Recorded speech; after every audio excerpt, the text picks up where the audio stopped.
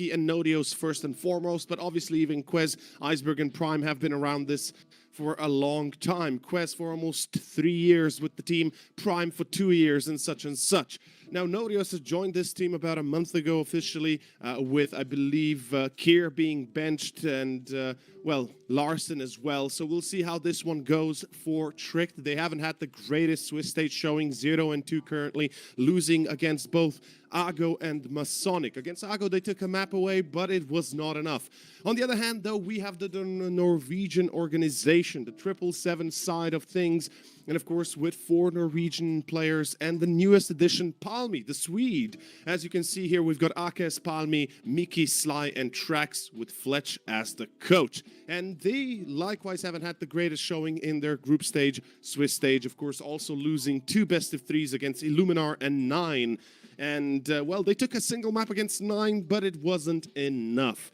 And I'm eager to see how this one is going to go, because as I said, this is where the teams will have to say goodbye. One of these 2 teams will have to say goodbye to the tourney and to their points in the system of the CCT tournament, of course, where if you get to the group stage, you get like 35 points. If you get to the playoffs and you finish at 5th and 8th, you get 35 as well. If you get to the playoffs up to the top 4, you get 50. If you win, you get 150 points. And both of these 2 teams so far are still quite a little bit behind when it comes to the point system for them. In any case, let's first see what exactly are going to be the map pool, or which map pool they'll be going with. And of course, one of them should be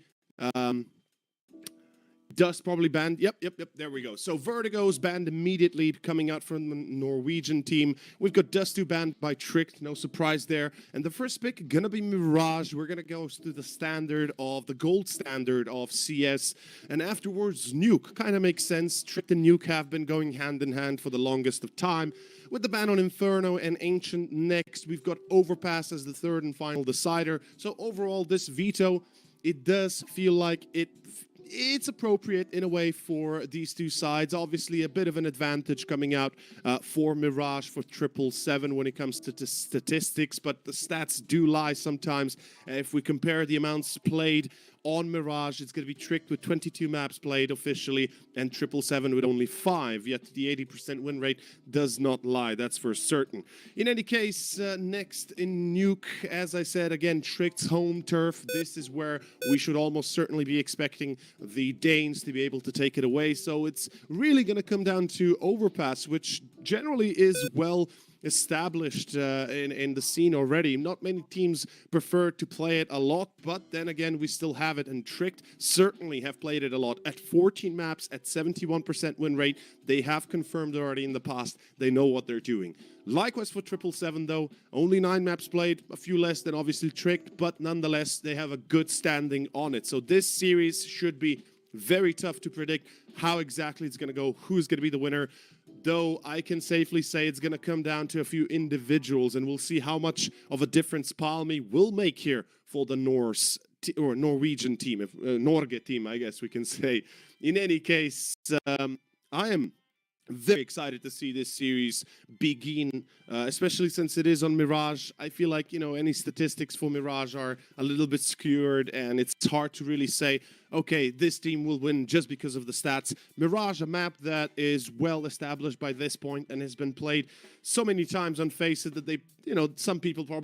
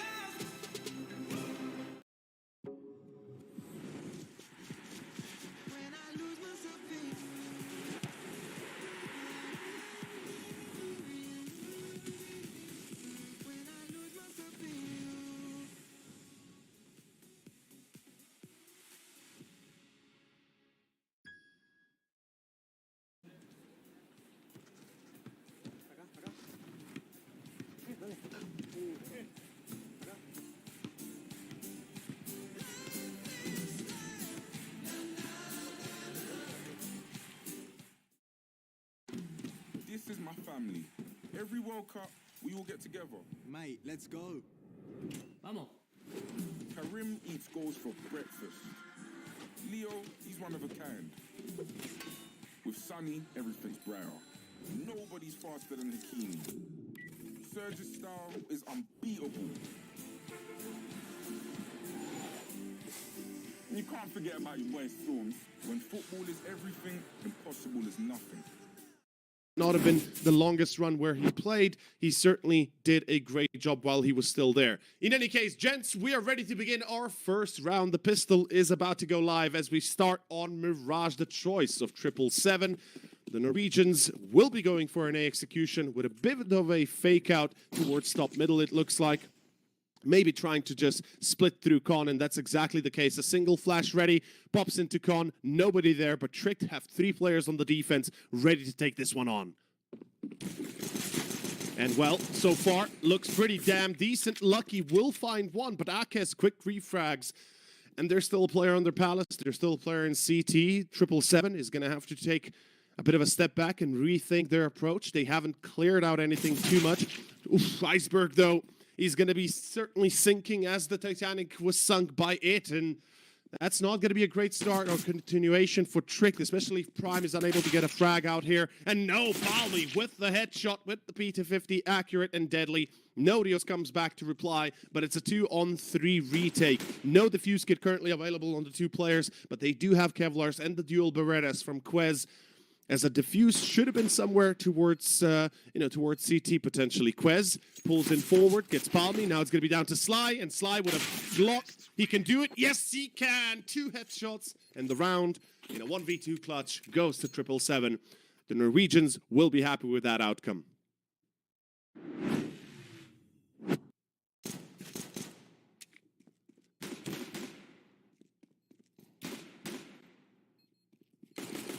In the replays, of course, we can see how quickly things went wrong early on for 777. Palmy, very good accuracy with the P250, no doubt there. But it's going to be an eco round for Tricked, not surprised. And we have a mass stack here on ticket box, kind of like it. It's going to give them a little bit of a, let's say, a little bit of a fighting chance if in case somebody were to decide to run out of pit very much mindlessly. But that's not the case. Sly even has an angle on Prime. And there we have it. Another round for 777. No doubt. Easy.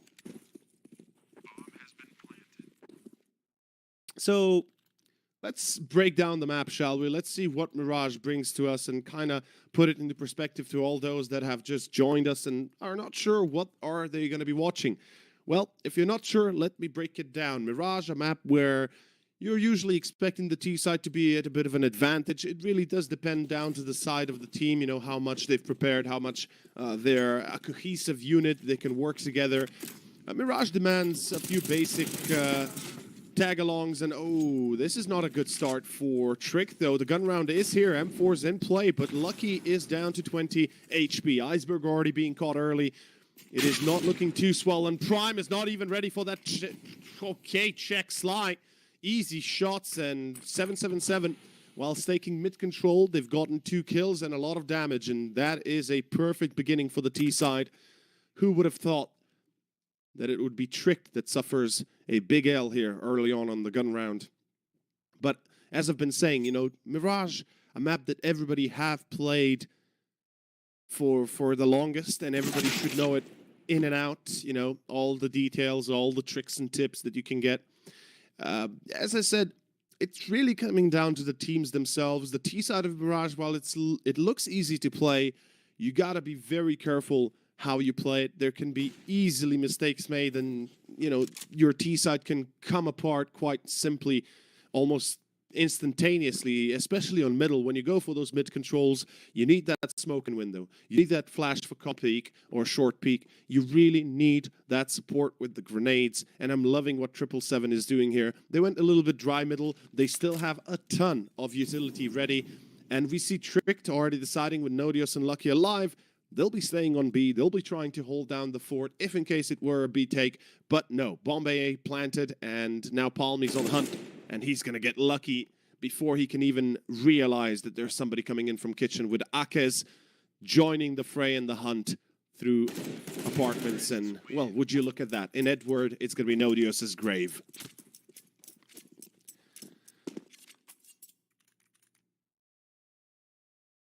Now, do remember, this is the map pick of 777.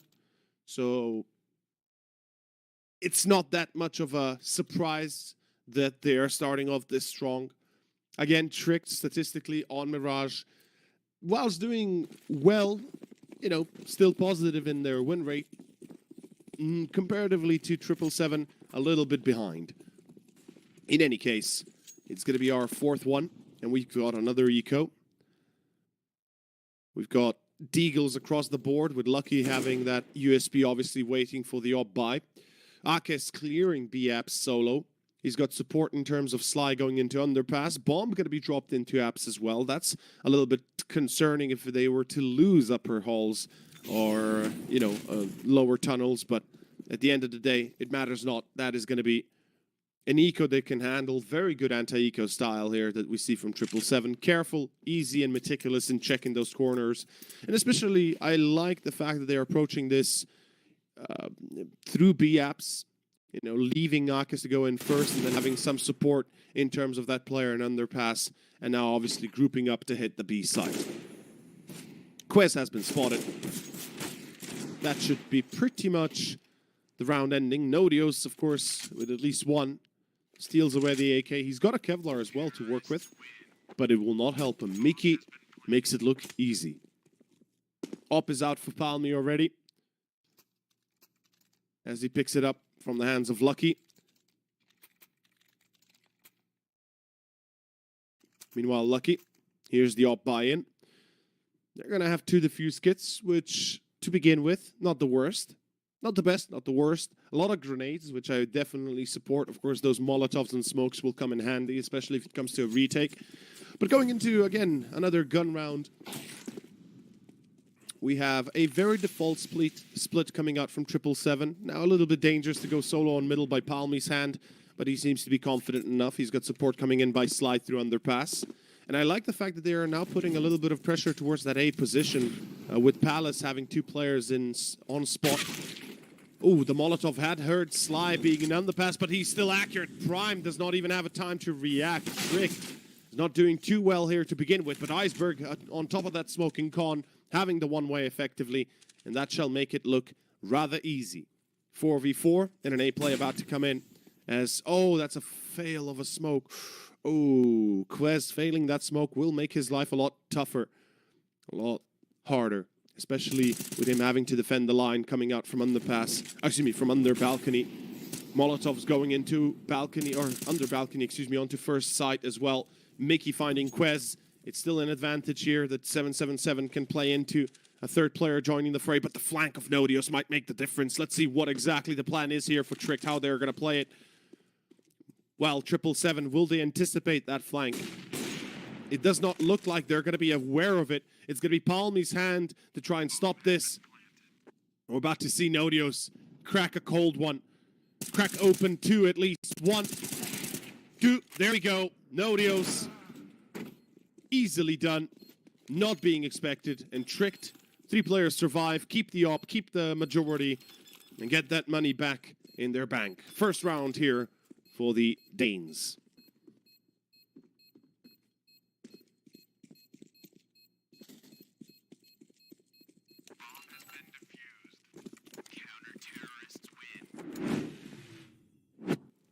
I'm happy to see Nodios playing again, by the way. Haven't seen him in a little while. Back in the day in Copenhagen Flames, he had quite a showing. I had the chance to cast him in both Existence and Copenhagen Flames multitude of times, and he'd always be having a good showing, a good performance. So again, as I said earlier, I hope that he will find his forever home here in Tricked and really establish another dominant period. Of course, for the Danish organization.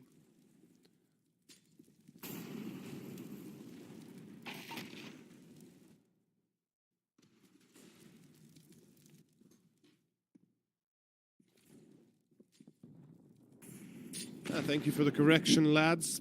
It is apparently Palmen. I kind of get why N is 1, you know, in a way, so it makes sense. Instead of Palmy, it's Palmen. So I thank you for that correction. Kind of felt like I knew that, but for some reason didn't recall it. In any case, the gun around here for 777, starting off a little bit differently than we're used to. They're going to take mid control, yes, but they're going to be faced with a little bit of pressure from B-Apps, as well as that con peek by Slide just before the smoke pops. Good timing. He abuses that smoke drop down to basically time it on a headshot on Lucky. That's the Opper out of commission for Trick. Now in con, it's all eyes on Iceberg. He needs a multi-frag. He will get 1. That's not enough. That's not close to being enough. Quest and Sandwich, Nodios on short. It's not looking like this could work too well. Nodios does find Akez. They found Sly as well. Oh, that's gonna hurt. That is gonna leave a mark, I'll tell you that much. As Nodios is left alone, that shall be a 5th one already for 777. Nodios, I mean, do you try this retake? You've got 2 players that are low HP, so it's definitely possible. Nicely done with the quiet drop down from ladder room.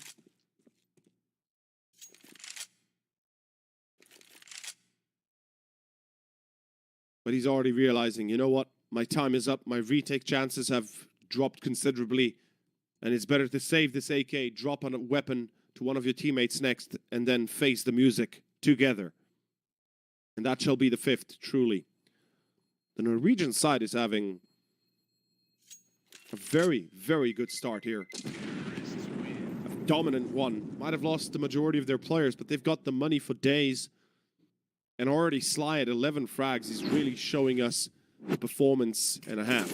And here we see the replay of that con peak. As I said, abusing the timing perfectly. Even getting that refrag for the loss of his one teammate in con. It really puts it into perspective. Meanwhile, yeah, that Mickey shot, that was... Not gonna lie, that was a bit of a lucky one, but he still gets it off, and going into round 7, scout for luck.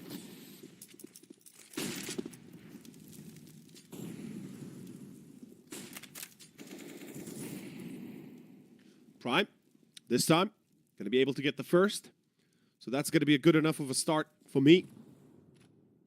Akes even eats a nade, and this time Lucky finishes the job. There we go.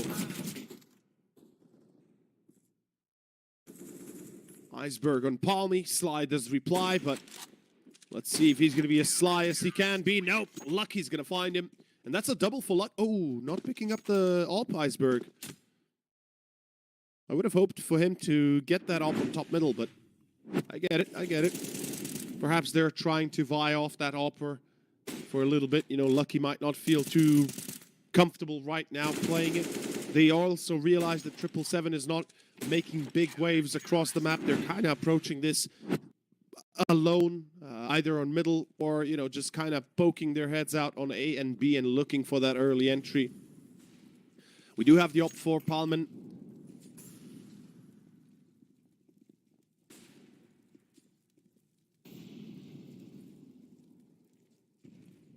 Meanwhile,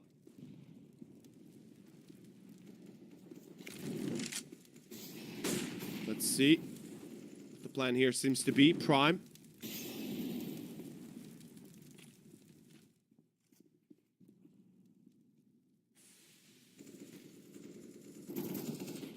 Frack. Oh, okay, Tracks.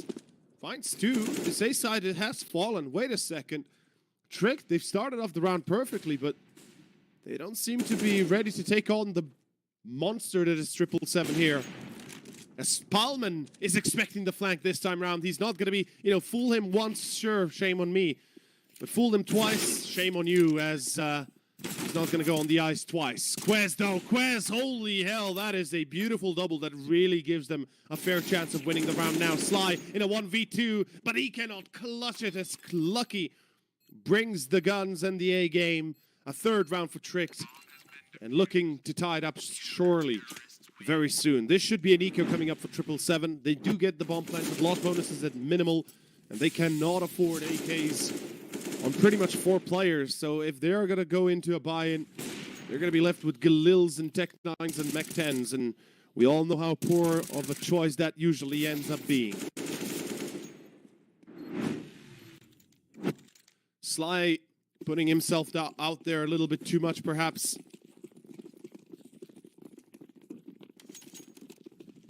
Of course, our partner Bitskins, go give them a check. They've been with us for the longest now. Looking to support the scene at this level, and that's always nice, you know. I've always been a big, how to say this, supporter of lower tier tournaments, if you want to call it that. Basically tournaments for tier 3 teams, tier 2 teams. But hold on that thought for a second. Nodios on short. He's kind of going to be in a bit of an issue. A bit of a problematic position. Iceberg finds Mickey. We do see 2 players on short, but Trax has an angle that he can attack here. Oh, Palman, do they check you or not? Oh, this is going to be horrible. Yep, they don't check him. He still gets 1 for free. Though it's going to be replies coming out from Trax and Akez. 1v1 now. And do they know the op is in the hands of Lucky? Of course they do. And Akez, the only thing he has to do is play the time. He's got about 20 seconds to go. How does he play this? Lucky, he's been spotted. It's a 1v1. Akez has no Kevlar, meaning he takes 1 shot, he's down. And look, he's going to go ring around the rosy. I love this. And Akez has done it. I think there is no more time. If you want it or not, Lucky will have to concede the position in the round. And that shall be a kill, even on Lucky by the bomb explosion radius. As Tricked get stunned in a moment's notice with this shot on Nodios first from Edward by Mickey's hand. And then obviously Quez trying his best but getting caught by Palman, only to leave Track set towards the corner window. And then a 1v1 that Lucky unfortunately has no way of winning. Well played, well thought out. Akez plays the time, plays the round. As good as you would expect it from a player that is playing an eco without Kevlar. You avoid getting shot on early on. And Palman going to be boosted, finding Iceberg, jumping on top of the head of his teammate Akez. Oh, this is a good timing on the flash as well. Though Lucky, he's going to be able to reply with a USP. And we go into round 10 here. Very, very well set for 777's 7th round.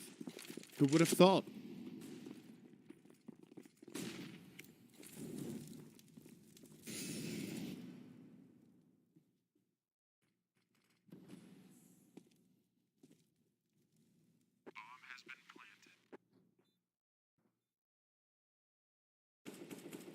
And Tricked, they've got an AK with Kevlar that Prime definitely wants to save. There's no point in trying this retake. You've got 2 players without Kevlar. You've got no utility. You don't really have much to go on. And with the time already passed, about 20 seconds or so, you just want to make sure you keep that AK alive. Perhaps taking away a player along the way is always good. You know, getting another weapon if you can. But the difference will be marginal as Lucky gets caught. And that shall be the 7th confirmed.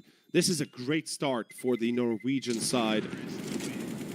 Palman has really seemingly set into this game. And oh boy, Prime. Oh no.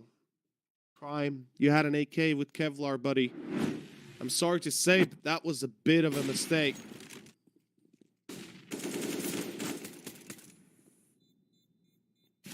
Definitely should have been looking to survive instead of getting caught like that. Tricked, losing valuable, well, weapons and Kevlars. And here we go, round 11. 777 on top of their game right now.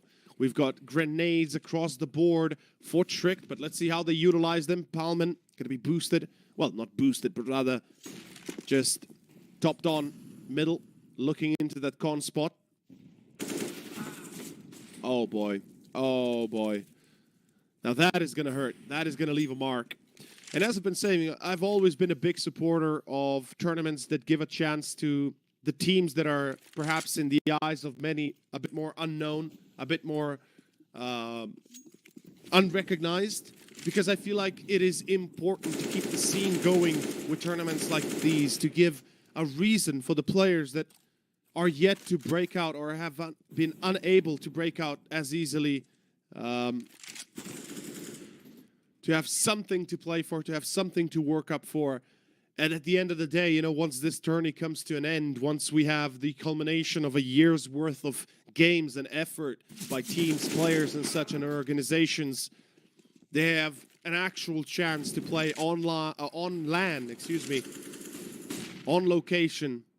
And that is the most valuable experience of them all.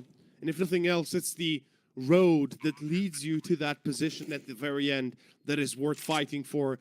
The experience that you get along the way and the friends you make.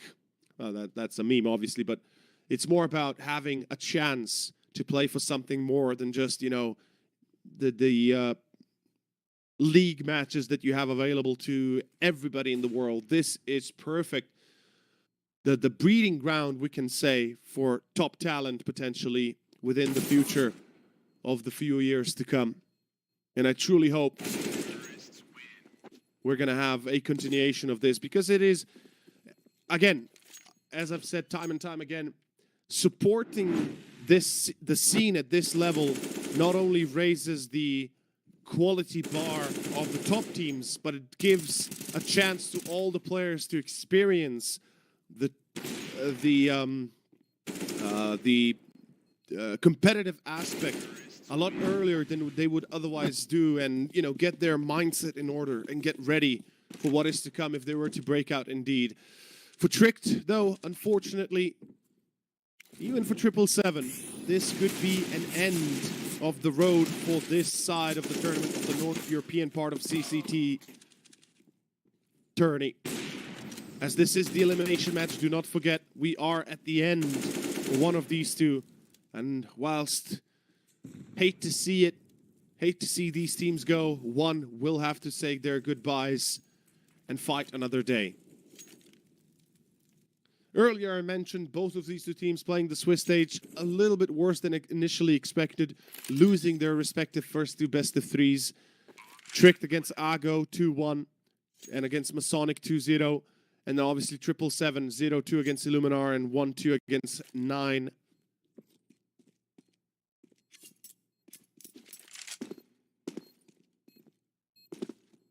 And Nodios, the freshest addition to Tricked.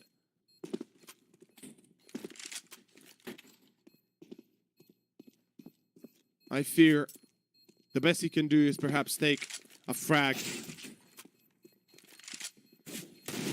and finish it off there. And he does get one, but that is going to be it. And to everybody that is in doubt as to, oh, you know, just want to earn that money. Well, of course, everybody wants to earn money. That's, you kind of need money to survive. And if you want to play CSGO, there are not many opportunities where you can earn money playing it. So you got to understand that having a chance like this is not only allowing these players to continue their dream, at least for a year or two, to see if they can make it, but also giving that experience that is otherwise lacking in the majority of the scene. So money or not, it is not only a survival option for some of these, both organizations and players, but also an option for them to show what they're good at and how they can progress in the future, how will they progress in the future itself. And I've been following this now for, it's going to be 6 years that I've been watching these teams play from 2017 onwards, both Tricked and 777. Well, not specifically 777 from 2017, because I don't actually recall them back in the day. They kind of started at the end of 2020. But still, the fact is, this is what you love to see. This is what you came out to watch. And as you can see here, we're going to have another gun round that's going pretty well here for 777 once more. It's going to be early frags successfully taken apart. Prime does check under Palace, does expect Mickey, but Trax is quick on his toes. And that should be an issue right now for the CTs. They can't really handle unless lucky. Finally, we have a frag coming out from the upper. And I really do believe that Astralis did Lucky dirty. And hopefully he's going to have his chance now here, Tricked. In my opinion, benching a player and keeping him in the team is never something that's good for the player. even if it looks like that on the outside. And there we have it. Trax with final frag 10-3. Just to put it into perspective, how many times have, like, at least from my perspective, right? I've had a few friends playing professional football, and I mean, football, not soccer, or like not rugby or American football, but actual football. And, you know, they would play in lower teams or lower teams and play consistently, but then they would get a good team to play for, and they would be benched for 90% of the match, only to play 5 minutes on the grass for the last 5 minutes of the match when it already wasn't, you know, didn't matter at all. So again, it's far better to continue playing than sit and wait until your tricks are gone. In any case, Tricked here might just be gone in the round. Sly and Akez, good check, double clear into lower part of B tunnels. Tricked is trying. They really are trying. I like the fact they go in with a double setup into lower parts, into lower tunnels. But they can't get it done. They still can't get those shots in. Nodius and Quez left with a 5-7 and a deagle. I think it's time to expect this to be 11-3. And the last round coming up is going to be an issue. Prime buying into the round as well. I feel like there has been a bit of a desynchronization for Tricked. The fact that they forced into the round...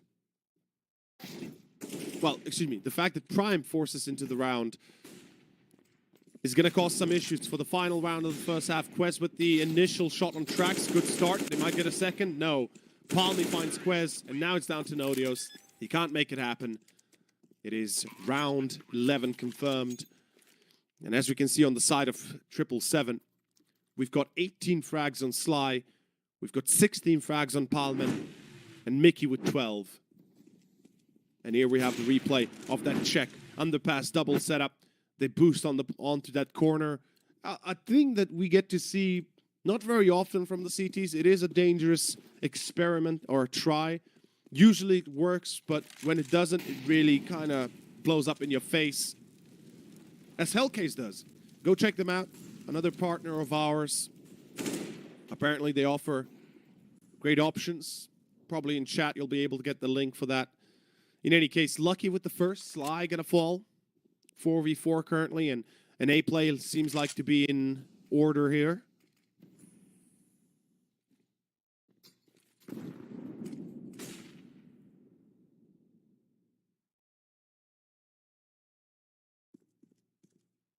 Oh, let's see, Quest. Quest, yeah, he's gonna win. He's gonna survive. That's actually perfect. Because right now, from triple, he can stay alive. He can keep this up, and he will keep it up. Trax getting caught out lone. C4 dropped, and now Mickey's gonna have to go for the big flank around. And I think Tricked have at least done it for 4 rounds on the first half. Not perfect, but it will have to do. 11-4, half done. Ballman has really set himself into this team, hasn't he? He's found his home here, it looks like. Well, not only that, he's also quite talented. There is no doubt there.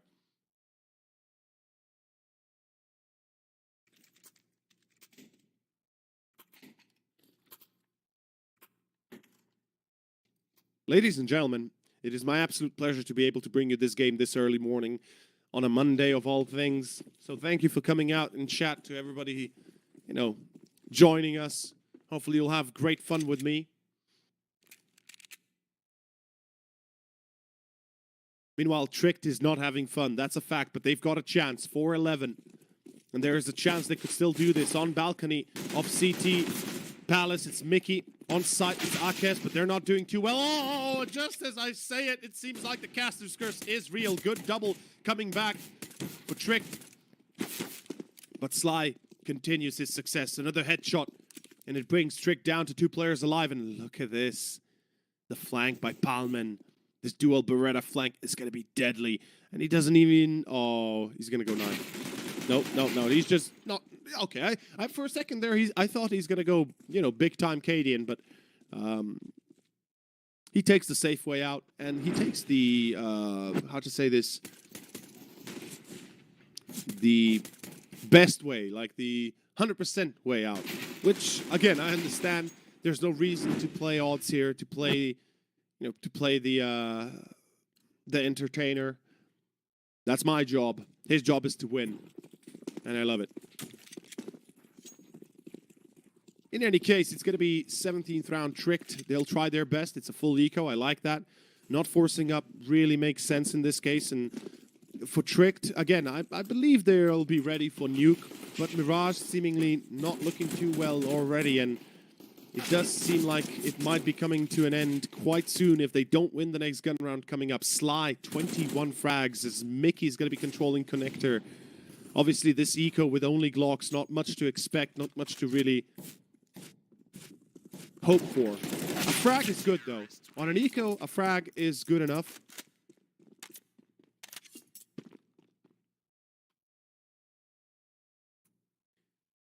This is it.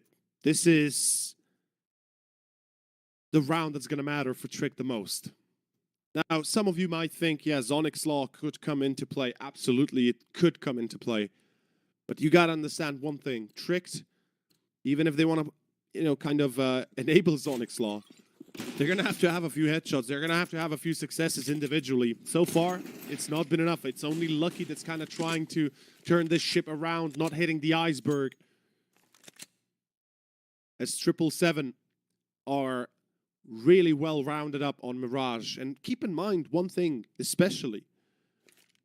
Now, Nodios has joined Tricked about a month ago, so they've had, let's say, a month, perhaps a little bit longer if they've been playing before that, to get ready, to get their defaults in, get to know each other a bit better. I mean, I assume they've known each other already before that, but it's always like that period, even for professional teams, even when, top-tier teams take new players, it takes a minimum of 2 to 3 months to get settled in, to really have an understanding of each other and know each other in and out. And that's when you really start playing CS at the highest potential. Sly, meanwhile, with a FAMAS on Lucky. Where's the flash? Lucky alone through middle, not gonna work. Prime finds Sly, Palman, excuse me, and Trax will defend the line, and that shall be the 14th. And this is what I talked about earlier at the start of the round. Yes, Trick could invoke Zonic's Law, but to invoke that, you need some shots. You need some headshots. And that's not happening, as it is going to be 14.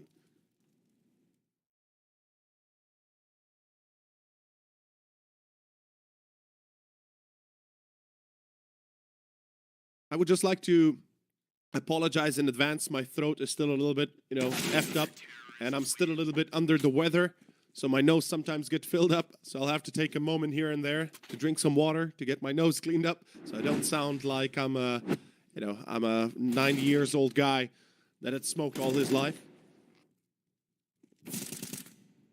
But 777 certainly don't feel like they're old. They're doing splendidly well. Remember what I said at the start of this series? Tricked on Mirage, they don't have a bad showing. They don't have a bad statistic. 22 maps played at 55% win rate. That's actually decent enough to consider them a valid contender for a W here. But they're not getting, anywhere. And this is something that I kind of wanted to touch upon at the start of the map. Really does depend on the individual stay performance as well. Quest, how many more shots does he need? Nodios and Quest, well, this could work. It's a 3-on-3. Hold your horses for a second. Nodios finds Sly as well. This could actually legitimately work. Both Palman and Sly are out of the round. With Akis and Trax, who have had the slowest performance here for 777 so far, they're split across the map. Now, this usually entails, a bad aftertaste in the mouth, but the fact is, if Akez will stay in CT, and if Trax decides to stay somewhere towards Edward, backside B, there's a legitimately good chance he could get a multi-frag, and that will confirm a W again for 777. Remember, it is only a single player that defends, though, and Nodios, he's going to spot him, he's going to get him, and that should be Trick's chance to take this round. Although Akez, does he try this? I'm fairly certain he's going to do so. Prime and Nodios. Oh, Nodios, where are you out in the open? Oh, boy. 1v1 against Prime, though. Not going to happen in prime time, baby. It is going to be the 5th for Tricked. they prevent the worst of the outcomes. Let's see if they can continue this, though. A single round is not necessarily an immediate show and tell of a comeback, but it is the start, you know? You know how they say? It's about the steps you take, one step at a time, and not about the, you know, you can't go you can't go up 10 flight of stairs from the get-go. You got to take it step by step, slowly, easily, and set yourself in to the game. And Palman already finding the first on the op. This is not looking too good to start off for Trick. Again, A-side execution, smoke on stairway and jungle, a smoke into CT with a gap. Now this is a common mistake with the CT smokes. We get to see that gap one too many times. It allows the opper on the edge of that stairway to find an easy frag. But no, Dios, great flash support by Lucky. Palman, what Palman? How does he get two? How the hell does he get two? And a spray down on Lucky. So now he is as good as dead. Oh, Iceberg. Oh boy, Iceberg, he took a long time there. Oh no. Oh no. As I was saying, the smoke in CT makes a little bit of a difference there. When you're standing on the bottom of the stairway, you can have that gap, work your way in. You see the player crossing the site. But this was a beautiful move by Nodios. Unfortunately, Palman is just too quick on the trigger. And the attempt from Trick was valiant enough. I loved what I saw. Unfortunately, they couldn't close it out. And 15-5 now as 777, 1 round away from securing map 1 very convincingly. Meanwhile, Tricked 10 in a row is what is needed. And technically, you know, that's 20 minutes of just round time. So if you add another 15 seconds of freeze time, we can be back in overtime within, give or take, 25 minutes.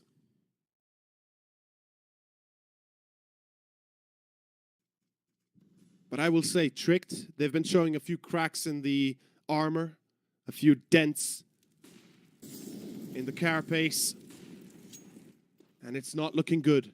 Lucky refrags Mickey, that's good.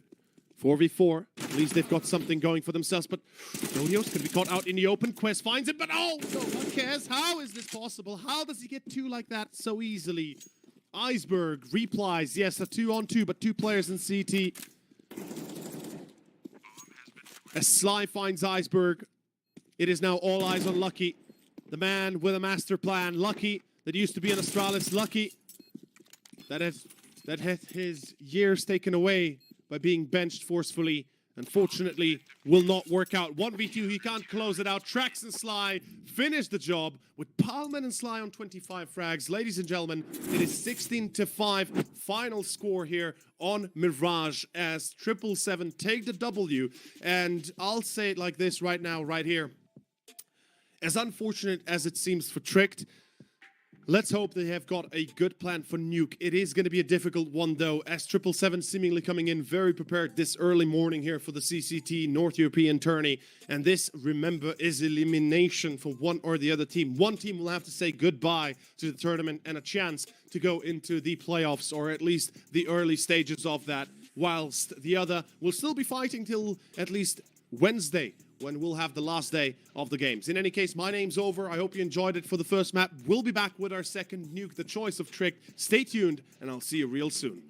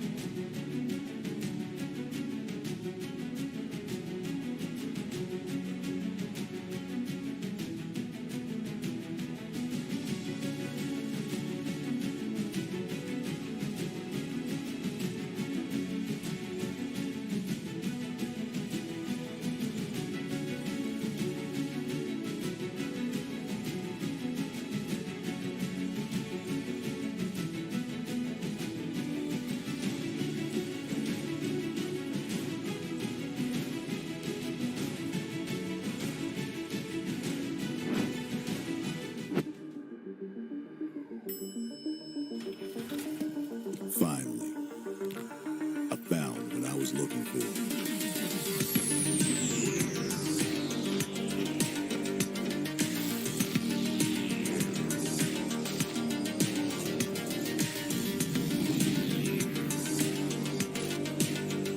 Now that my search is over, it's gonna be a tough choice. But fortunately, no need to choose when you can just have them all. Buy and sell skins on bitskins.com. Your one-stop shop for all CSGO skins. Win up to $1 million with your CSGO esports predictions. Simply guess the kill scores of the 10 players in a CSGO match. The more you guess correctly, the bigger the prize. You'll need at least 2 correct predictions to win a prize. Guess all 10 correct and win $1 million. Experience the exciting new way to add a little prosperity when watching esports tournaments. And register now to receive a free entry ticket upon sign-up. Predict kills, win millions, prosper.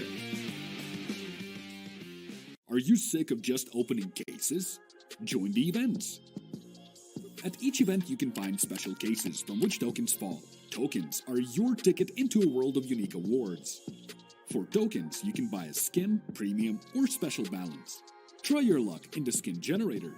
Also, you can leave your tokens at the token vault. And the more tokens you keep, the better skin you'll get.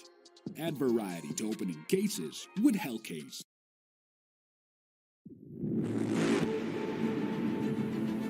The hunger for glory feeds the desire, the courage to look for a challenge, to feed your ambitions.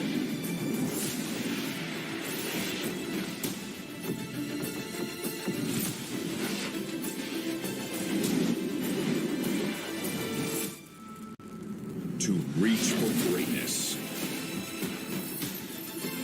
To become the champion of champions.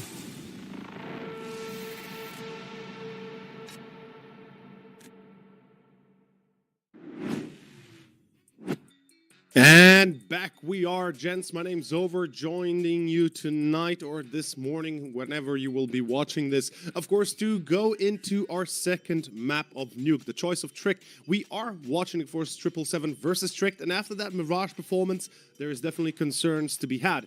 Tricked, they had a slow first half. 11-4 was the ending, and then unfortunately it didn't really stop there. It kept on going. It was 777 that took it away, and we go into our second one here already. The pistol is about to begin. And as I said, welcome back to the CCT tourney. This is the North European part of it. And of course, this is the elimination series of the Swiss stage. Winner takes all, as Tricked might be already sent home if they do not perform here on Nuke. Starting off the pistol, though, CT side for 777, the Norwegians will be already kicking it off with a few headshots, and Sly, he finished off map 1 with with 25 frags. And of course, Palman as well with 25. They had an explosive showing. Can they repeat that success here on Nuke? We're about to find out, as the pistol already certainly looks like that's going to be the case. Meanwhile, Tricked, now they're on their home turf. Now they are where they're supposed to be, where they wanted to be. Can they make a difference? As we're about to find out, is Quez in a 1v4. I have a hard time seeing how he could win this. He has 9 HP. He has, well, excuse me, 5 HP. Yeah, there we go. 5 HP, not 9. And honestly, if he just gets a single frag already, it's going to be a lot. But not going to happen. Mickey with the dual Berettas. We have Track that played with the utility and dropping the Berettas to Mickey. Meanwhile, let's see the replay of Sly's headshots. There we go. Look at those clean shots in a second. A third shot that actually tagged on one of the players there at the end. Not only that, a hat trick to pop it off. And 777 truly seem to be prepared for this series. They do not want to be eliminated. They do not want to be sent home. Now, looking at Nuke. We'll touch on this subject a little bit since the eco here shouldn't be really much to worry about. If they get a kill or two, you know, that's great, but even that is going to be doubtful. So Nuke, a map that historically has always been CT-sided.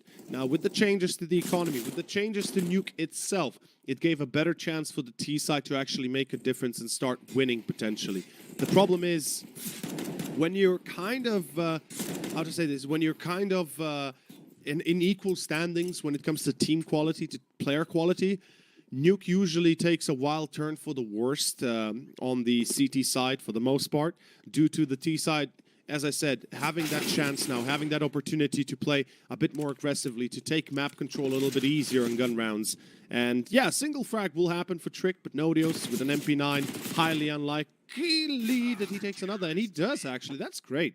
That's $600 that otherwise wouldn't be available to Tricked. So 2 kills, not bad at all, but it won't make that much of a difference for the gun round. So yeah, Nuke, it's a map where the outside is crucial for the T side to take if they want to be, if they want to take control of the momentum and more specifically of the pace of the rounds. Now, I'm kind of excited to see what Trick have prepared for us. I'm hoping to see some smokes outside, you know, putting a player towards red, potentially towards secret, try to infiltrate those lower parts of the map and force the CTs into massive split orders where they won't be able to hold down the fort against multitude of players. But the gun round here kicking off, we're already with damage on Prime. It's quite nasty to begin with. Grenade-wise, we've got the CTs likewise having a bit of a lack of said utility. On the other hand, Tricked, they've got a few smokes, 3 of them to be exact, quite a few flashbangs and 2 Molotovs. And I'm expecting them to approach this perhaps with a bit of a fake out towards the outside. They've got the C4 still dropped in lobby. And this does feel like an A-take with potentially going through main. Something that I very much like seeing on this side of the T side of Nuke. I think it's an underrated tactic to try and split A through main. And we don't get to see it often enough, but yep, there we go. Into main, Iceberg. Good surprise for first. Akes will reply. Oh boy, but Sly is ready. Sly from Secret gets 1. And the advantage already building up with 777 again. As Akes will be holding from CT vent side. In heaven, it's going to be the man of the hour, Parliament, who's had a showing and a half on Mirage. Quez with the first. They will check CT side vent. Akes will still find Quez. And a 2-on-2 retake for the CTs. The bomb yet to be planted. Oh boy, Mickey, he's going to prevent it. Yeah, he will prevent it. That's horrible now. Lucky in a 1v1 against Sly. Can he win this? He's going to have to get the bomb, but yes, he can. Sly goes in too quickly. And Tricked will pick up their first round almost instantaneously in this second map. Finally, we have Tricked pulling off some individual brilliance as well. Lucky was expecting something from main, potentially from Squeaky, and that is what it's all about. And of course, if you guys are expecting something, go check out Hellcase, our partner. CCT is the code for some bonuses that you can, I guess, utilize. So feel free. But as I always say for everything, just take, use the money that you have, not that you don't have. Be smart about this. In any case, Palman's smart about this take. He will go for Nodios, but Lucky's quick on the trigger. There is a single M4 available that's on Sly. Akes with the FAMAS, but secret tunnels have already been taken. 2 CT player. Oh, Mickey. Mickey, he can't make it a secondary, but it's going to be Akes close range. That's perfect. Now, this is an issue the Trick cannot solve easily. This is not a Rubik's Cube. This is not a Of course, this is not a Sudoku. There's no mathematical equation that makes this easier. It's all about that individual performance, and unfortunately for Trick, it falls short at the very end. And Mickey is to be thanked on the side of 777 with the Deagle to get the first shot off, to delay the push to site, to buy enough time for the rest of the team to come in with Akes and with Sly and such to secure the round. And this is a perfect starting point for 777. As I said, the map is CT-sided while still having a great deal of an opportunity for the T side, but you got to be very smart about it. Oh, Iceberg with a sawed-off. We don't get to see the sawed-off a lot. I think it's an underrated weapon to a degree. The Nova still, in my mind, better than the sawed-off, obviously. There's no doubt there. And it can be utilized at those close CQB, so close quarter battle, close quarter engagements. Sly, carefully controlling Secret.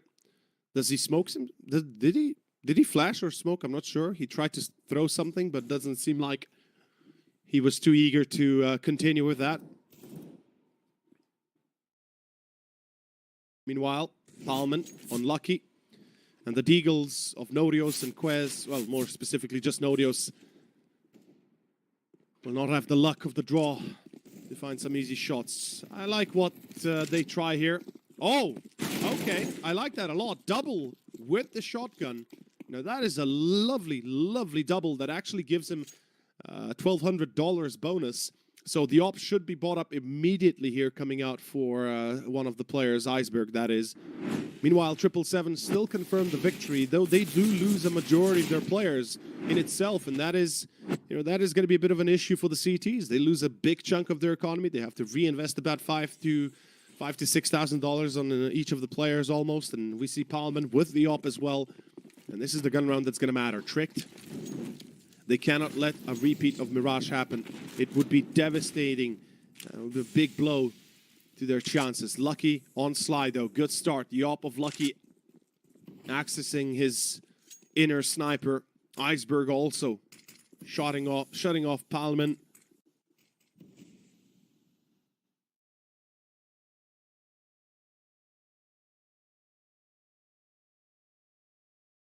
A slow down by Tricked. I like this. Slow and steady. Keeps the ball rolling. And at the end, a clean round. Tricked. Well, that is something I wanted to see all game long already. And we finally get to enjoy it. As Lucky kicks off with the op shot. And afterwards, it's all eyes on the individuals like Iceberg. To make sure that 777 fall in line. And, well, the economy comes crashing down. 777 for the first time in a long time that we see them actually on a full eco. There will be 2 Deagles, but that is about it. Saving up the money for the full buy coming up next. There is $4,500 on Mickey, so I assume he's going to be dropping Palman next, possibly an AWP. Makes sense. Meanwhile, the eco starts off fairly good for Tricked. Again, they're well aware what they're facing. If they're counting the economy for the CTs, they should be knowledgeable about their eco here. And they seem to be exactly that. 2 players in lobby, 3 players in lobby, excuse me, 2 players towards the outside. And that should be pretty much enough. By the way, I incorrectly said the shotgun gives you $900 instead of $600. So that's, $1,800 bonus that he gets. Just to correct myself so you guys won't be jumping on the gun there too quickly.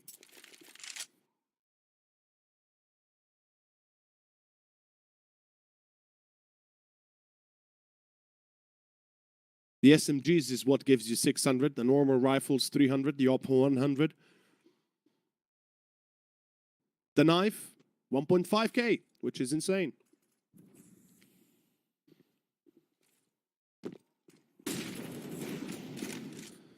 Oh, Lucky. Yep, that's lucky for you. Beautifully done.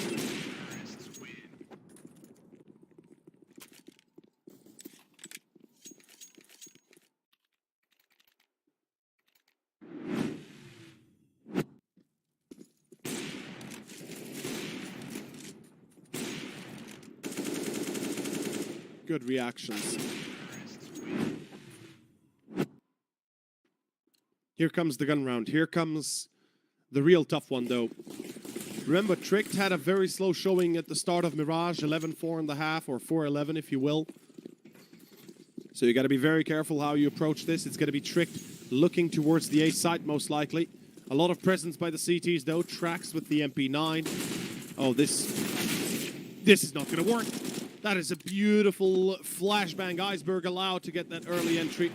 Oh, Palman, though, quick shot. Sakis finds Nodios, a 3-on-3. And an afterplant being set here by Trick. Let's see how they set this one up. Into Hut. Goes the man Prime. The retake going to be set through Heaven and through Lobby. And, oh, Mickey, unexpectedly positioned here. And Lucky, well, he's quick on his toes. Akes not aware where the last one could be or where Quest could be. Balman presses the C4. Woo! Balman. Oh, that's a mistake. He pulls out the USB. He's thinking that there's a low HP player. He might have made the mistake here.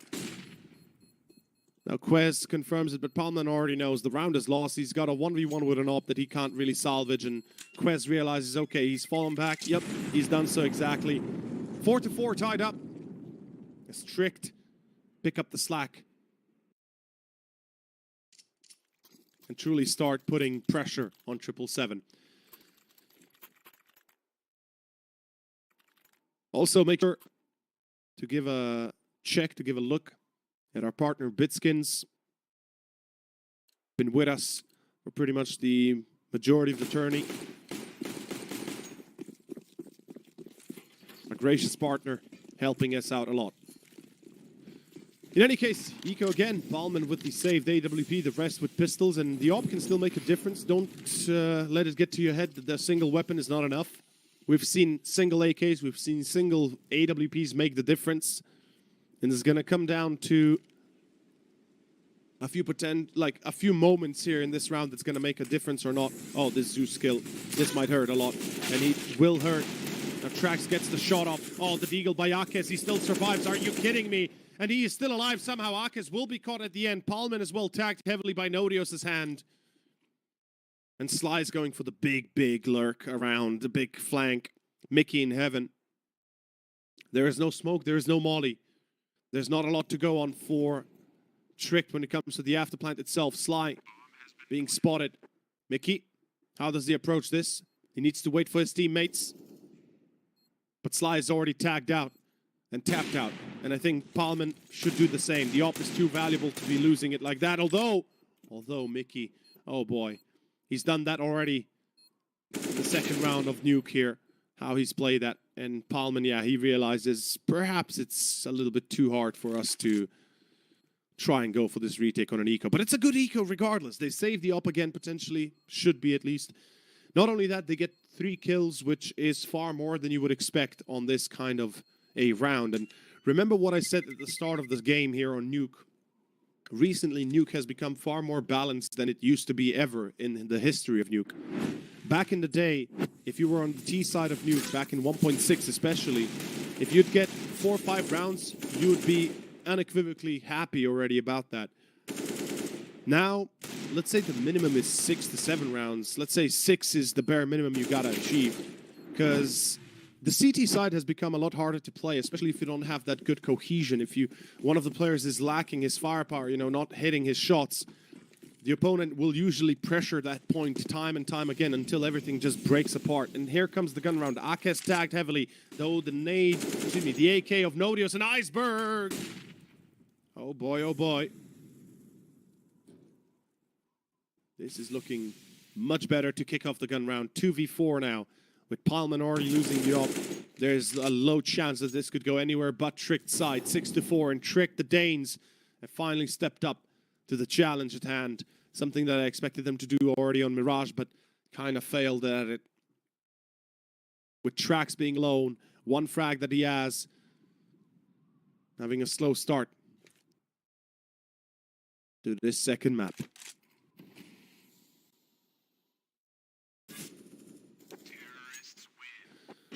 Not only that, not going to be able to save the op as well. And Lucky That op truly having to connect. Not to mention Nodio stepping up as well. The whole team of Tricked ready to win this one. Took them a while.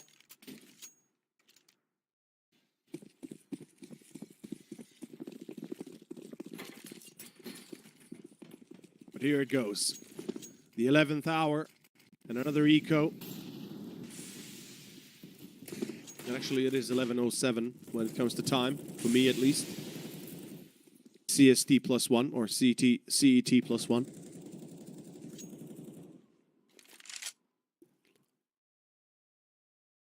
Tricked, taking this a little bit differently now, being very careful about the anti-eco they're playing. They're well aware that there's likely just pistols in play. A single M4 by Palman, sure, but is it going to make a difference? The answer is it could. It's all eyes on how Palman plays. It all depends on how Palman plays here. By the way, 5th round in a row, the previous one, for Tricked. Let's see if they can make it 6th.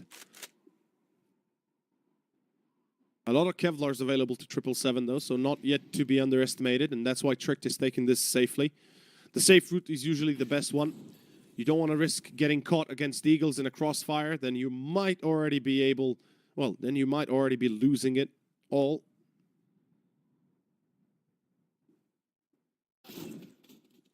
Oh, Palman. That's a good pickup. Prime going to be caught early.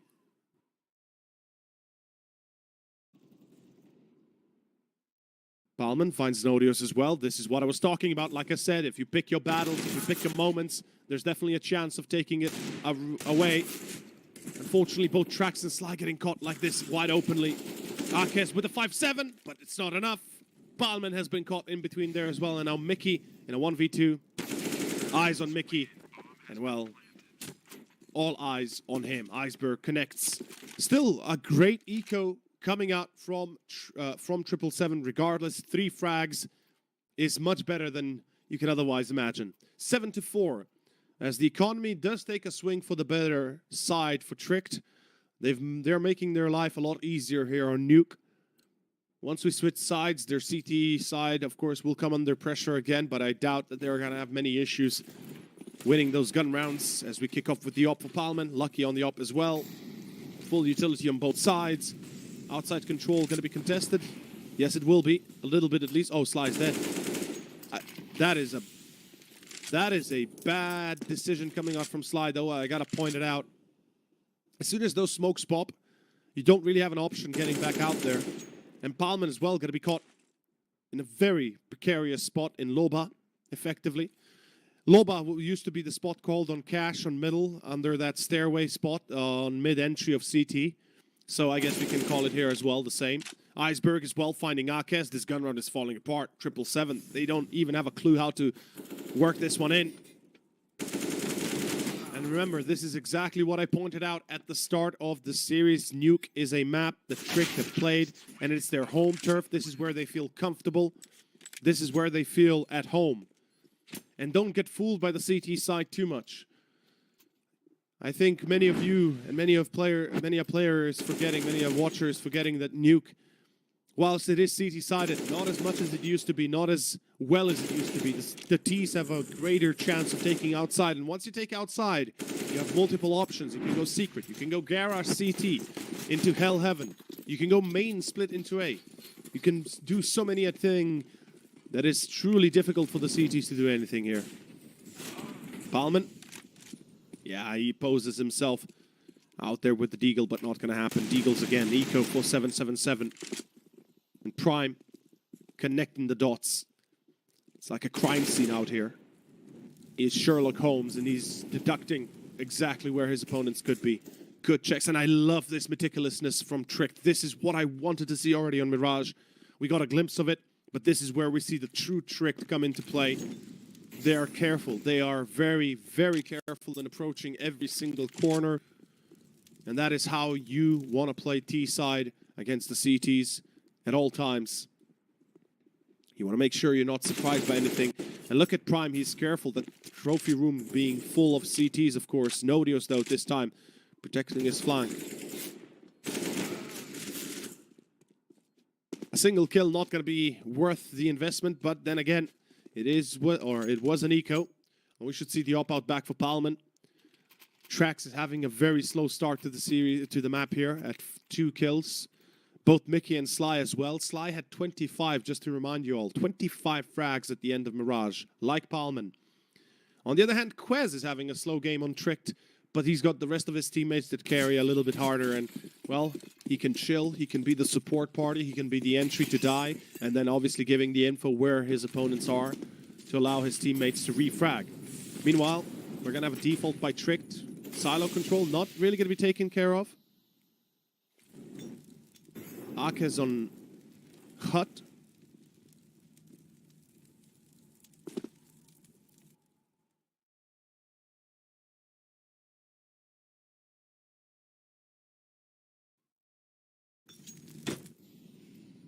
Checking secret as well. This is what I was describing earlier. They are being careful. They're being very, very, very detailed in their approach. But the detail does not matter when you lose those duels. Trax and Sly, each one to their own. Iceberg brings it back 3v3, but Sly from Heaven still effective. And Palman will check out Prime from Heaven. Force him to fall into, of course, hell itself. Or perhaps in this case, purgatory between hell and heaven. Lucky. 12 kills on him. 18 on Iceberg. Iceberg has been on point throughout the entirety of this first map. And given that we are on round 14, this is looking splendid for Tricked regardless. I said minimum 6, optimal 7-8. Well, this is more than that. This is looking like it could still be 10-5.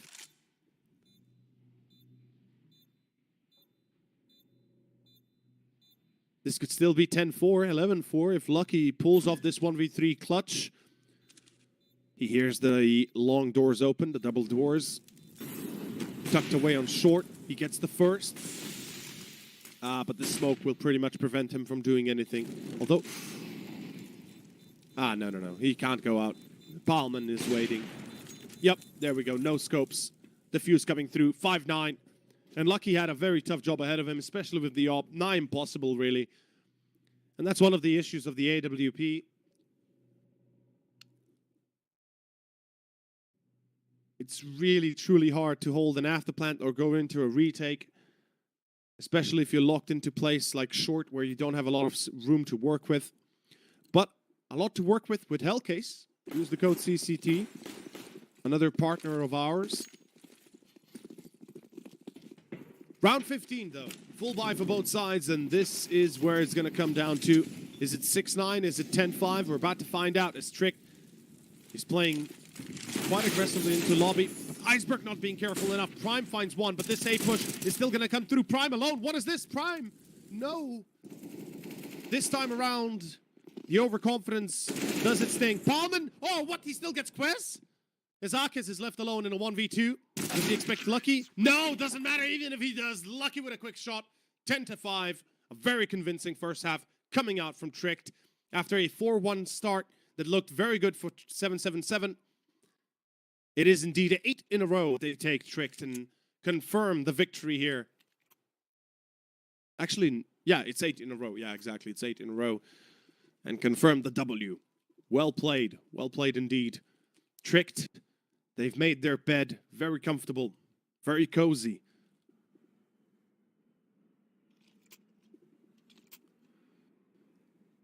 As we go to the second half, second pistol, a smoke and a flash for Trax. He's going to be playing the support, Mickey. Does he go for Kevlar or does he drop dual Berettas? We're about to find out. As we have a tactical timeout, I presume. Could be technical. Perhaps toilet break, it's possible. Keep in mind, everybody's only human.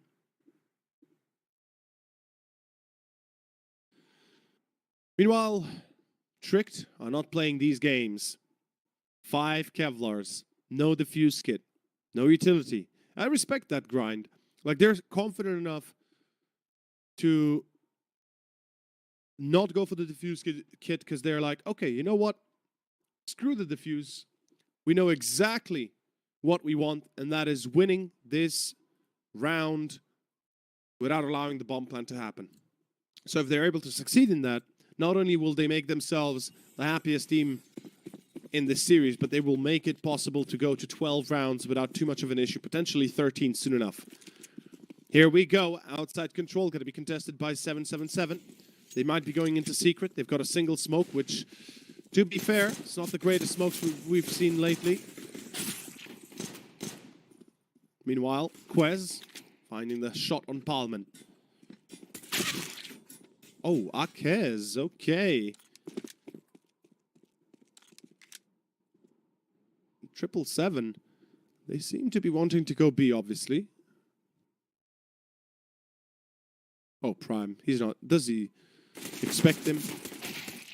No, he does not. Prime will be getting that shot. Mickey not even looking to close that deal. Akez replies.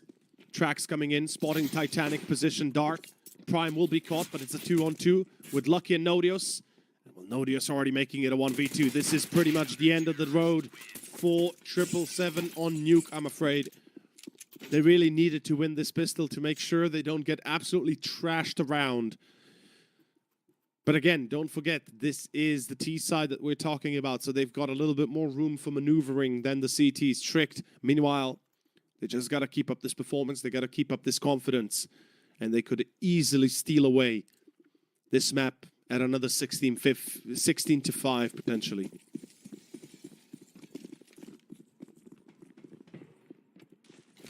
Overpass is our third map. That is indeed true. And it's quite possible we might already be 1 foot across the doorway to play it, to see it.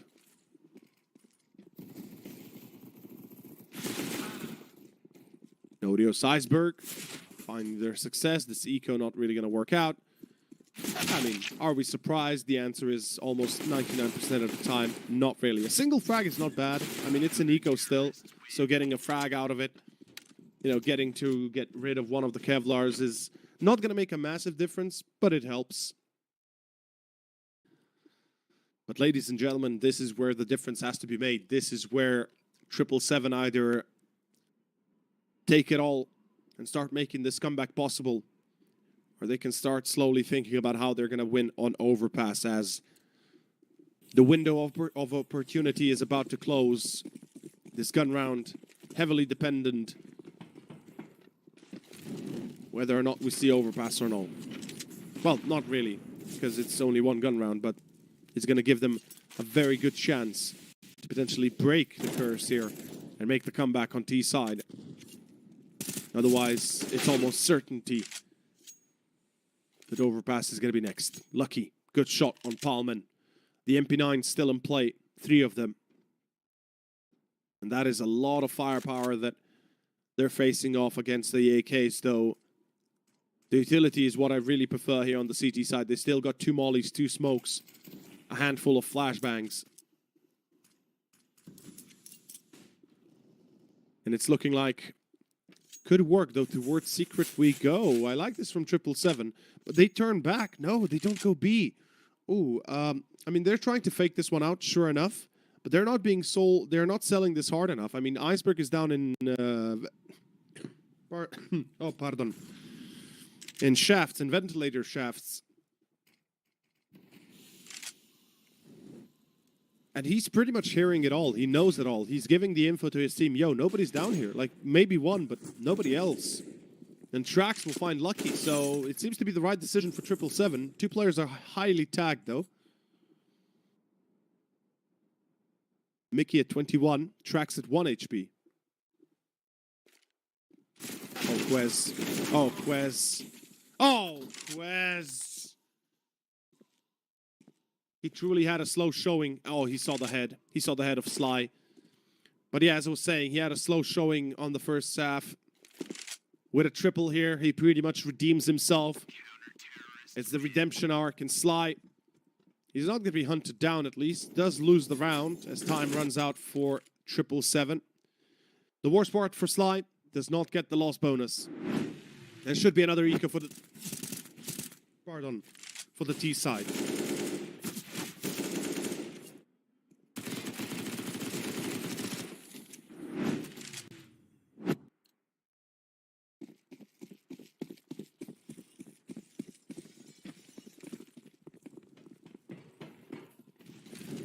Had to clean myself out there. Whew, okay. 13-5.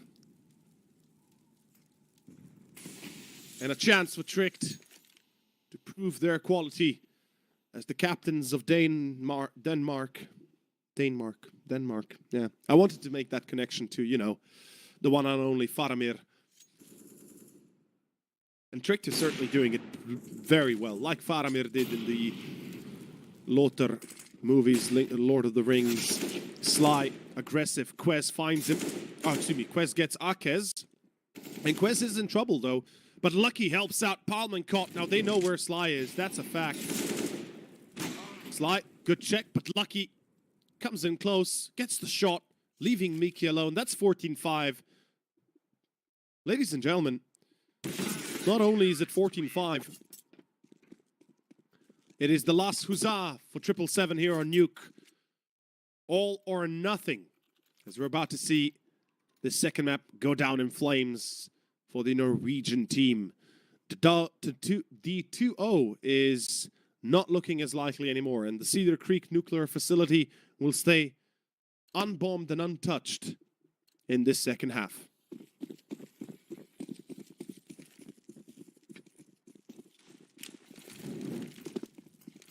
Molotov towards deep red. AK's in play.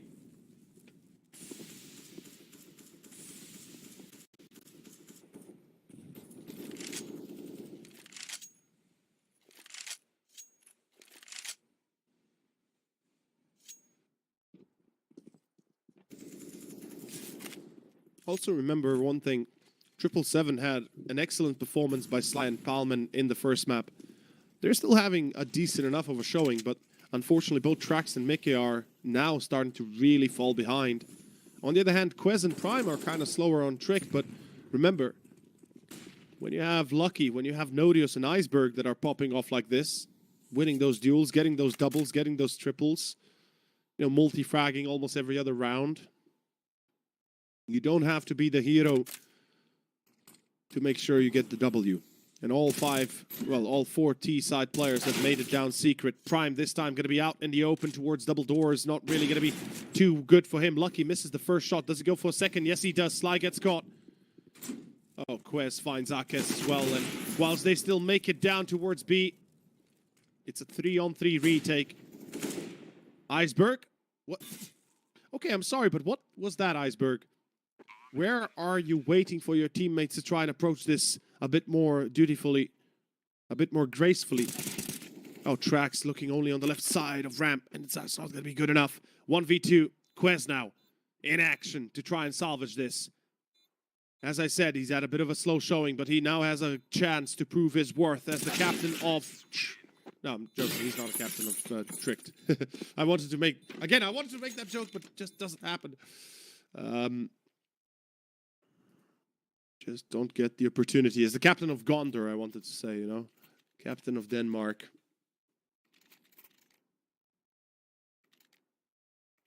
Of course, the captain, or the IGL, sort of to say, is Iceberg.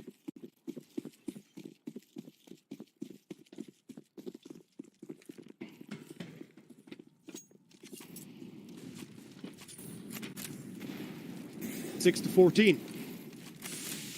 Can they make a difference still? 777 pushing out A through the smoke. Not really going to work. Nodios with the first, even with a flash. Iceberg finds a second. I think we might be coming to an end of the round here, and to an end as 15 is around the corner pretty much. The damage has been dealt. The kills have been had. And 777 is trapped in their own illusion of success here. Oh, what a shot by Mickey, though. Low HP, and he goes out swinging. 70 seconds, a little bit less. Count the fact that you have to plant the bomb at 3.2 seconds, so let's take into account 4 seconds total. This is going to be a hard one. Mickey and Palman. They first need to get rid of Heaven. Oh, he saw him. He's not looking at Heaven. Oh, boy. In Prime, he takes the opportunity. A tag, and, well, a tag along. Palman, 1v3 with an AWP. We talked about this. Not impossible to clutch it. Lucky had a very similar position. He had an afterplant even earlier in the first half, but it's not going to happen here. I really don't believe that he would have the time to play it to victory here. He goes to A site. He's got 2 players to deal with. The foot of Prime spotted, but now on scaffolding on Cat. Oh, he's going to go down B. Fair enough, but look at who's waiting. Monsieur Lucky. Gentleman Lucky. Well, he certainly gets it. 15-6. And the rails end here, gents. The train has come to its terminal station. Either 777 stop it here, or it's over. And we are going into our third map of Overpass as we're about to kick off round 22. A UMP on Arquez, the rest with AKs and a Galil on Parliament. Limited utility. And outside, yes, it will be. Molotov towards that secret spot. Smoke off to immediately proc the smoke. Sly, secrety, slyly gets into secret itself. The rest possibly trying to get through ramp into B. It's something we would expect, but look at who's there. It's Monsieur Quez again. He's going to be the one to take contact. If he gets the first shot, even if he just survives, that is enough. Yes, he does survive. He gets the spot. He even gets some damage done. As Iceberg will be controlling secret tunnels for the flank. Sly needs to go into action. Sly needs to go for the action here. He needs to approach the site now. He's too late. He's going to be too late. He's far too late as Iceberg and Quest clean out house. House and floor is clean. As that is 16-6. Tricks take away Nuke as they secure themselves the W here on their own map pick as we get ready for our third and final map of Overpass. Ladies and gentlemen, that was a bit of an anticlimactic performance from 777. I truly had hoped for a better showing, but it is Nuke. It is what I said at the start of the series, expectedly going in the favor of Tricked. They are, after all, on their home turf. Now on Overpass, we'll see how it goes. Tricked, again, statistically having a far better performance, but we're going to have to wait and see as we go into a 10-minute break, and we'll be back with more action here. Myself, over and out.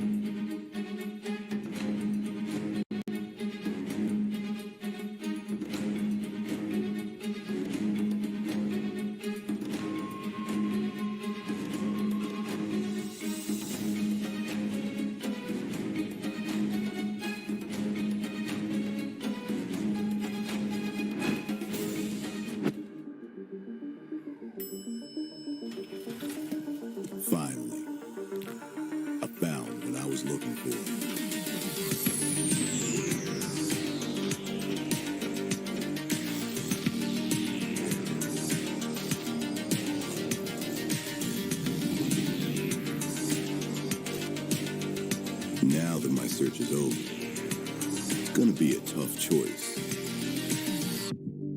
But fortunately, no need to choose when you can just have them all. Buy and sell skins on bitskins.com. Your one-stop shop for all CSGO skins. Win up to $1 million with your CSGO esports predictions. Simply guess the kill scores of the 10 players in a CSGO match. The more you guess correctly, the bigger the prize. You'll need at least 2 correct predictions to win a prize. Guess all 10 correct and win $1 million. Experience the exciting new way to add a little prosperity when watching esports tournaments.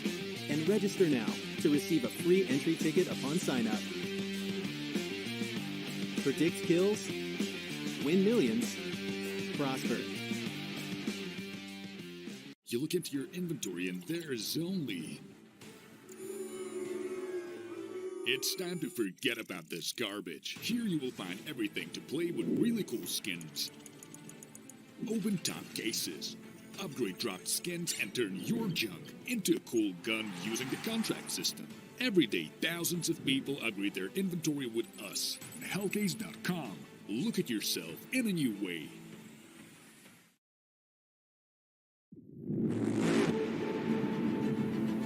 The hunger for glory feeds the desire, the courage to look for a challenge, to feed your ambitions.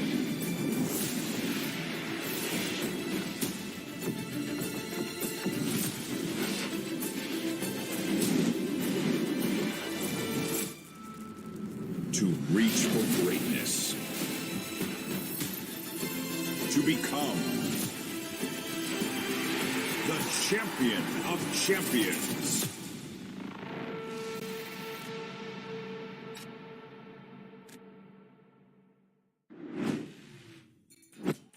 And we are back, everybody. Welcome to our third and final map here of 777 versus Tricked. It came a long way. 16-5 on Mirage for 777. 16-6 for Tricked on Nuke. And now on Overpass, we'll see the conclusion of this best-of-3 series and the elimination series here at the CCT North European Tournament. This is the Swiss stage. This is the elimination. Third day of the Swiss stage. Third stage, if you will. And of course, one of these two teams will still have to say goodbye to this tournament and, of course, bow their heads to the victor. Who will it be? We'll find out soon enough as we kick off with our pistol round in the beginning here on Overpass, one of my favorite maps to play. And whilst, yes, I would have to agree with my colleagues when they say there is a lot of dead space and the map itself has a lot of room that is not utilized for the most part, it is still a very tactical map. It is still a very good map in my eyes, personally, at least to play it. Well, I like to play it. I'll say it like that. In any case, 777 starting on the T side, losing the knife. We've got a smoke on tracks and a flash, the rest with Kevlars. Meanwhile, dual Berettas for both Prime and Nordios. And we've got Quez on a single defuse kit. Let's see how this one goes as we kick off the push towards the B site. The bomb should be able to be planted. And look at Trax alone holding Monster. Not really going to work out as Sly spots a few more players. The bomb has been set down, and it's been set for ABC, for Graffiti, if you will. This could be an issue for Tricked. They're going to have to go for the retake with very limited resources and very limited opportunities here to find any success. From Heaven, Lucky, good shots. Iceberg and Quest, though. Oh la la, that could work as Sly gets caught, and that will work. Tricked. Wouldn't you look at that? As they make it rounded up beautifully.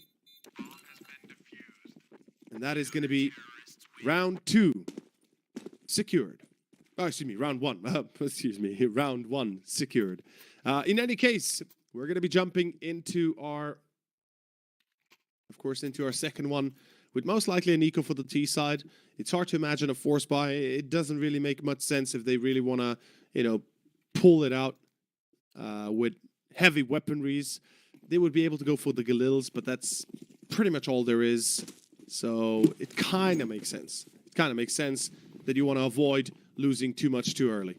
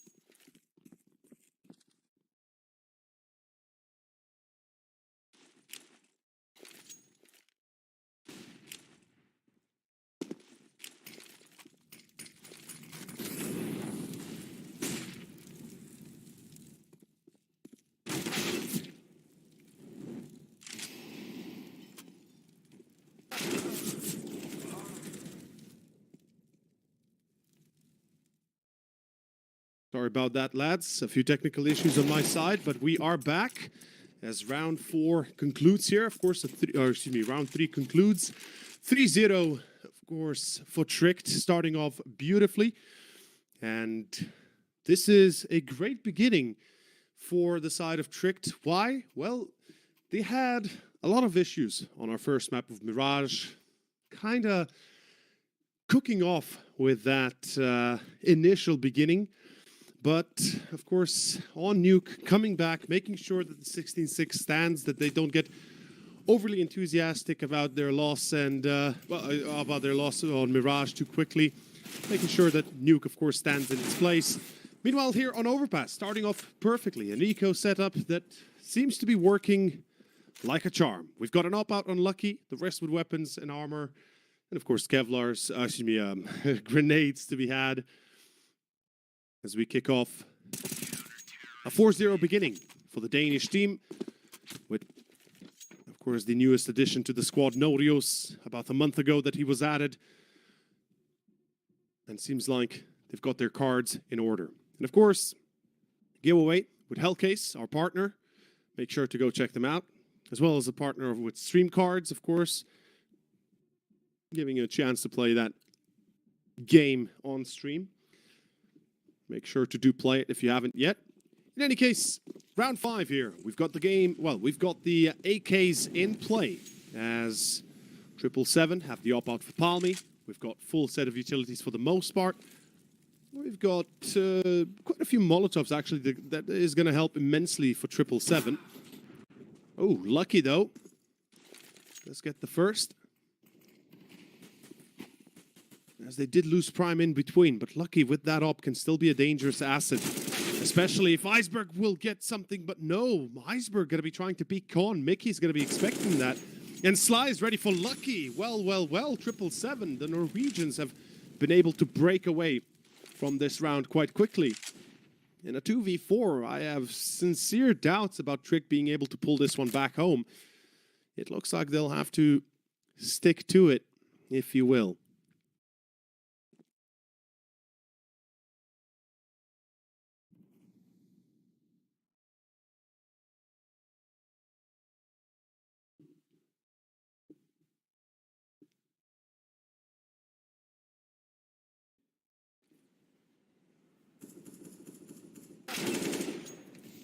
Well, Sly will be getting himself the second. This gun round has concluded. Not much else to really put out there, as that is round 5 done. I mean, okay, 777. I'm a little bit surprised myself. The fact that they were able to make it look that easy on a gun round like this, especially when you've got Lucky on the AWP, works like a charm, I'll say that much. And a slow approach for 777 really works out well enough.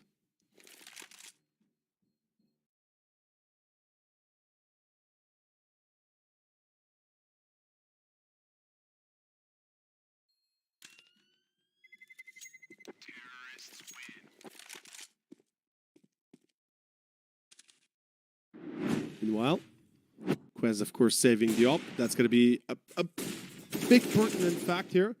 Now, let's recall the push in Con. That wasn't the best thing that could have happened here for Tricked. I mean, with Iceberg dying that quickly, it really put them on edge and pretty much forced Tricked into a very poor positioning. With Lucky being caught in toilets afterwards, it effectively shut down the round almost at that point. In any case, it's going to be a rebuy, obviously, with the saved op. That makes life a little bit easier for the CTs. 4-1 currently with 777 looking to take B short control and Con control. A very classic 1-2-2 split. So 1 towards Playground, 2 towards Con, and 2 towards Monster. They might be looking to tag together into that A play afterwards, but they've got 2 players towards Playground, towards Fountain. And when we talk about Overpass, when we talk about defaults, Overpass usually set like 3-1-1.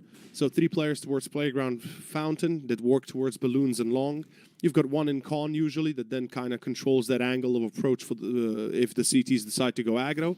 and one single player that controls that back side of, or back positioning of Monster. Meanwhile, a minute has almost passed here as 777 is looking to go towards A. That's a fact. They've got 2 in toilets already, almost ready. C4 joining the fray, Lucky on long, supported by Iceberg, and there is a third player on site. That's going to be Prime. That's going to be trying to hold down the fort.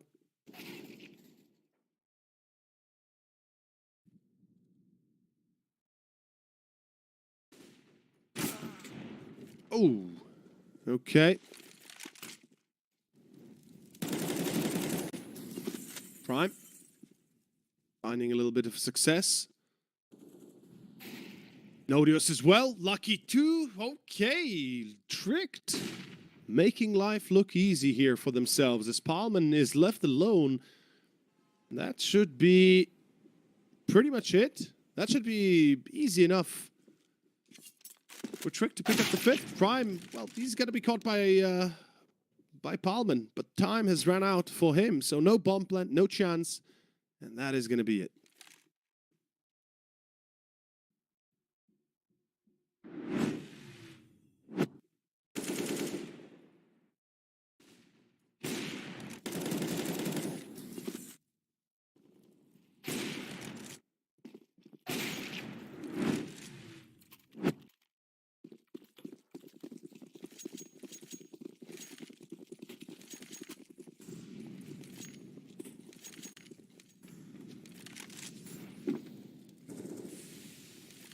Fly, meanwhile,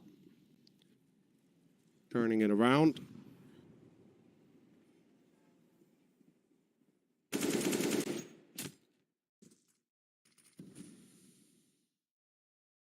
Palman. Oh, yeah, he's going to be ready. Now that's going to be a sick shot. That is going to be a sick shot in itself.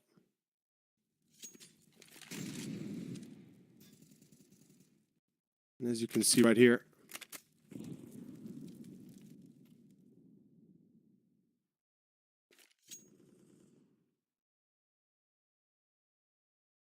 Fly finding Lucky as well.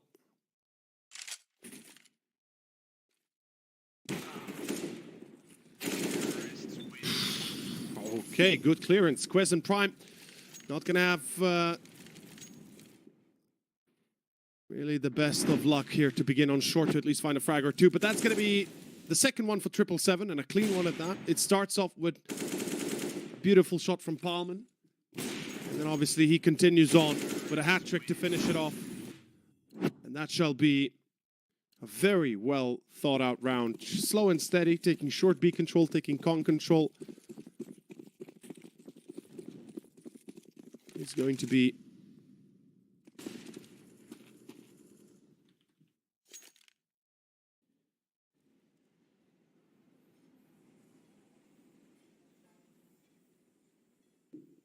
Nico, of course, tricked, stacking con. Tracks. Oh, he's having an unlucky day, is he? 0 and 6 for himself. Not having the best of beginnings, as Palman does find a kill with a dual Berettas. Fair enough. So, tricked on this eco, getting away with 2 frags, actually. That's a lot more than I expected them to be able to pull off. Though that con jump could have worked a lot better.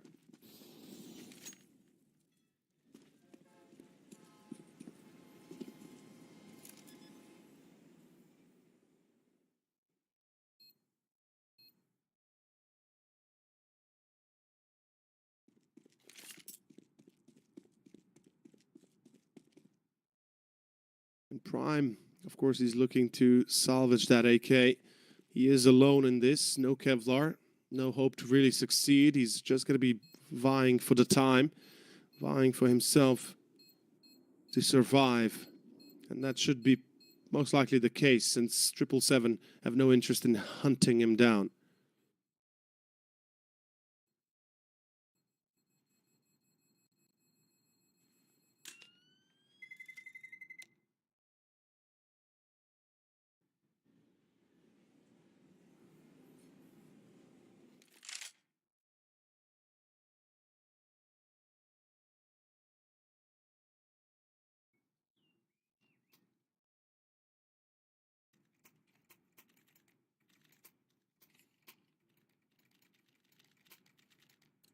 Okay.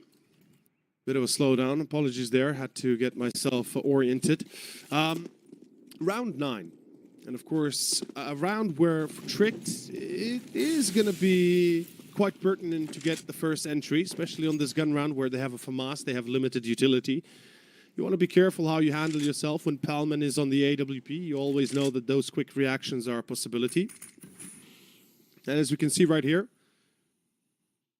there will be 3 players in Monster. Looks like 777 want to go for a B execution.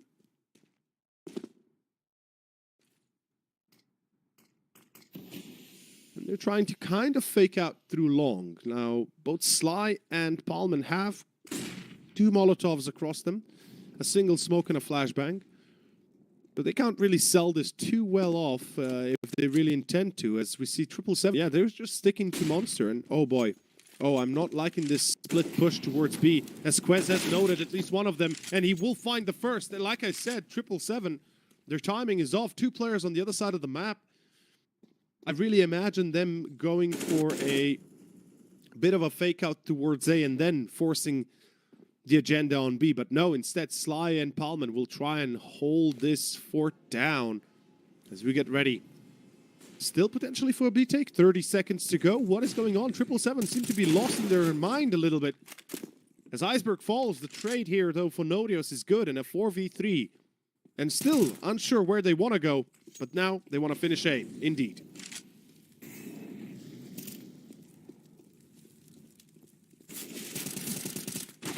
Oh boy, oh boy. Prime.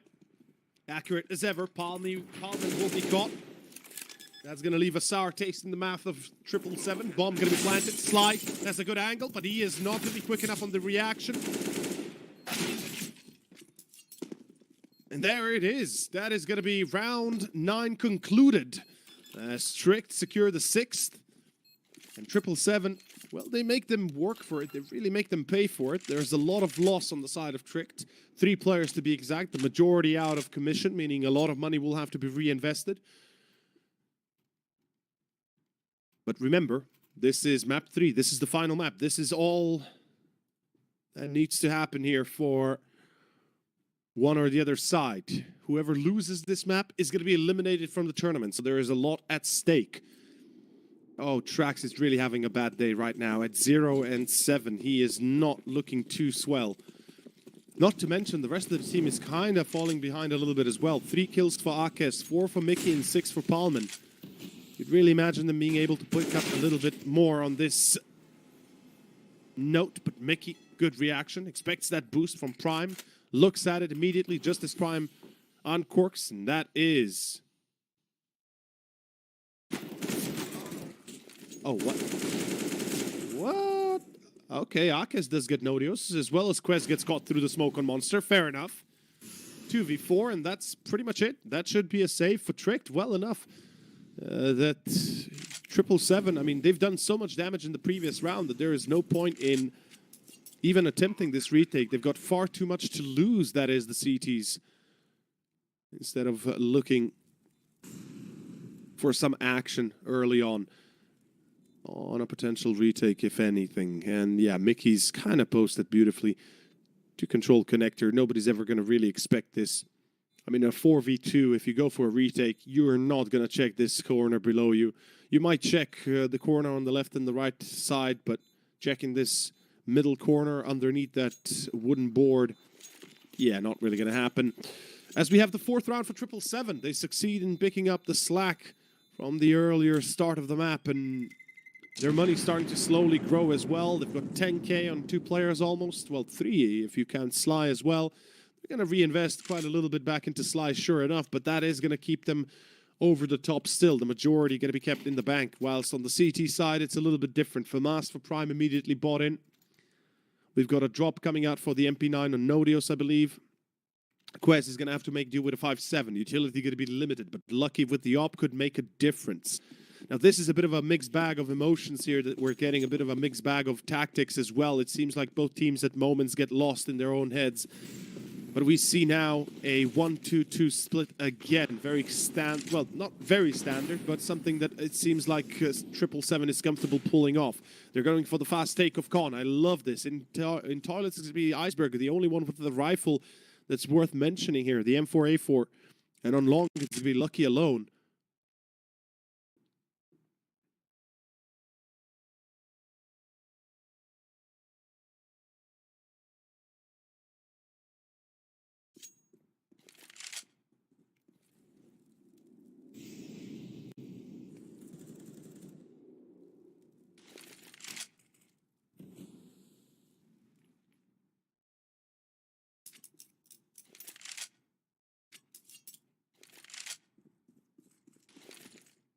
Flash into Monster.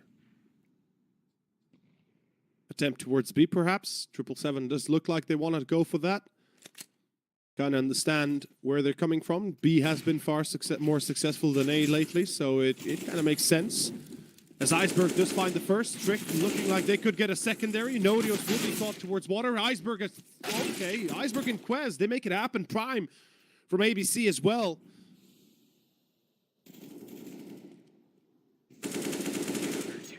And unfortunately for Mickey, does not expect Quest to be this close to him through Toxic Barrel. 7th round for Tricked secured. And that is, well, the downfall for the economy of Tricked, unfortunately, still true. As they've lost the majority of their players once more, their economy takes a big hit. They will have to pretty much put everything back in their hands with very little left for the next round. I mean, look, they've got, what, $1,000 on Iceberg, the rest underneath that. Whilst on the other hand, we've got 777 with a perfect set of a few thousand on a few players, and that's going to help them rebuy if need be, especially if they do get a bomb plant down. Tactical timeout for Trick, though. They're going to have to discuss this one a little bit, and I actually wanted to point out earlier already that we didn't get to see many tactical timeouts at all in our first or second map. So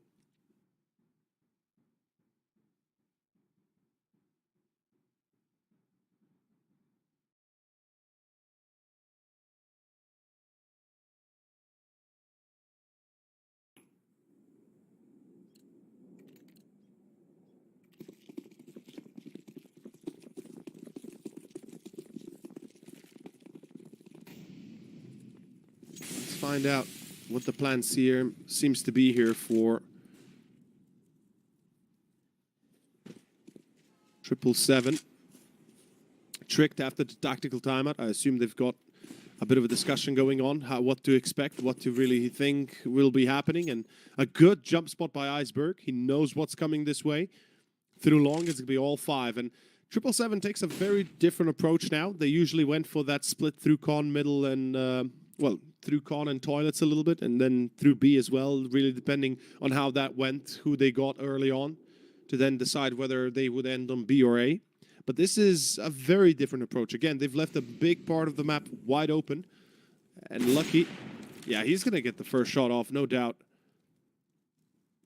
Akis is going to have to take the steps of Sly now and try his best, but 777, they're relying upon a single player to try and take down Lucky. There's a second behind him, but that seems to be enough. Lucky misses the chance as Iceberg goes in swinging a 3v3 set.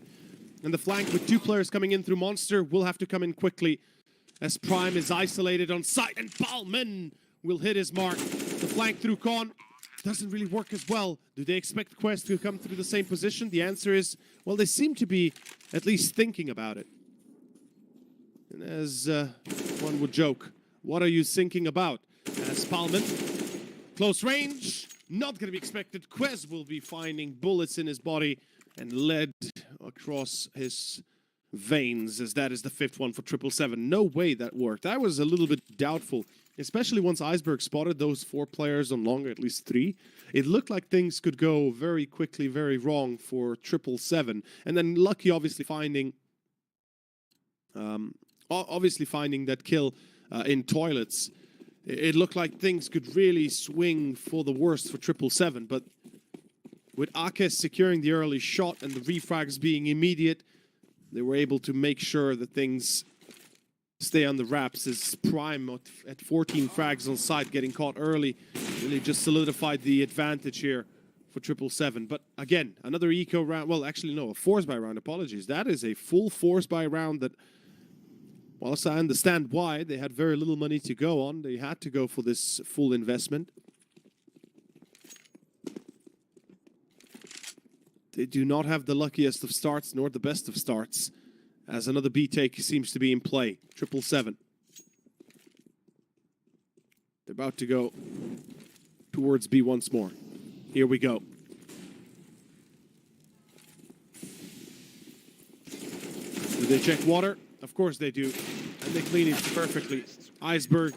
Yeah, sure, one frag. That doesn't matter, though. The force buy wasn't worth it for one frag. Now in eco, this should be 7-7. We're looking at a very tight first half, regardless of how this one will end up being. I mean, you know, if it is a few kills for Tricked or not, doesn't matter. Not only that, their loss bonus is not going to be that good for the last round of the first half of the 15th. I mean, the problem is, at best, they're going to be doing...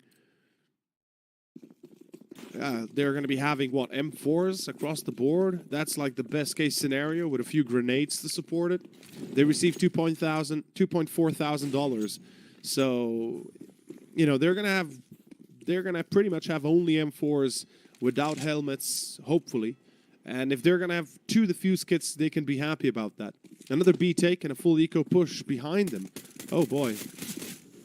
Oh, boy. Oh boy.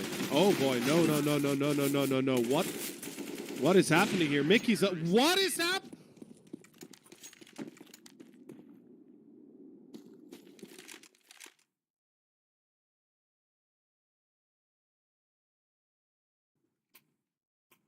I would like to extend my warmest condolences to 777.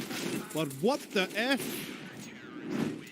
Now that is something I never expected to work. Never. In many a years of my casting of CS and playing CS, perhaps I've seen this 3 times.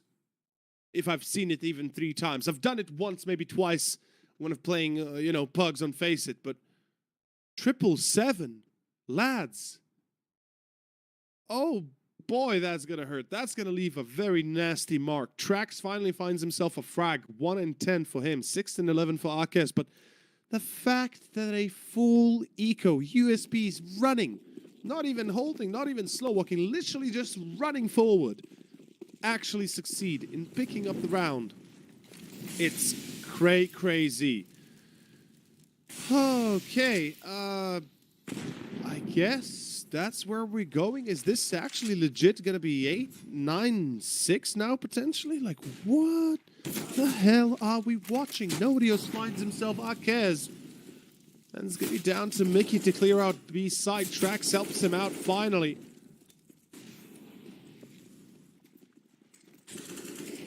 And it seems like the CTs are still ready for this retake. They've got 3 defuse kits, and comparatively to what it looked like they're gonna have in the previous round, this is very much different. And I just want to point out, the previous round shouldn't have happened, but it did. Iceberg finds Strax. It's going to be Mickey and Sly left over to deal with the mess at hand. And oh boy, oh boy.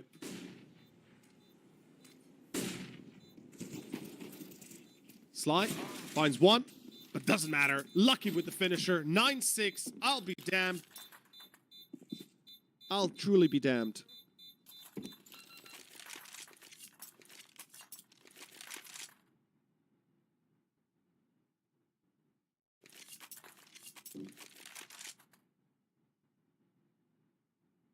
You better not say it's Caster's Curse, because that is not Caster's Curse. That is a pure mistake from 777.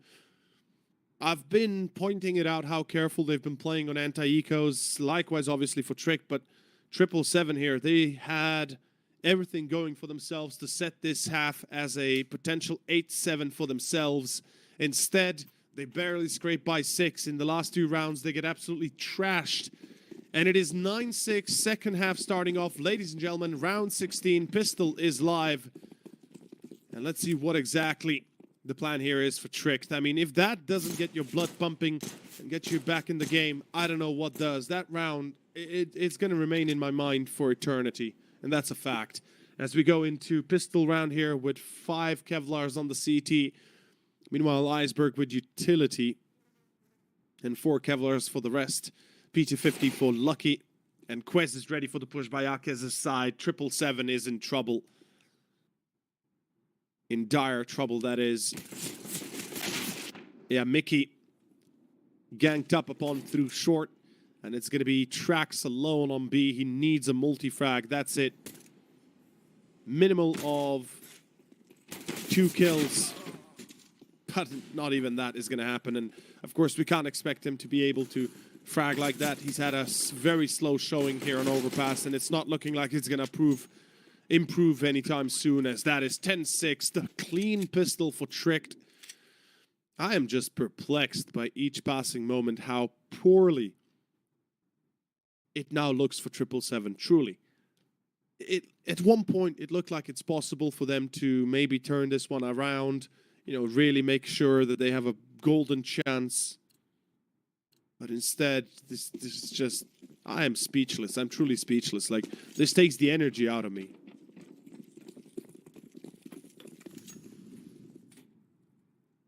Meanwhile, full eco, of course, CTs don't really have an option, and I at this point, I don't know what to expect anymore.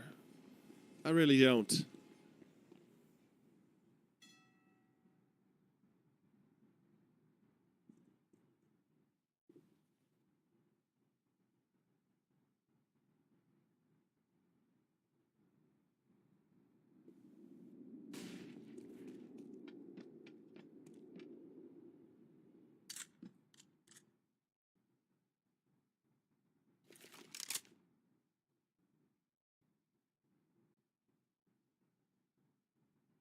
And you can see Tricked how careful they are about this. They pretty much just make a line across the map and hold on to it.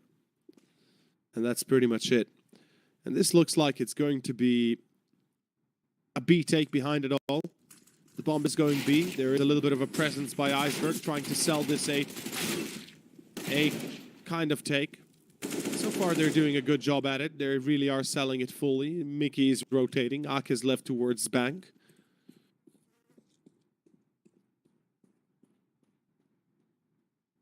Meanwhile, bomb about to go down on B itself, and that is pretty much the end of the road here, ladies and gentlemen. All I can say is 777. That is something to think of. And I mean, yes, it's a one-off round, right? It's one round that happened like that. It wasn't all that bad throughout the series itself, but that one round will come to haunt them, and I guarantee you that will be potentially one of the big reasons why they could absolutely get shafted here. Like, if this doesn't take your life energy and your reason to fight further, I don't know what does. So this is all about mental fortitude now. And we can see that we've got a full buy for the CTs. 777 now in action to potentially bring it back for one, but still my mind is I just can't stop thinking about that round. I think that's the worst round we've seen in this tournament so far. I think it really is. Meanwhile, Iceberg alone towards Monster. This is not something I'm very keen of seeing. Not sure why you want to risk that alone. Where is the support through short? Where is the support with a flash? It feels like Tricked are a little bit over confident in this scenario when things are going their way. They kind of think, oh, maybe we can just do this and this and that and this.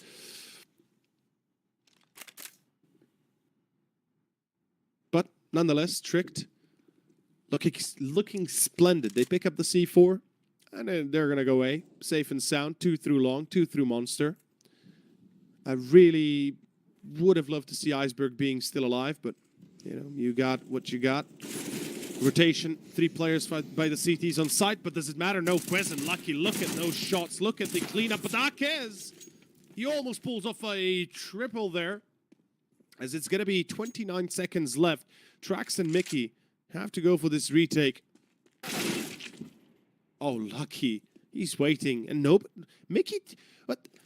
Oh boy, why would you ever want to peek into that without the bomb even being planted first?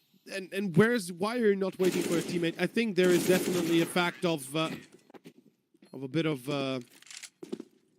tilt going into 777. I mean, again, as I said, 777, if they don't tilt after that round, I don't know when they will at all. As the 1v1 comes down to Trax, of course, but unfortunately he can't close it out, and that is the 11th for Trick. Beautifully done so far. Now Akez almost kind of foils those plans, but look at this. Mickey goes through the smoke for some reason thinking, yeah, they're not going to look at the smoke, man. Come on, man. Come on, please, guys. Put your heads together. Start playing this one the way you know to play, the way you showed us on our first map, instead of having these weird decisions. Like, it started off with Iceberg pushing Monster. Okay, I guess I kind of get that. T-side, you still want to get that entry if it's possible or not. But the fact that then on a 2v2 retake, the bomb not even planted, you go through a smoke. Yeah, like, that doesn't make sense. You're not even having your teammate close. It really is just a bad tactical decision in the moment. In any case, Strax with a 5-7, he needs a multi-frag. That's it. If they want to win the round, he needs a multi-frag with the 5-7. He gets 1. He might be able to get 2. Yes, he does. As Strax gets away with 2 kills, this could turn it back into the hands of 777. It's definitely possible. Mickey with the deagle. He's been accurate throughout the entirety of this best of 3 so far. Lucky and Quez left over to deal with the mess at hand, and it's all on 777. Good defense.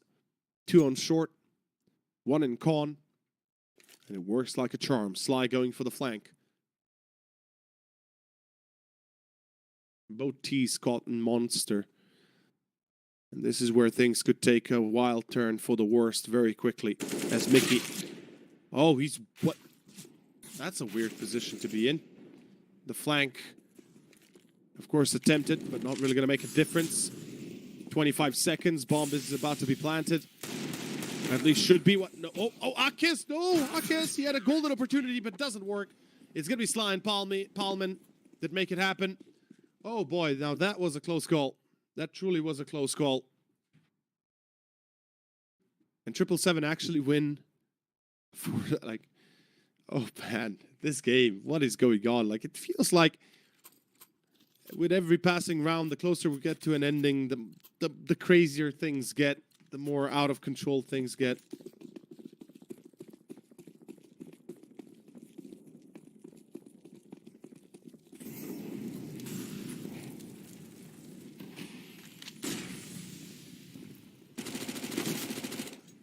Oh, Iceberg.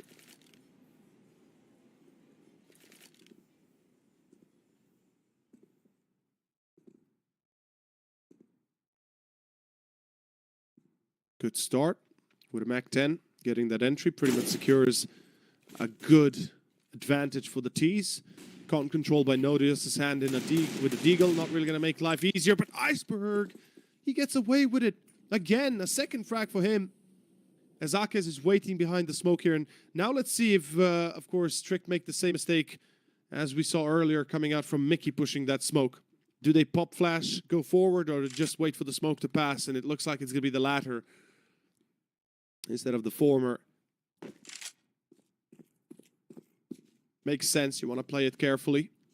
Make sure you don't get caught off guard too quickly. Oh, there we go. Iceberg cleans out Akez. He's wide open. You know, no support means you're pretty much easily found and tagged. And that's an eco next for the CT. Oh boy, this is like this game has gotten from very decent, like, you know, obviously not the best performance from either team on their respective map, like on their opponent's map pick. But this third map has turned into something else entirely. Like now it's just a matter of, okay, who makes the fewer mistakes rather than who makes the better plays. And I feel like perhaps their concentration has dropped a little bit. Perhaps they've lost a little bit of their mojo.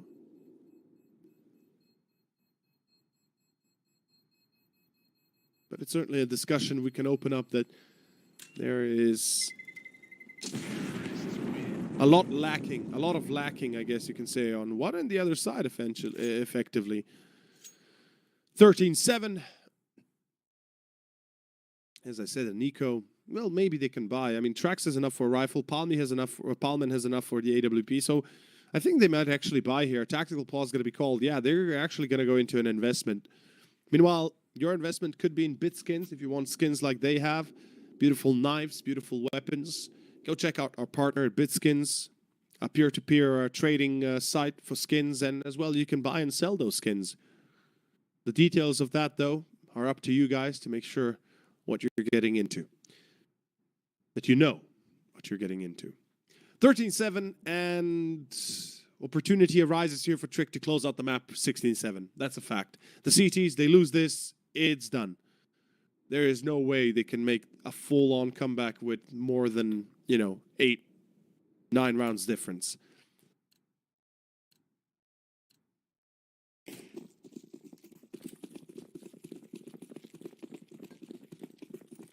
Here we go. Op out for Palman. M4s across the board, besides Akes having the FAMAS. A little bit of utility, which helps out. Molly on short, but they don't take short control. That's a surprise. But they do have a boost on short, fair enough. Makes sense.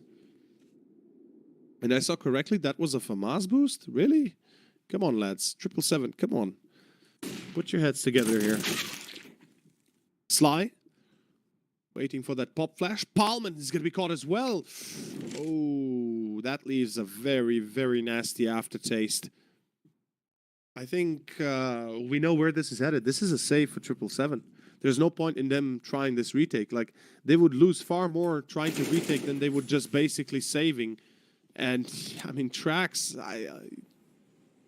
yeah, I mean, he couldn't have known that the player is already on, of course, Optimus. But then again, he could have been perhaps a bit more expectant of it. In any case, 14-7. And the CT is now going to be hunted. If I'm tricked, I'm hunting the CTs. That's a fact. You know they've just bought into something that they couldn't really afford late game. And I think tricked, even if they lose like 3 or 4 players, all 4, it doesn't matter. As long as they win the round, that's what matters to them. Money is not going to be an issue later on. And yeah, Akes behind pillar. Iceberg looking. Already find himself one. Meanwhile, Mickey trying to support that. Mickey finds Nodios. But at the end, still going to be caught. And now, last player alive, Akes. On short. Doesn't want to give the last kill to Prime. Oh, this is the replay of that long action, yeah. Palman took the shot, but couldn't even do anything as Prime literally just takes his head off. That is going to be 14-7. Ladies and gentlemen, that is potentially the end of the game soon here, as 777, they just seem to be, out of their depth after that round, really.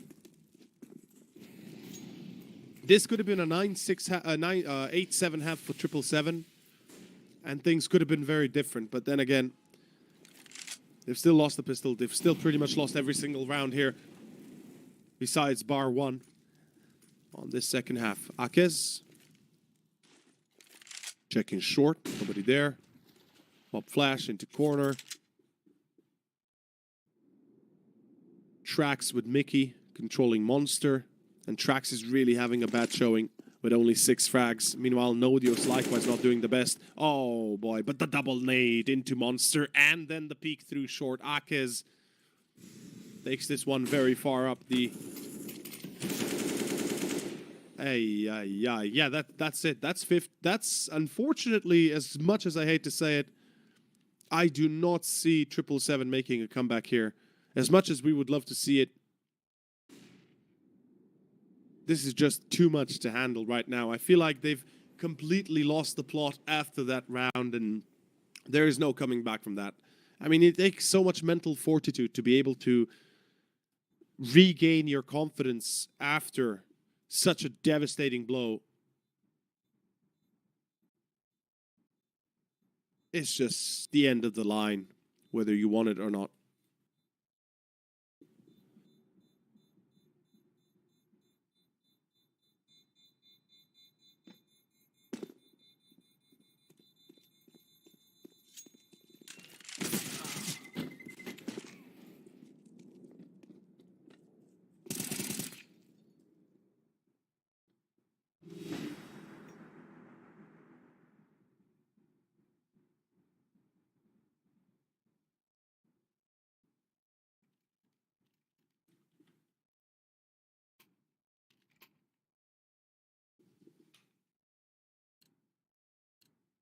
15-7.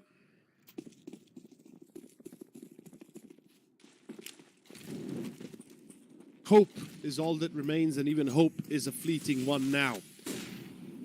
And good to see you. Of course, likewise. But hope is something that I'm not sure 777 have much in supply anymore, as the 23rd round could be their very last. Remember, elimination is on the line. Whoever loses this is out, and 777, they'll need 8 rounds in a row. That's a lot of rounds. That really is a lot of rounds. Meanwhile, Quez, oh, he sees the shoulder, takes the chance. Mickey gonna fall.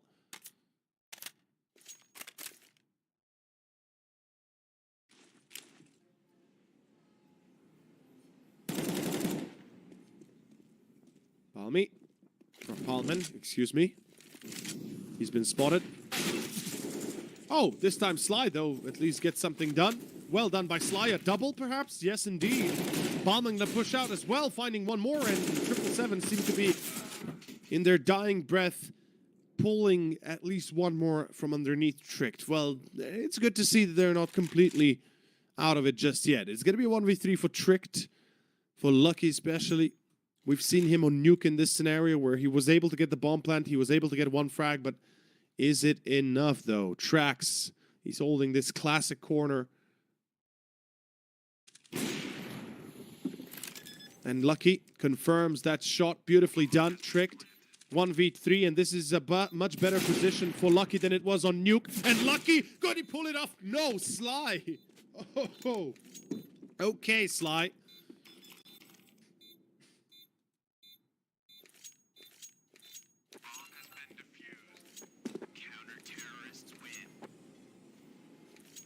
That was a lot better than I thought it could go. But Lucky, as I said, he pulled off something similar already on Nuke. He almost done it there, but his position was way too fragile to be able to pull it off with the op. But here, he almost does it again. Or almost did it again, excuse me. If Sly had not seen his head there and not gotten the wall bang, things could have taken a sly turn for the worst as we go into round number 24. Tricked, looking splendid, to say the least. AK's back out in play. And Lucky this time expecting Palman to... Well, not Palman, but anybody else, really.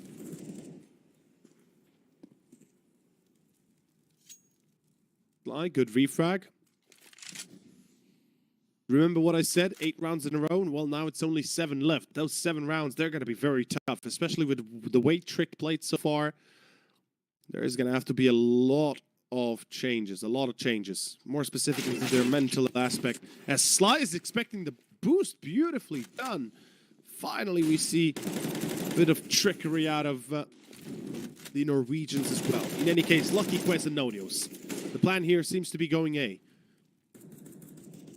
Quez is slowly approaching back to Con, and, well, 3 players towards B, 2 deep in Monster, 1 rotating back. That would be Sly towards A itself. Mickey, he's going to be checking short B. And there is a player in Con still. That would be Quez. Changes out for the op? What? Quez? What is this switch? Doesn't really make much sense, but I guess it happens still. Akez will be caught on long. 2v3. It's down to Sly to hold the line. He needs to prevent the bomb plant from happening, or at least he needs to prevent from this side being taken too quickly. And this time around, not just Mickey to help him from Monster, or excuse me, from Connector as he comes out quickly to support the site.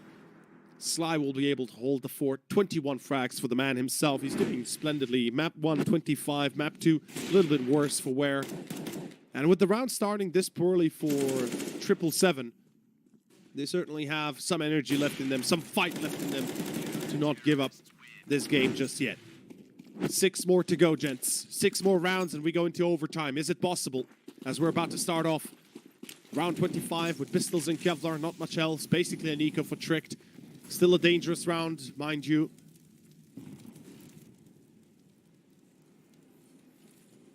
And 777 very aggressively posted on short by Trax. And oh, knife in hand for Prime. That's not going to be the greatest choice there. Running out of bullets at the end. Hey, a bit of a shame. What? Lucky's already on site. Okay, that's a very quick push by Lucky. As Akes goes out swinging, Nodios left alone. And it's highly unlikely he's able to pull this one off, but he's going to try his best. You can be certain of that. And Sly, well, he makes sure that his best is not even close to enough. 15-10, 5 more to go. Come back potentially now possible. As we approach the ever elusive 15th for 777. Double digits here for them. At least they're going to be playing a little bit better than they did on Nuke. Specifically CT side Nuke. Well, T as well, effectively, but...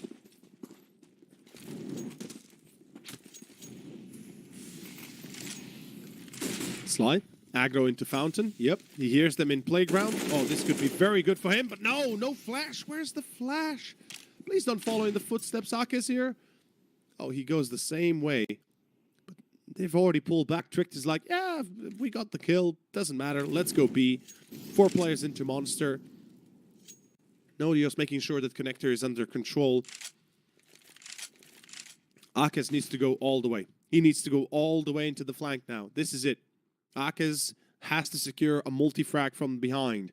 Mickey, meanwhile, is again on this very wide open position. Not really sure, again, why attempting that, but at least he survives. Quez, the refrag is there. 3v4. And like I said, Akes, multi-frag. They came from behind. It has to be the motto here for Tricked. And let's see if it is. Gyrocopter from Warcraft 3 would be proud. Akes and Palman in a 2v3 retake of B. Bomb yet to be planted even. As we can see, even Tricked are a little bit concerned about this. And I love the fact that Akes, after getting the frag, realizing, ooh, maybe I shouldn't push too far forward, plays it safe. But is Quez about to check this? He's looking at the left corner of Monster. Oh, knife in hand? I don't. Sorry, but this doesn't really seem like a logical choice in that condition, in that scenario. But it doesn't matter what it is. As Nodios closes it out, ladies and gentlemen, GG Trick at the end of the day still secure the victory, 16-10, and secure themselves the 2-1 series over 777, eliminating them from the CCT North European tournament, whilst they themselves fight for another day and fight for tomorrow's and day after for potential progression. Now that was a, let's say, not as exciting of a third map as I hoped it to be. Like, given what we've seen on map 1, given what we've seen on map 2, and yes, it was a little bit less, a bit more one-sided, but even even on those one-sided scenarios, it was a bit more competitive. Here on Overpass, it felt like both sides kind of losing themselves in the moment a bit, and then after that pistol round, full eco with USPs running behind them through Playground in towards T-Base, into Monster, getting that round really, I think, broke 777's back and their mentality. And after that, they really just couldn't pick themselves back up. It was obvious that they kind of just lost themselves in the mood a little bit. And in the end, unfortunately, losing the series. That will be it for our best of 3 between Tricked and 777. Do not forget, we are not done just yet, though. We are going to be going back into action in about 30 minutes' time with our next game, Falcons versus Ecstatic, another Danish team, this time facing off the French, and the 2 French, Kenny S and MBK, that are going to be very fun to see after this long of a time of not playing with Kenny S. In any case, my name's Over. If you want to see more out of me, check me out on Twitter. Down below, you have my handle. And of course, this is the CCT North European Tournament that is ongoing, and this is the 3rd day of the Swiss stage. Another elimination game, as I said, will be up next, but we'll talk more about it when we get there. See you soon.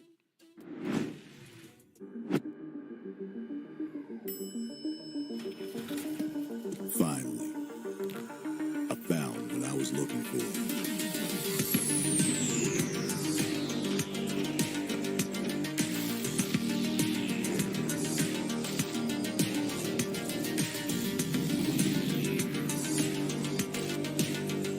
Now that my search is over, it's gonna be a tough choice.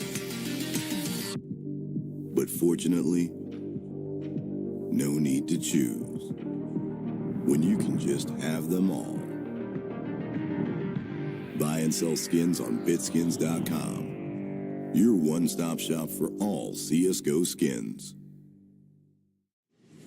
Win up to $1 million with your CSGO esports predictions. Simply guess the kill scores of the 10 players in a CSGO match. The more you guess correctly, the bigger the prize. You'll need at least 2 correct predictions to win a prize.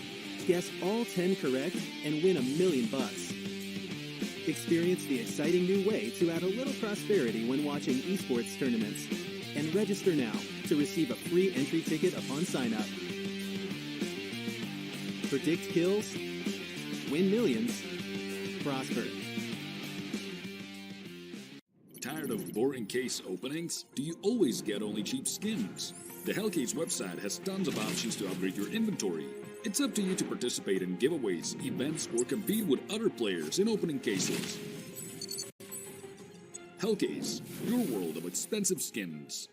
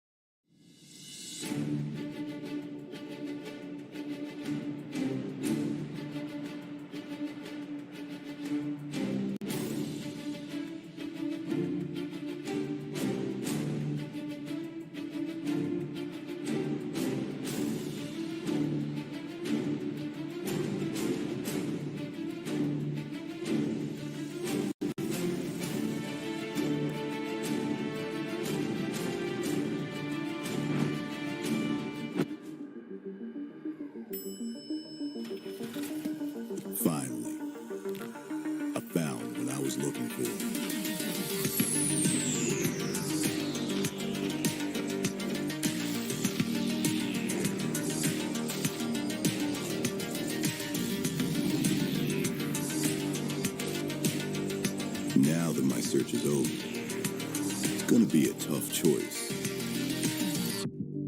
But fortunately, no need to choose when you can just have them all. Buy and sell skins on bitskins.com. Your one-stop shop for all CSGO skins.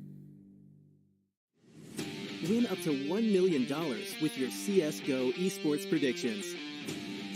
Simply guess the kill scores of the 10 players in a CSGO match. The more you guess correctly, the bigger the prize. You'll need at least 2 correct predictions to win a prize. Guess all 10 correct and win $1 million. Experience the exciting new way to add a little prosperity when watching esports tournaments. And register now to receive a free entry ticket upon sign-up. Predict kills, win millions, prosper. Trying to get the skin of your dream for a long time but can't get it in any way? On our website you have a unique opportunity to get your favorite knife.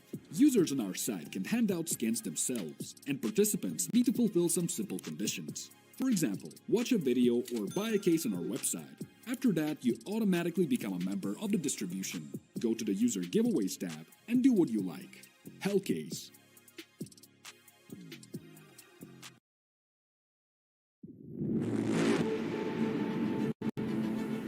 Hunger for glory feeds the desire,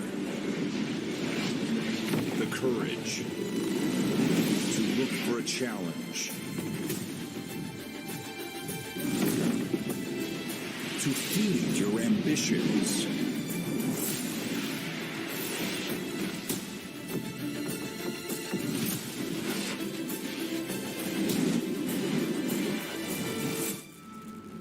To reach for greatness. To become the champion of champions.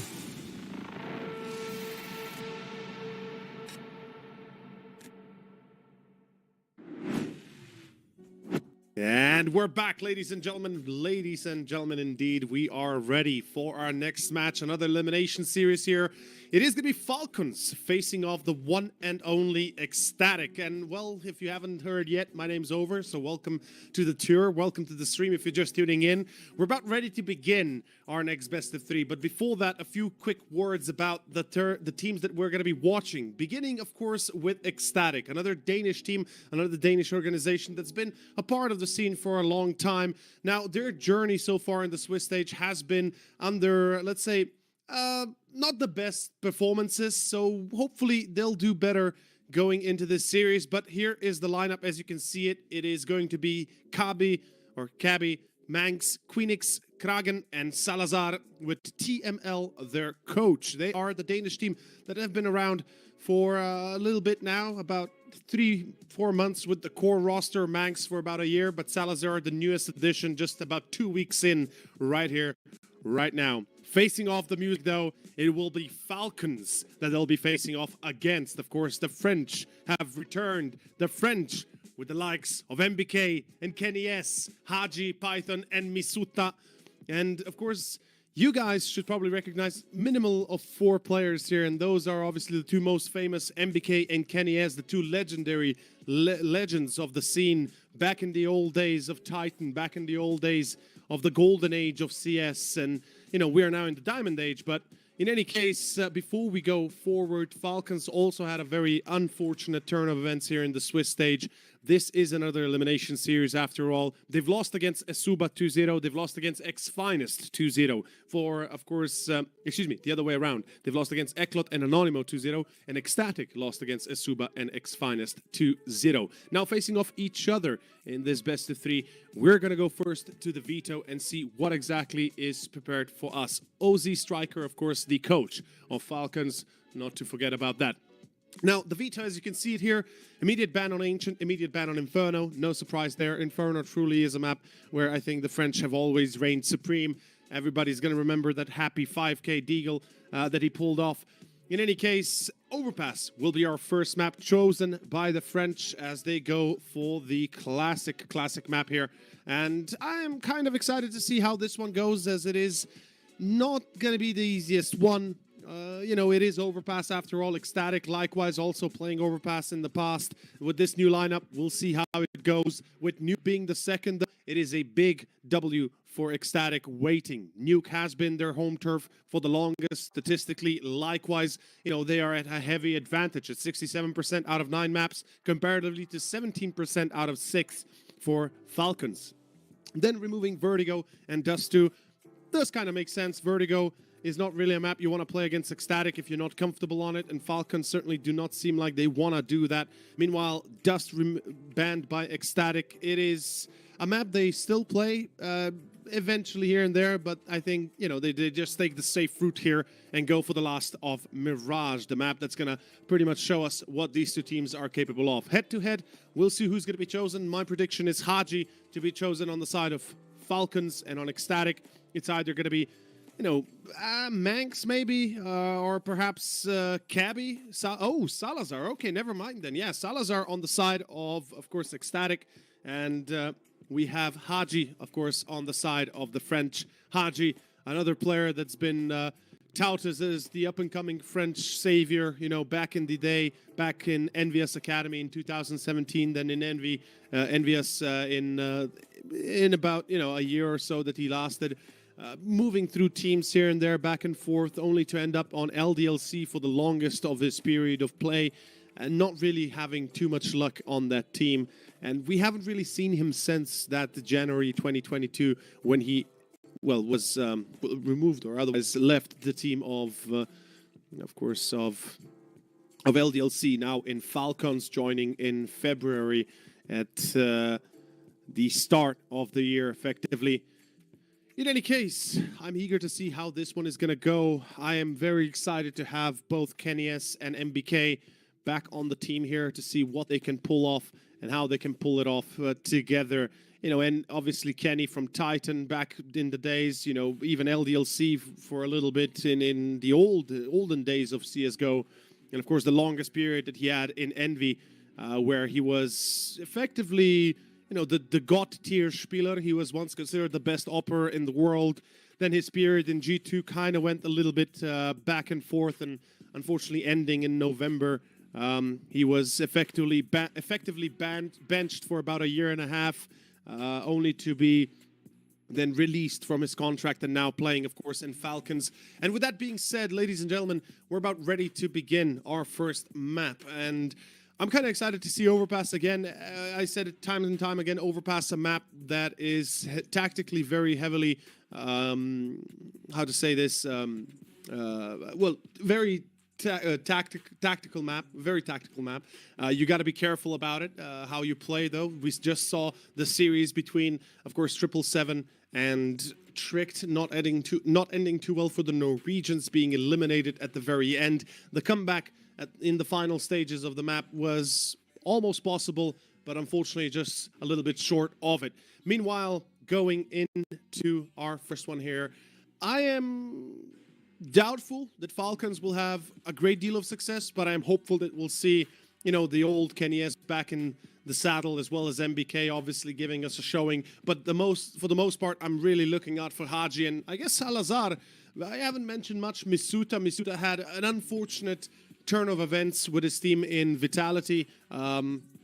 He had, how to say this, a good showing. He had a few tournament victories, but at the end he was benched and replaced, of course, by oh my god, my brain is blanking, Dupree and Magisk. And I think that replacement was pretty much, or was it Spinks, actually? It might have been Spinks. I think he was replaced by Spinks, yeah. And at the end of the day, you know, that made a lot of sense for Vitality. They needed more firepower. Misuta wasn't delivering. And hopefully the support here in Falcons will be enough now to show that he's still capable of playing at the higher tiers. But likewise, we have a bit of a delay here, ping delay from the side of Falcons, so hopefully we'll get that solved ASAP, probably switching servers and such and such.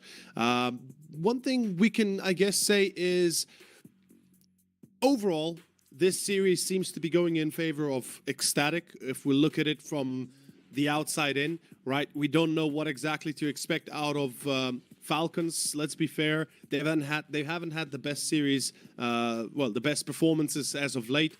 But perhaps they've prepared themselves for this best of three and really give us a show that is worth the names of the likes of MBK and Kenny S. With that being said, I believe we'll go on to a short moment break. Not sure. I think we'll go into a short break. That is the case, and we'll be right back when the game starts.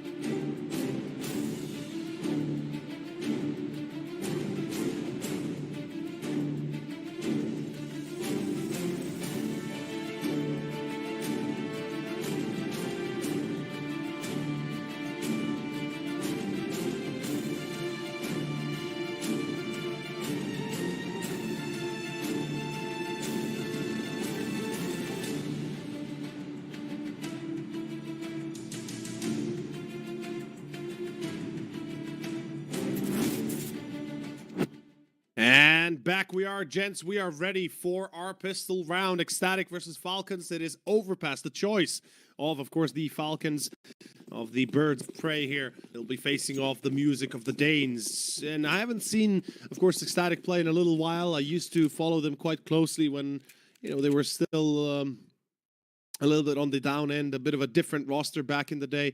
Manx has been with them for about a year, but, you know, this lineup currently is quite different. Back in the day, it used to be Bert from Sky, Fasher, Dafu, Wolfie even for a little bit.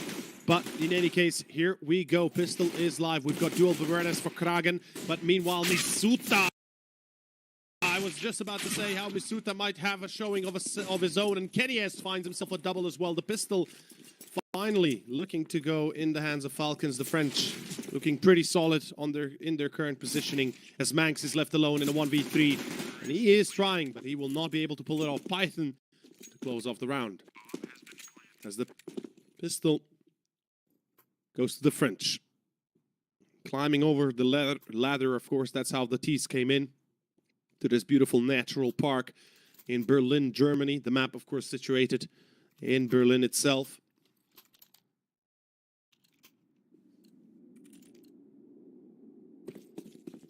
But this is, how to say this, it is fun seeing these lads back on the server playing again. You know, MBK as well, he's got a legendary reputation from back in the day. Even for the longest, he used to play for OG in between for like 3 years, and Vitality before that, G2, Envy, where he really had his biggest showing of it all. The Kragen, what? This force buy from Ecstatic. It's working out like a charm. Pop flash out himself, Haji that is, but he is left alone on long. It's going to be a 2-on-3. Python and Haji have a difficult job ahead of them. Manx smartly jumps into the corner where it is Deagle. Does not want to engage this, if no need.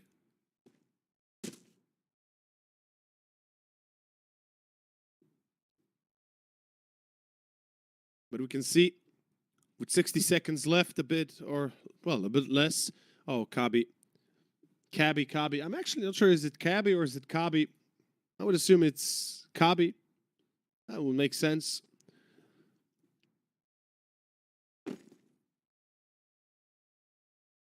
With a 5-7 in the flank, 2 players on long. They're going to pick up at least one of those 2 rifles that's there. There we go, the Galil issued to Manx. And now towards A they go. Oh, they hear them in toilets. Yes, they do. Python is ready for Queenix. Oh boy, that's the bomb drop. That's a problem. That's a big problem. Haji now dueling in a 1v1 against Cabby. And he's got himself an MP9, and well, this time switches out to the Galil, gets the kill, and secures the win. Now, Manx is the IGL of this team, of Ecstatic, and it seems like the calls were right on point.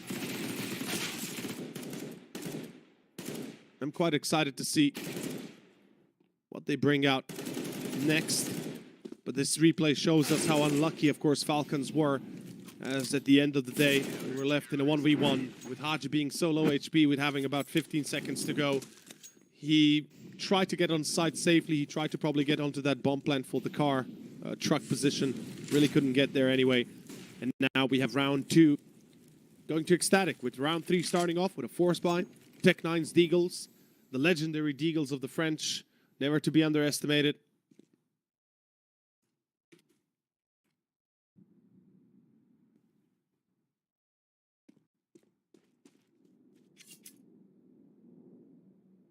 And the force buy for Ecstatic worked out. That long control was really well thought out by Kragen. Support by Manx afterwards, and the round really going well enough for Ecstatic to secure the W. Salazar boosting at the info map. Parkanlage.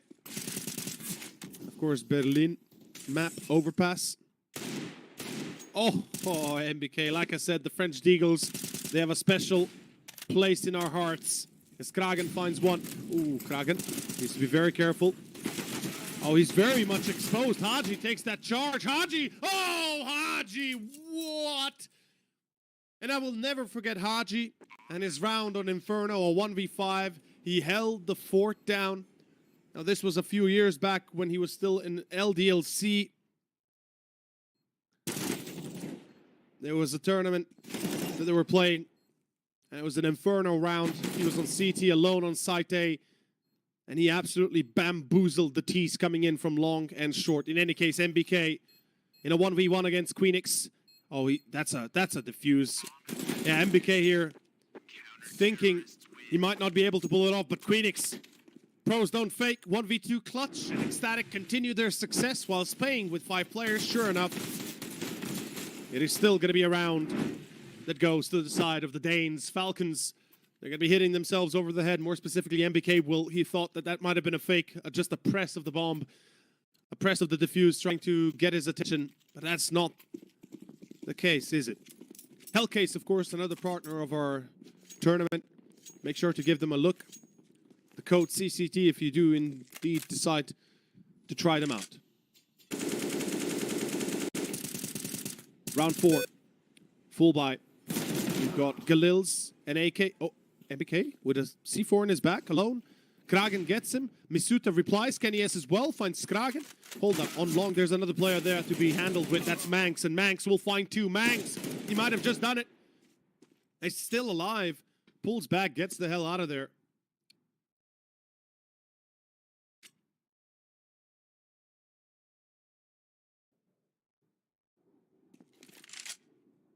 Haji now having to retrieve the C4 with his teammate Python. And to those that are programmers, Python, of course, computer language. I believe actually back in 1986 or maybe 96 that it was discovered and created. A very old language. It's what you begin to learn when you are starting your programming lessons in school. It's like one of the most basic languages that you learn. One of the easiest ones to learn as far as I understood it. Gabi and Queenix, 2v2. Let's see if this can happen for Falcons. Can they get the second, or will it be Cabby that prevents them from that success? Queenix as well, 20 seconds to go. Time is everything. Now Cabby in toilet is going to be waiting his chance. Not looking to engage until his teammate is close by. In bank, though, it's going to be Python. He needs that frag. Fake plant. 10 seconds. And the lineup here for Haji is good. Queenix, though, expecting Python, but he still gets shot down. At 17 HP, Haji will find the head and will find the round. Falcons fighting.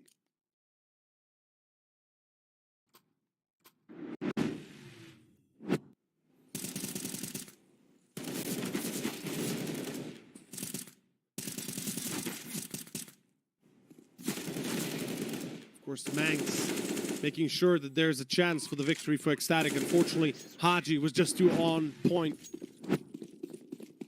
And that shall be another force buy coming out from the CTs. Deagles in force. We've got 2 5.7s, actually 3 5.7s, 2 Deagles, a few smokes, which is great. Cabby getting tagged heavily.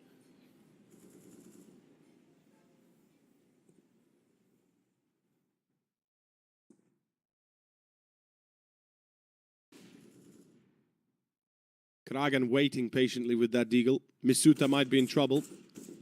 Never mind. Kragan pulls back. Nobody in con. They do have to clear it. We just talked about Overpass, and Overpass is a map where, as the T, you really want to be careful because there are a lot of corners that the CTs can hide in. So whatever you do, you always want to make sure you check your corners. One too many rounds have been lost because of that.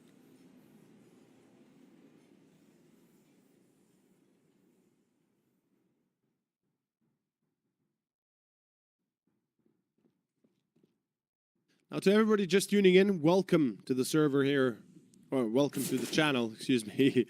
Of course, the CCT tourney channel.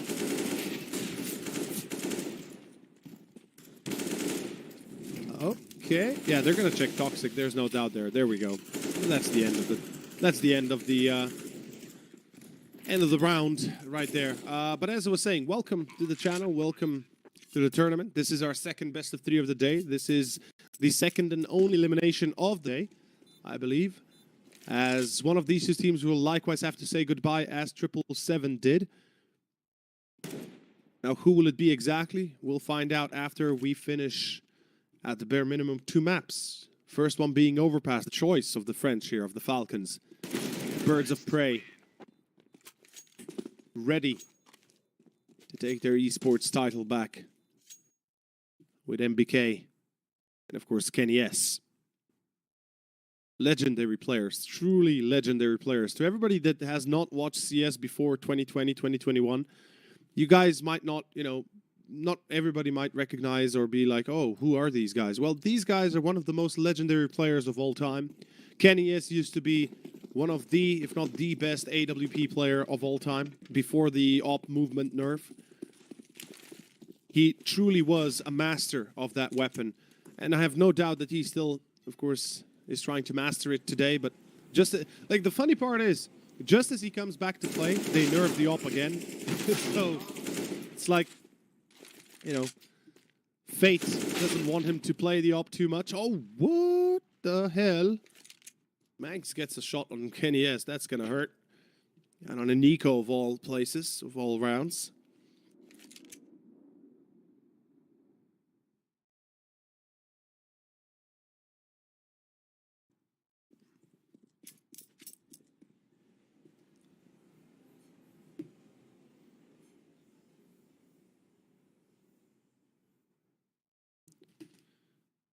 I like this slow approach from the French. You want to be careful when you go to site.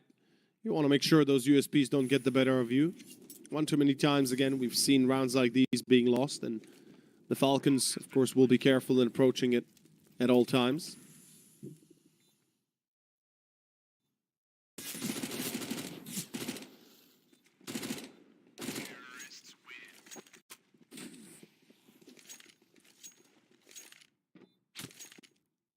But still, both surviving, securing the 4th. A lot of loss, though, to be fair. A lot of frags on the side of Ecstatic. 3 kills is quite good for an eco. Does damage the overall economy of Falcons. Alas, it's not going to be enough as we jump into round number 7. We have a full buy for the CTs. No AWP yet.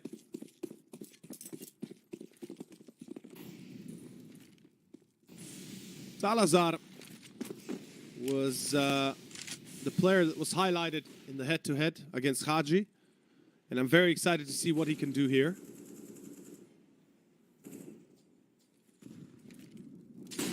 And I guess I was right. Gets himself the first. Kabi finds the second. That's Haji. Solo peeks into short are never going to work. This is no longer CS 2014. This is CS in 2022. And plays like that are usually punished quite heavily. But as you can see right now, it's going to be a push towards A. I kind of like the idea here. Let's see if they can actually pull it off, though. It's going to be down to Kragan to not die immediately.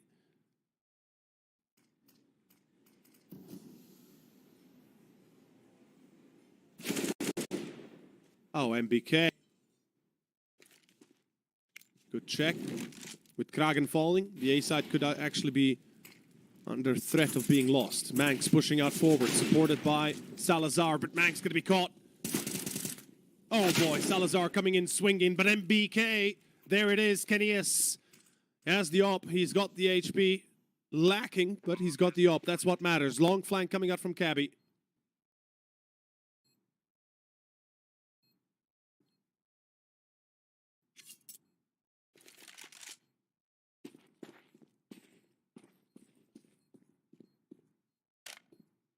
And this is a great afterplan setup, but there's one problem. There is a smoke available to Queenix.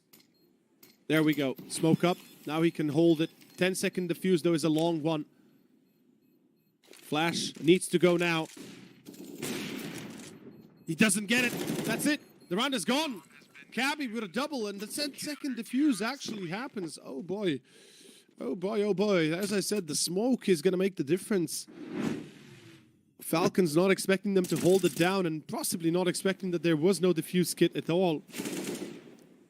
And I love how this is played out, coming out from MBK and Kenny S. They really kind of, you know, tap into their old potential, into their old legendary style, but it is not enough. The new age boys are back in town and ecstatic. They secure the third. They're going to force out a full buy, of course, from Falcons. No AWP for Kenny. As we have a full set of AKs, we've got a few grenades available. To everybody that does not know, CSGO has changed quite a lot since these two guys were on their in their prime. For example, there's no longer cash in play. There's no longer cobblestone. There's no train anymore. Now there's no dust anymore. So, you know, there has been quite a bit of change as of late.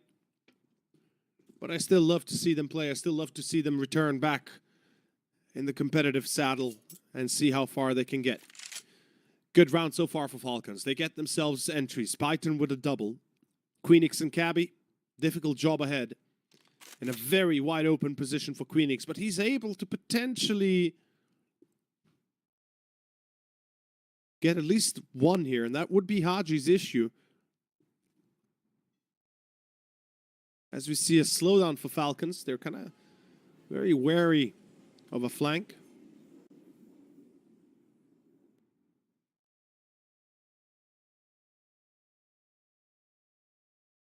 Cabby, that flank could actually work beautifully. Oh yeah, it's going to work beautifully. Python. Line up. Haji Doe wins the duel. And now Cabby. The flank, as I said, it's where it's at. Can he find at least one? Nope, not even one. He completely misses the spray. Falcons will find the success. And that shall be the fifth. Whew. That's going to hurt. That's going to leave the CTs in a very dire position. Because when you see their economy, you're like, wait a minute, something smells wrong. And yep, their money smells wrong. It's just not there. As in lack of thereafter money. You guys know, if you have some money to spare, please don't put money for like rent and food on this. But Bitskins, of course, our partner, giving you a chance to buy, sell, or just trade skins. They've been kind enough to be with us throughout the entirety of the season and year.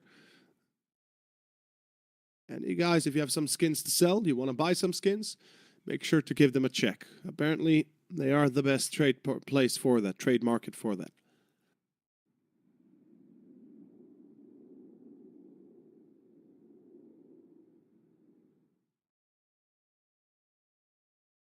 Yeah, Misuta's not having a great performance to kick off, but then again, he doesn't need to. He's got Haji and Kenny as both performing pretty well. On the other hand, we've got Ecstatic that are doing comparatively worse than the whole of Falcons right now individually. Kragen, the only one at 8 frags.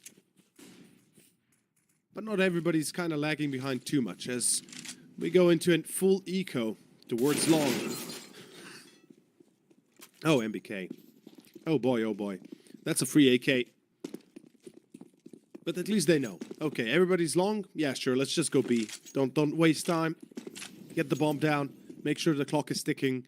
And the CTs don't have a chance to pull off a fast one. Or to pull a fast one, we should say.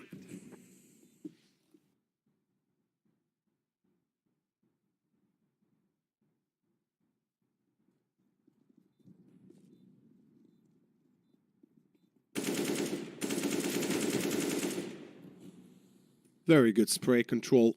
Python. So far, what I'm seeing from him is nothing but good stuff.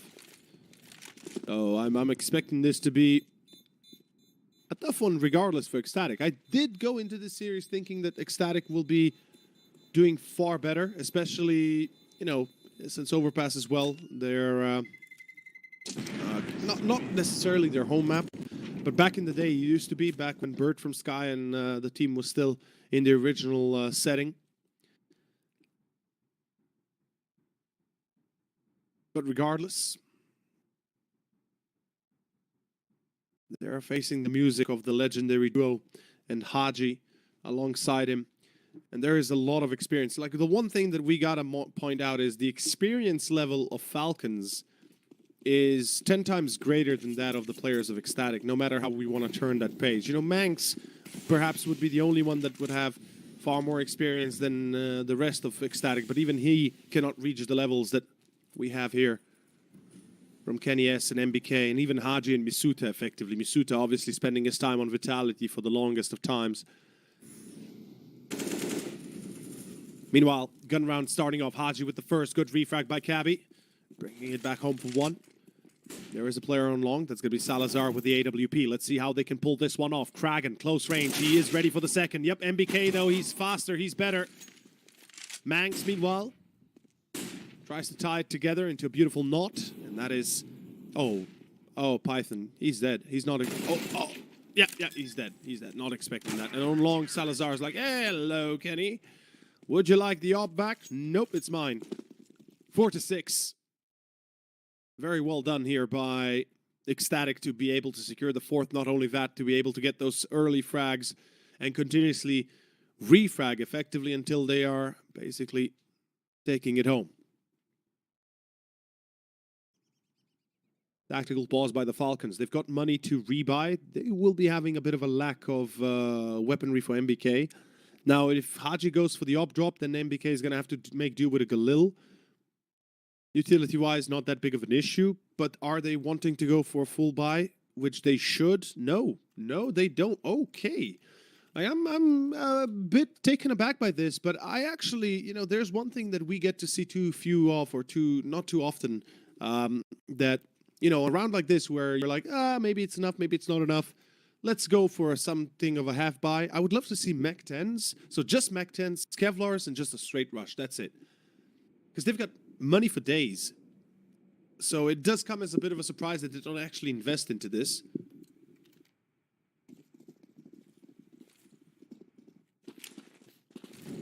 By the way, thank you for the nice words, chat. Very lovely to hear that. You've been great as well. In any case, here comes the push towards B. As I said, you go quick, you go hard. That's it. No stop. No chill. And Misuta first. Queenix, though, holding the line from Toxic. Kenny S replies. That's Kragan to fall, but it's a 3-on-3, and the lineup here will be too good. Falcons too spread out. There's one rule of thumb that I always kind of point out in CSGO. When you go for a rush, either everybody goes or nobody should go. And in this case, Falcons, they had two players pushing through Monster. One more afterwards, so a little bit late, and then two players through Short that were very late. And if they had all just timed it together to go through Short, through Monster at the same moment, I think the overall outcome would have been far different than what we see here as we go into round number 12, 6-5. So far, Falcons looking like they might be forced into a tie. Meanwhile, pop out for Kenny. Pop out for Salazar. Kragan, very aggressive here. I gotta say, by the way, I've seen Kragan on Masonic, and he was always doing very well. So I'm expecting him to perform even better here with a team like Ecstatic. And oh, that is a sexy peek by Cabby. Haji doesn't know what hit him as Python brings it back home. His programming language seems to be on point for this one.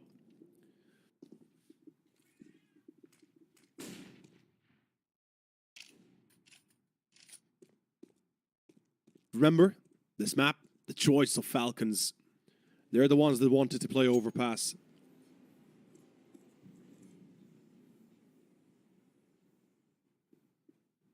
It seems like B will be another option here they choose. 50 seconds. Time is ticking. Molotov into Monster by Queenix, trying to show the fact that they are not going to be entering an empty site. The legendary Kenny S indeed here with the AWP, the legendary AWP with the Asimov. The magic stick, if you will. That's the name of his AWP. Oh, Cabby. Good nade on Python. And now all eyes on Falcons. Can they clear water without losing too many players? Kragan with the first. Kenny S replies. But it's not enough. It's not enough at all. 6-6, tied up, and ecstatic 3 survivors keep the majority of their economy alive, easily able to reinvest. Meanwhile, for the Falcons, their talents have been cut, and their economy had been cut short. The lifeline here for the D's is bomb plants. Not now, not ever.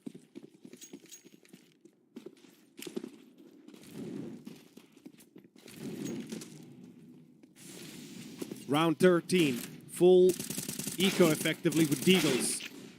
And okay. That's a nice shot by Misuta. As I said, individually he had been lacking when he was on Vitality. That's why he was replaced by Spinks. So hopefully he's going to pick up the slack here on Falcons, having a bit of an easier time. Playing against not the top tier of teams.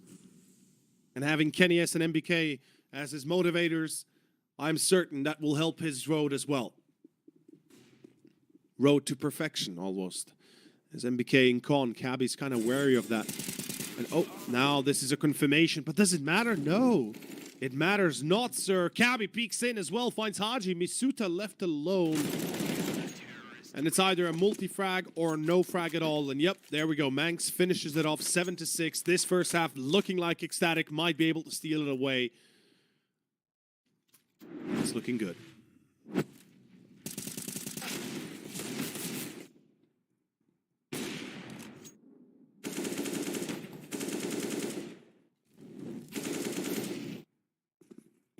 Thanks. Yeah, that was a good peek.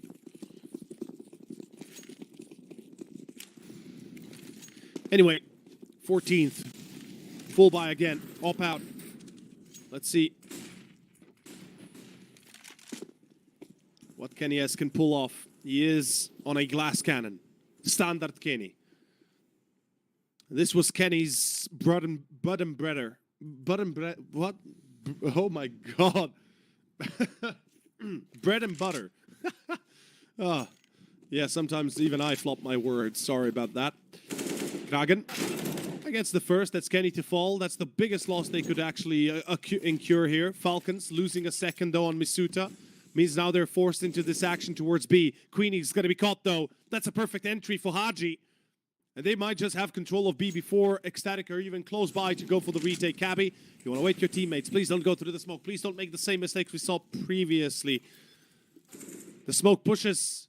Not going to work. I don't... like. Sorry, lads, but this is not something you want to do, especially not against Falcons. MBK is just too knowledgeable to let a smoke pass like that.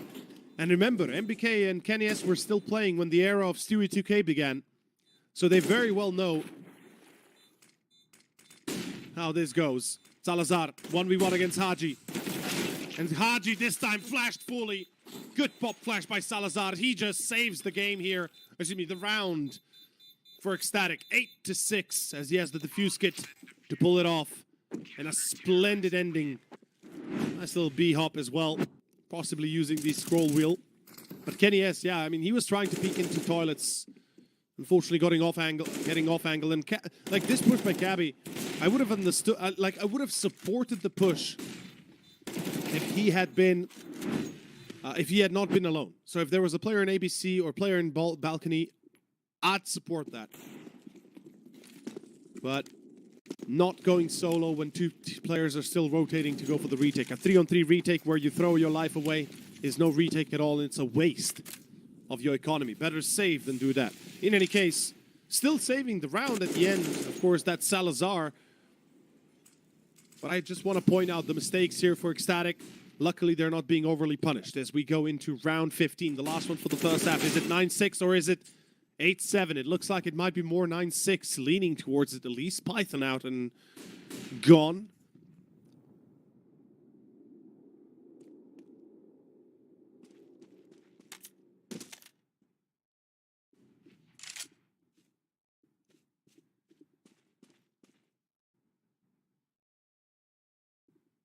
A very slow approach, though. A minute on the clock right now.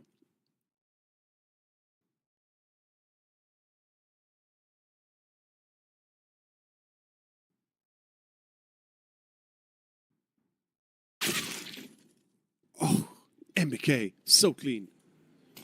You just hear the click, and oh, Cabby doesn't know where it hit him from. Here we go. 3v4 retake. Manx with the first good start. He stacked quite heavily, so his life is on the line here.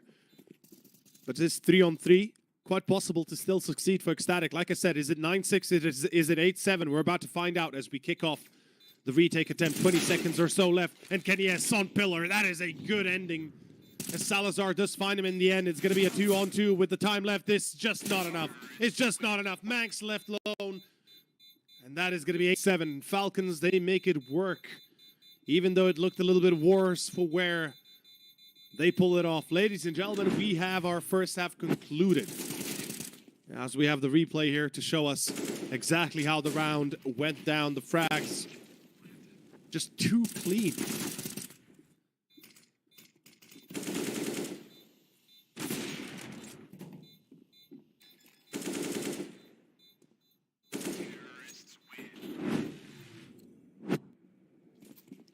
Here it goes. 8-7, second half. The French now on the CT side, their preferred one. The Gigin. Let's see if they can pull it off whilst Ecstatic, a full long take. Yep. Queenix is going to be holding connector, making sure no flanks happen. Meanwhile, 4 players just making a run for it.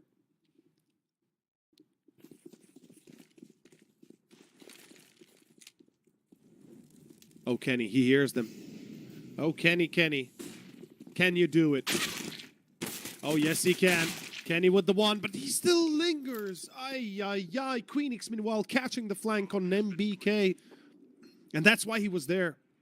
Ecstatic reading their opponent like butter and bread. Misuta, in the tea leaves, it was said that he would be the one chosen, but unfortunately here, it seems to be Haji, 1v3. No diffuse kit. Time is of the essence. 20 seconds or less. And okie dokes. Through the wall with a USB. Now that's something I have not seen in a very long time. 9-7. Falcons on a full eco. At least should be. I really hope they don't force. Because the French, like there was a period in CSGO where the French teams, especially like Titan, Envy, especially Envy actually, even LDLC most of the time, would force every single time on the CT side. And yeah, we'll see exactly that here as well, because, you know, who's surprised? But meta has changed so much, especially on a map like Overpass, that force buys here don't work as well as one would think. And I feel like this perhaps might be a bit of a mistake. Falcons are now giving Ecstatic at least 2 more rounds, especially if they lose this, then, you know, it is 2 rounds that they're going to be getting. Haji pulls out of Con. Mollies and nades, like Ecstatic. If there's one thing that Manx has taken from his previous in-game leader, Bird from Sky, is that they're very, very, very meticulous in their approach to rounds, especially against full forces or full force buys or ecos. They would use their utility every single time to basically clean those corners, make sure they have their flanks cleared, and then go into a push.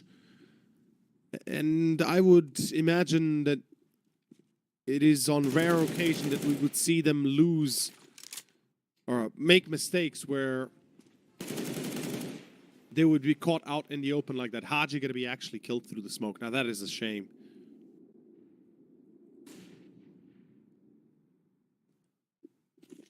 As the Falcons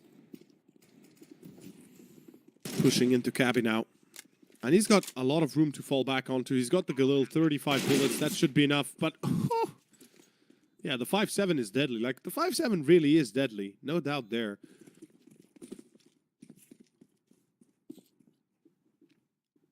The P250 would be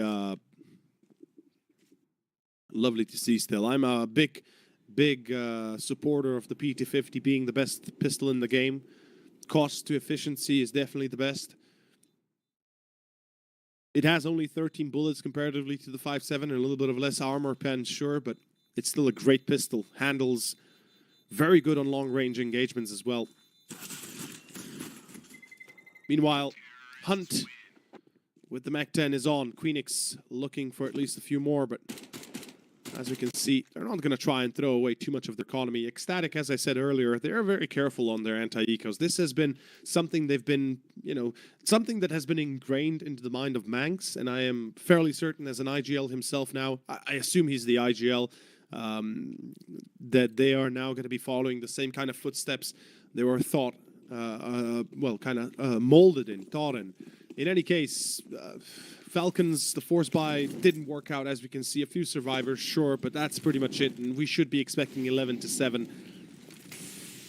And then the issue arises of, once we get to that gun round, if Falcons lose, we all know what that means, right? Meanwhile, 2 Mach-10s still in play for the Danes.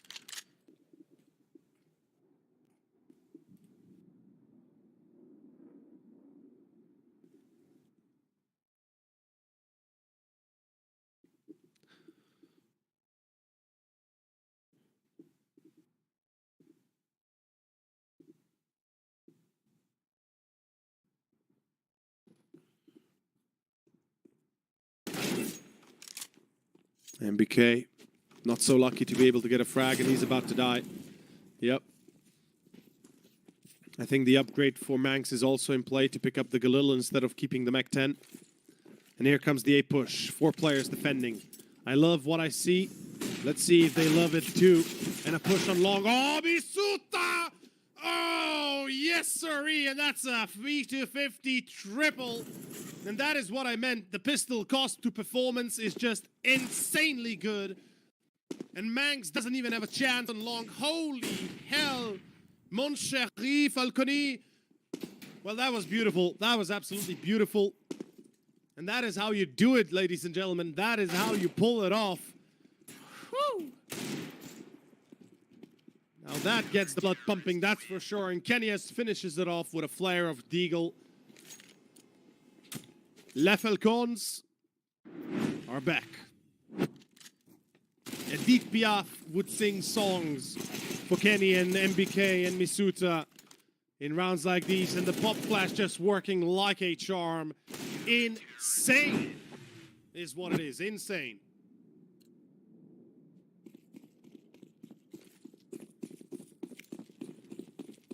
Round 19. As we kick it off with a gun round for the CTs. Mech-10 for what? Kraken, how the hell does he survive that?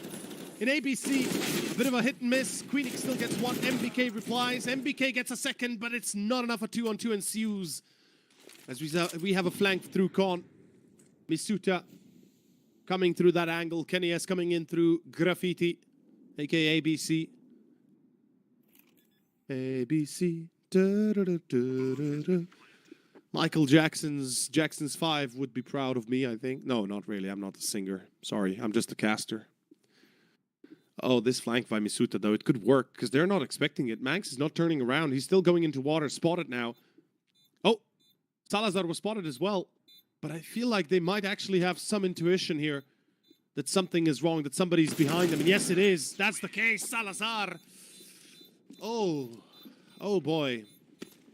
Now that's going to leave a bit of a lasting impact on the Falcons, though. Why lasting?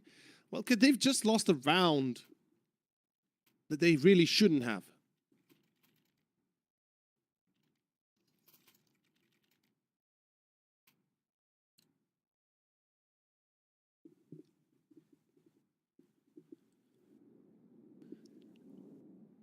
Attack pause by the Falcon.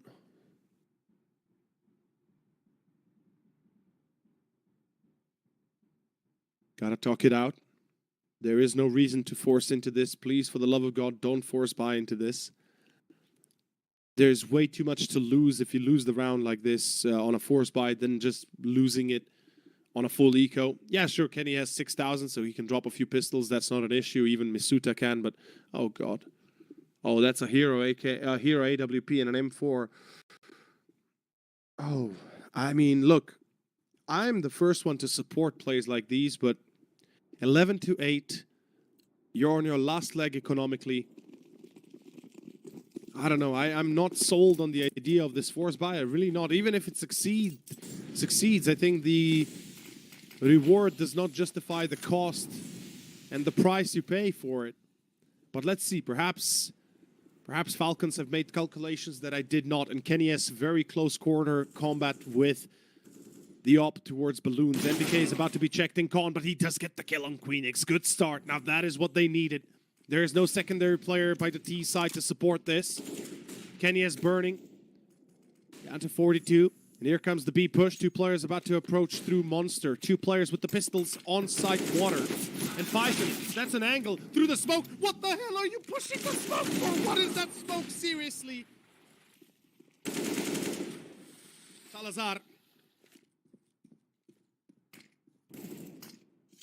Misuta challenges, gets the kill, and they will be outplaying them. Holy hell, what is this ecstatic? I mean, kudos, well done, Falcons. They really did the calculation properly, but it wasn't thanks to the op, it was thanks to the pistols, and it was thanks to the mistakes of ecstatic pushing through that smoke. Like, why in the love of God would you do that to yourself? You know that somebody's in water, the smoke pops and you just run through it? It's like, come on, get your head in the game and out of the sand. And whilst you guys might have some skins to buy or want to sell or want to trade, get a check of the Bitskins, another partner of ours that has been doing a splendid job at helping us maintain this tournament. And as I kind of went on a tangent in our first map today on that Mirage map, these kinds of tournaments are really good for the lower tiers because it gives them a reason to continue grinding. Not all players survive from CS. You gotta keep it real. Not everybody can live off of it. And if you have a chance to at least grind something, get some money alongside it, and then potentially make your journey to the top tiers, to the upper tiers, echelons of CS, this is the way to do it. And you get the experience of the competitive play as well in this kind of case. And I think that is very important to continuously maintain.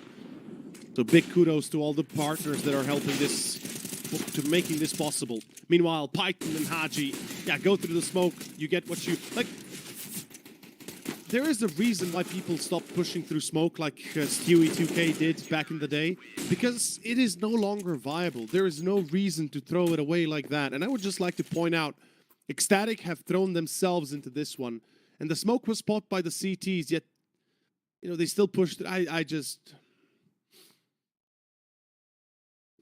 11-10. Sorry, I'm getting a little bit, it's getting a bit overboard here. I'll stop. In any case, full eco for the T's, Ecstatic.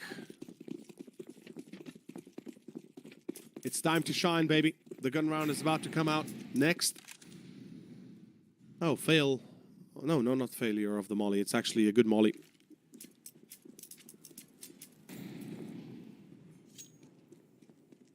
It prevents them from going to playground. Kenny checks the stairway, nobody speaking, and just pulls back immediately after.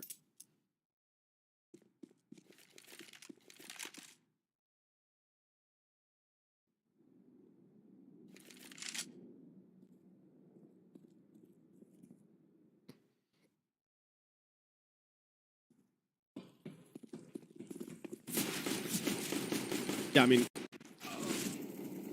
coach, I could be the coach, but I think I'd be too hot-headed for those kind of moments. I've had my fair share of plays as well. I've had my fair share of teams that I played with. And trust me when I say, these kind of moments are far more frequent than you would imagine. The lower you go, the worse it gets. But in any case, it's going to be 11-11. We are going to be going into round 23, and this is where all the music stops. And let's see who actually turns it back on. Is it the Falcons? Will they be ringing in their tone. The screech from afar. Or will it be ecstatic? Shouting from the ecstasy of victory. As we're about to see, Python falls. Good start for ecstatic. They kick it off again. A bit of a wall bank through short. Oh, Kragen. Good check. He has an angle through that smoke on Kenny S. That's a problem. Because now Falcons down 2 men. No reply, no map control. They've got Con, sure, that's it. But even in Con, misuta is in danger. And it's going to be all down to that early peak. Is it Haji? Is it misuta? Is it MBK? Who's going to get the early challenge?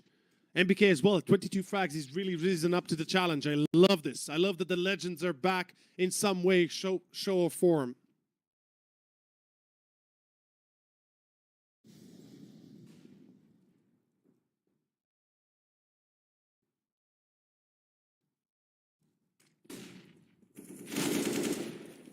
And MBK will be the one to find one, but Manx already shutting down Haji. That's an issue.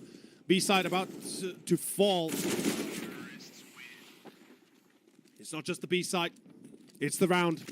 As it's 12-11, ecstatic, shouting at the top of their lungs. And I'd do the same if my lungs wouldn't be full of mucus. I'm still sick, almost a month now that I've been undergoing this slow recovery. So sometimes you'll hear me cough a little bit, you know, choke on my own spittle. So sorry about that, apologies. I'm a lot better than I was a week ago, but still recovering. In any case, Falcons are going to have to recover now because their money is about to be blown into the sky, and not in a good way. You know, when people are around armored truck, it goes up and everybody just starts grabbing cash. That's what's going to happen to Falcons. They're the armored car. And Ecstatic is going to be grabbing all the cash as we go into round 24. It's all eyes on Falcons. They lose this, it's 14-11. And then the comeback is going to have to be a very tough one. Well, it will be a very tough one. Not that it's going to have to be. That's a fact. It's going to be. Oh, Queenix. Queenix turns around, but misuta quicker. Lucky misuta here that he does not get caught because Queenix was almost ready for that engagement. If he had been angled on the position, or at least watching it, there's a good chance misuta falls. As we have a minute left on the clock. 60 seconds and let's go. Falcons, they're going to be defending B if they can. Python, oh, he misses. He misses the timing, Python. But lucky Haji, luckily, Haji is there. And voila, the French, they are not the armored truck. At least not the one that blows up. But you can see the APC right here. There's funny thing to anybody that doesn't know. On Overpass, there are ATMs on the side wall of the CT spawn. If you shoot the middle one, it actually starts throwing money out, just so you guys know.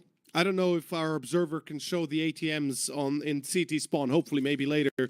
But if you shoot into it, money actually starts flowing. A shame you can't pick it up. You know, the CT certainly could use some of that. In any case, it's going to be pistols for Salazar, the rest with AKs, Kevlars. A limited scope of utility, so only a few a few grenades they have really use of.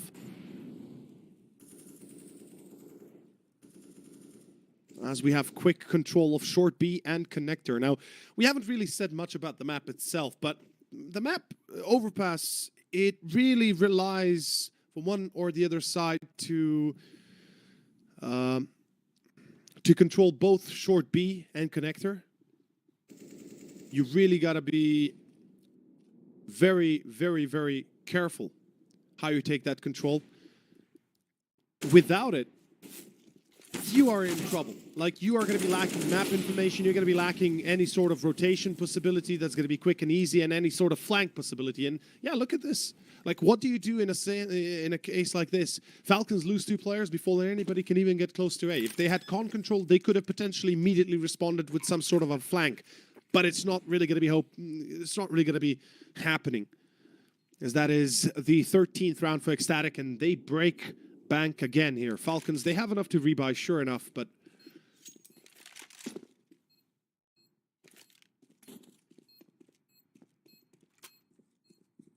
they're gonna have to be very careful. By the way, to everybody coming out on chat, in chat, welcome and welcome again. This is the second series of the day. This is another elimination, of course, between Ecstatic and Falcons. The loser goes home empty-handed. The winner continues on in the Swiss stage. They'll have to play 2 more days, tomorrow and the day after, so up until Wednesday, when they will be progressing either into the playoff stage or will be eliminated. Both of these 2 teams lost their respective best-of-3s to begin this tournament, and it wasn't a great thing as well. They weren't even close as much as one would think. 2-0 for both of these 2 teams for both of their best-of-3s. But there is a lot to be wanted here from one and the other side.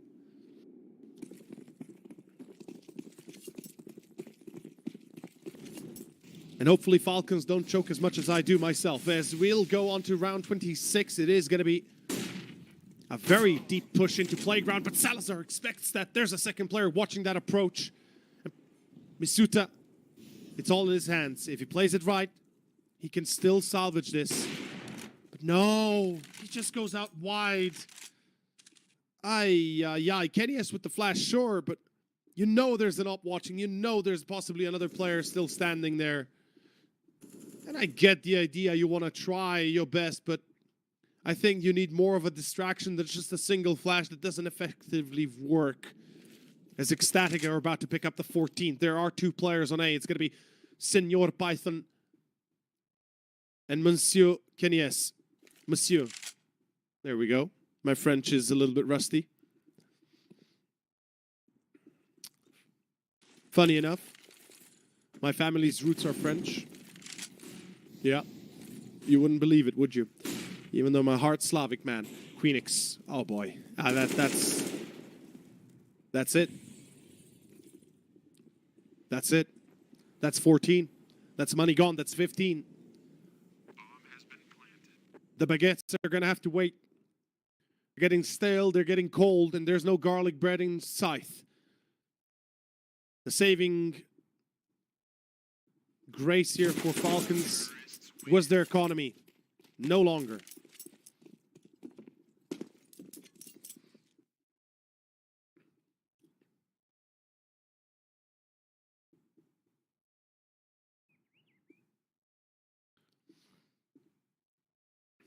Please don't force by.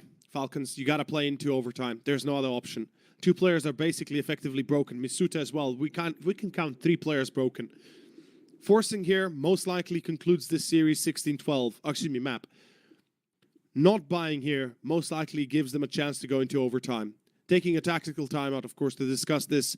And obviously, you know, they should go as they feel like. But you know, with the sight that we have, with the knowledge that we have, we know that they won't do much of a difference. Like the force buy here, even if they win it, it won't make much of a difference for Ecstatic if they lose. Their money is still good enough to be able to rebuy the next. And second of all, the Falcons are heavily dependent on an AWP and the utility. Without it, they are in trouble.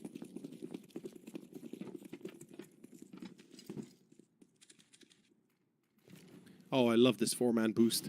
We don't get to see it very often these days, but it's nice to have it still.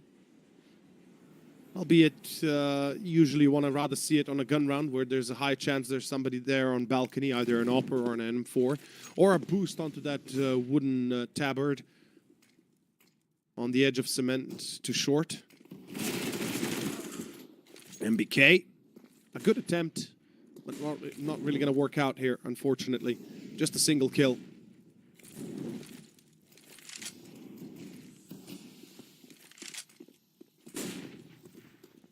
I think it would be prudent for Falcons to just try and get an exit frag if they can. Get a weapon if they can.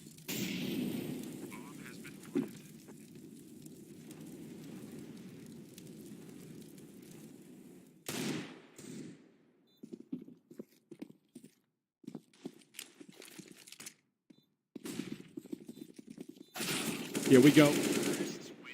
And here we don't go. Okay. 15-12. This is it. This is Falcons' last chance for Overpass, their own map choice. And of course, for you guys, it's not the last chance for Hellcase, if you want to check them out. We've got, of course, our partner Hellcase working with us. I believe there's a few special codes you can utilize if you do decide to do so. But again, as always, I say this, and I'll always say this, be smart about your money. Don't waste money if you don't have it. Rather buy food, rather pay for groceries or otherwise rent and stuff and bills. Or have a good time with your girlfriend or boyfriend. Or take out your, friends out for a drink, rather. So be smart about this. Because I've seen one too many people lose money, mainly me. Back in the day, of course, that would be. Oh boy, skins were truly a marvel back in the day. If I'd only known, I'd probably be a millionaire by now. In any case, 15-12, 28th round. And Falcons, they've got to hold on. 3 rounds. That's what they got to hold on to. Python supported by Haji, and Haji will get the first. That's a good start. Manx again going through the smoke. Once again, we see the same approach as before. Truly, I will never... okay, I get it. T-side, you want to try your chance. You want to try your luck. If you can get maybe the drop on the CTs, not watching, not being too careful about it. MBK, good flank. Oh, Salazar, what a quick shot. Oh, 2v2. Kenny S. Is he pursuing this? Yes, he is. Look at Salazar. Lovely KC skills. But unfortunately, he's got in the corner. Kenny S is ready. Misuta as well. And Falcons, they will get it. They will secure themselves another round. 2 more to go. Money there for days for Ecstatic. It's like playing overtime. More than enough money. By the way, to anybody that cares, overtime should be $10,000, period. That's it. Not 12.5, not 16, $10,000 in overtime should be the maximum amount of money you get. So we don't see that op spam. In any case, 15-13, and we go into another buy round. The T's have more than enough for the next, well, let's say enough to buy in. Maybe not the best buy-in, but more than enough to get it done. Con control going to be contested by MBK. He's alone. I'm not really sold on this alone play, but he is supported by Misuta through toilets, so there is a lot to be wanted from this. Oh, MBK, he now knows where one is, and he's going to push out, but he goes a little bit too deep. A 4v4 setup as we go into potentially under A play. One would hope.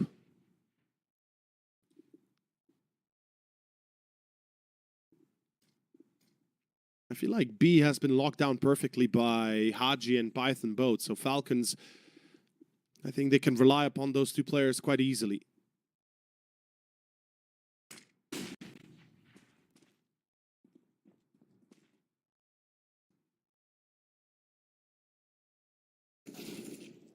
Oh, Suta. Okay. He goes for a little bit of a sneak peek. Gets one. Unfortunately, he gets immediately caught in between.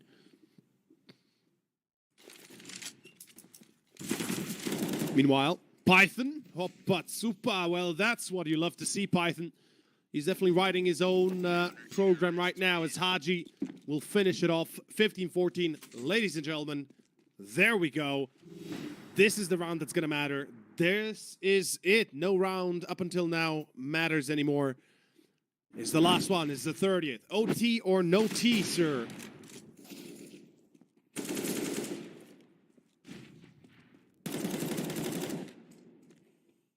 And like I said, I feel like Haji and Python have B on lockdown way too well, way too good. Like it's way too much for them to be able to handle it.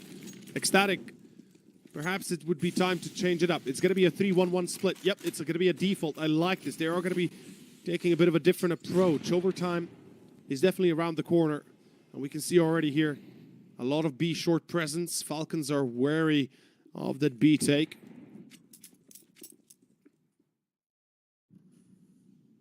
And again, seems like it's going to be a B take. Oh boy, where's the sell point? Like, look, there's a bit of a rule of thumb. I'm not going to lie. Usually, if you want to go B, you got to clear out con and short B, so the CTs don't have the info about it. Because now the CTs are pretty much, like, they're pretty much certain what's happening here. Yeah, they get Cabby for free, and now it's like, okay, where's the rest of the team? There's nobody long, there's nobody short. Yeah, they're most likely going B. Now, again, Ecstatic do get onto site because it's free. Haji and Python pretty much left it up.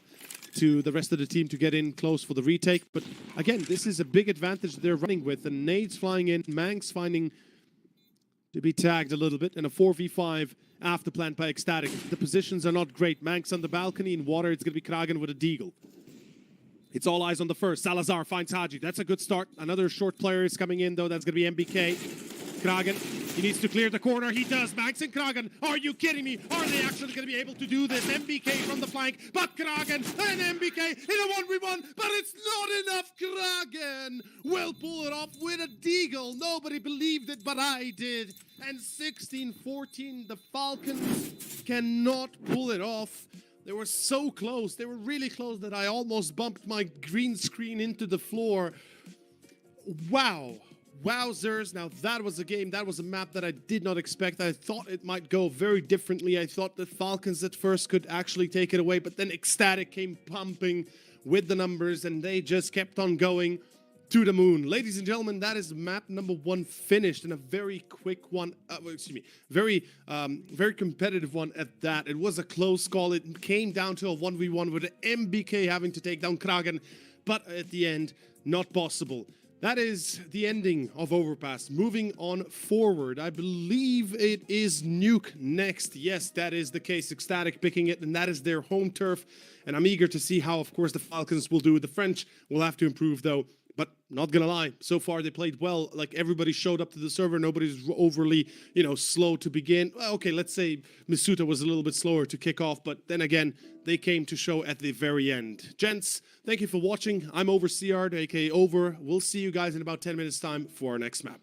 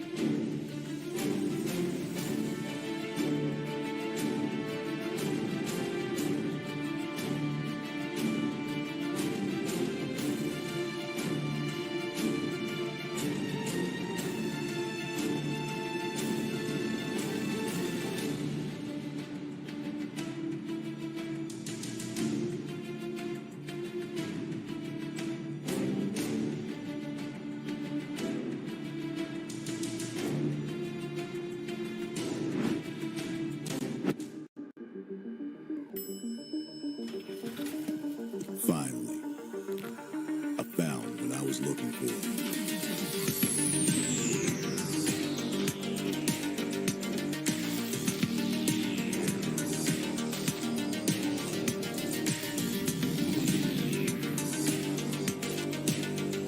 Now that my search is over, it's gonna be a tough choice. But fortunately, no need to choose when you can just have them all. Buy and sell skins on bitskins.com. Your one-stop shop for all CSGO skins. Win up to $1 million with your CSGO esports predictions. Simply guess the kill scores of the 10 players in a CSGO match. The more you guess correctly, the bigger the prize. You'll need at least 2 correct predictions to win a prize. Guess all 10 correct and win $1 million. Experience the exciting new way to add a little prosperity when watching esports tournaments. And register now to receive a free entry ticket upon sign-up. Predict kills, win millions, prosper. Are you sick of just opening cases? Join the events. At each event, you can find special cases from which tokens fall. Tokens are your ticket into a world of unique awards. For tokens, you can buy a skin, premium, or special balance. Try your luck in the skin generator. Also, you can leave your tokens at the token vault. And the more tokens you keep, the better skin you'll get. Add variety to opening cases with Hellcase.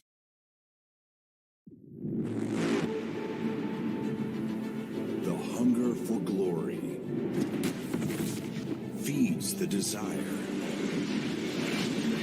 the courage to look for a challenge, to feed your ambitions.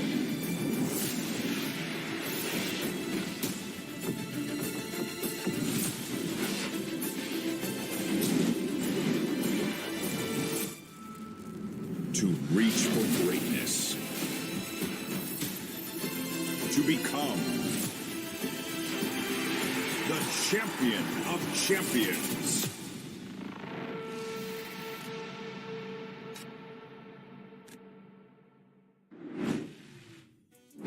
And we're back, everybody, ready for our next map in this best of 3 elimination series, of course, at the CCT North European Tournament. My name's Over, joined by nobody today but myself and my beautiful voice. I hope you guys have enjoyed it so far, because we've got at least one more map coming up, and that is going to be, of course, Nuke, next coming up from Ecstatic. And this has been a bit of a blow to the side of Falcons. Of course, the French team had almost had the overtime in their hands. They've left B-side wide open alone on the last round, on the 30th round. They couldn't pull it into overtime, and now they're paying the price for that, and that is Nuke. We start off our second map here with Ecstatic on the T side, and of course Falcons on the CT. We've got dual Berettas for Python, we've got a nade and a flash for Haji, and start here to begin on the outside. A little bit of presence being made by the CTs as well as the Ts. Kenyes through the smoke even on Salazar. Phoenix just goes and KZ's into sight. Okay, Python and Haji though reply, and well, the French, they've got themselves a W on their hands almost securely here. Smanx, no Kevlar, no hope. Or so it seems. But surely. Yeah, there we go. For a second there I was like, wait a minute. Maybe things go wrong, they go awry, but no, not gonna happen. And to anybody just tuning in right now, perhaps waiting for the next match, it will come right after this game. Do not worry. The next match, of course, being Ago versus ECLOT. Dynamo ECLOT, more exactly. Well, now it's just ECLOT, I guess. And that's going to be a fun series as well. I think ECLOT are definitely in for a tough match, though. Something that they might not be ready for. In any case, it is going to be our second round and an eco for Ecstatic. They are playing their home turf map, as I said earlier. They are very well versed for Nuke. Statistically speaking, they are doing far better than that of the Falcons. But you never know what the Falcons might have in store. Even Overpass was a little bit wonky-blonky. We can say that for certain. They've got 6 maps played here with 17% win rate, whilst 9 maps for Ecstatic and 67% win rate. So that is, you know, statistically, Ecstatic is quite ahead. In any case, a few FAMAS, well, actually 2 FAMASs, 2 MP9s, and a scout on Kenny S. The legendary Kenny S and MBK. Having Misuta and Haji and Python to support them in their road to potential glory once more. But this road could be cut short if they do lose this series. Remember, this is elimination. They are going home if they lose. Likewise for Ecstatic. There is no more second chances after this. You cannot afford to lose this series. In any case, 2-0 starting off for Falcons. Very well set here at the Cedar Creek nuclear facility. Nuclear power plant, if you will. It is looking quite solid. The Eco, I mean, not really much to be said. They got 1 kill, which isn't bad, but that's pretty much all there is to it. In any case, round 3, AKs are now out and about. We've got a Galil for Manx. And is Kenny playing with a Deagle? Yes, he is. Kenny's legitimately playing with a Deagle. I kind of like this, but also I'm kind of worried because the Deagle is, whilst a great pistol at range and, you know, getting those headshots in, not a great pistol for stopping hard pushes. And there's a trophy being pushed by Misuta, and this time perhaps a little bit too eager. Kenny is going to be waiting in line right behind Misuta, and does he? Oh, he takes the.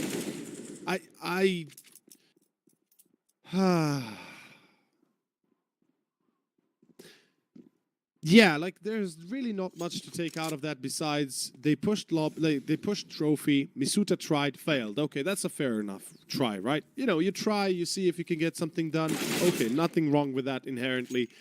The thing is, right after, you know, your teammate does the same and equally it fails, Haji gets caught then in between and MBK is left alone. That's the one thing that I'm a little bit worried about. These kind of attempts. You know this is the gun round. You know they're probably going to be looking at lobby in some degree. And yes, you're counting on the fact that perhaps you get lucky. Perhaps you get that easy shot off and potentially get a free kill to fall back to. But just doesn't feel like the right timing for it, at least. You know, very early in the round.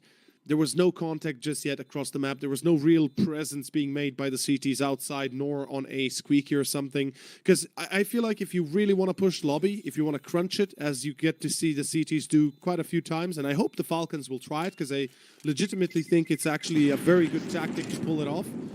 You want to have somebody from Squeaky or from Pop as well, or aka Hut, do it, because otherwise... yeah, it's unlikely that you're ever going to do much of anything unless you have an op and you walk into the corner with the op and then get the kill for free very quickly. In any case, fair enough. 2-1. Ecstatic are ready and they get the first round. And of course, ready for you guys is Hellcase. Make sure to give them a look. Our partner here in the tournament. Of course, the code CCT for some extra bonuses or something like that. Make sure to give them a look-see. In any case... take a look here at our 4th round. We've got an op out for Kenny. We've got AKs and M4s in the lot. But look at this quick push towards A. I kind of like the idea of this, as MBK gets caught through the smoke as well. And this is how it looks when you do it correctly. Ecstatic are like, yeah, you want to hold A? Let's see how you hold it, buddy. As they literally just run out of Hut. 2 players at the time. And I believe there was one more through Squeaky that came in.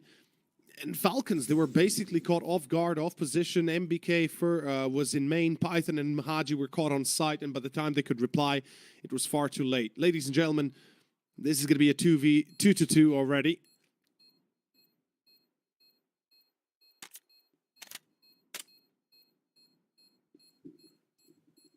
And there's not really much the Falcons can do about it. Save the op as Glass Cannon, Kenny S.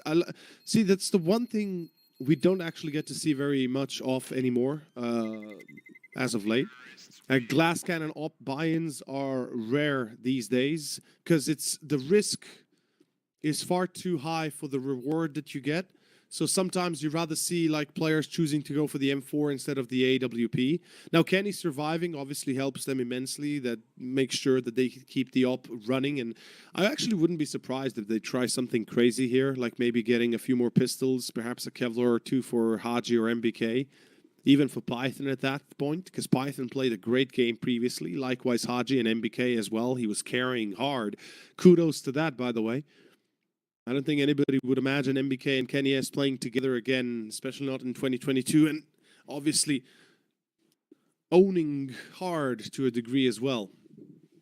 But attack balls by Falcons to discuss this. And I believe they've come to the conclusion, don't force, don't buy in, don't do anything with the money, keep it, we'll buy next. It is what it is. You can't get the op if you lose, but maybe we can win with the op and the M4 that we have. And that's it.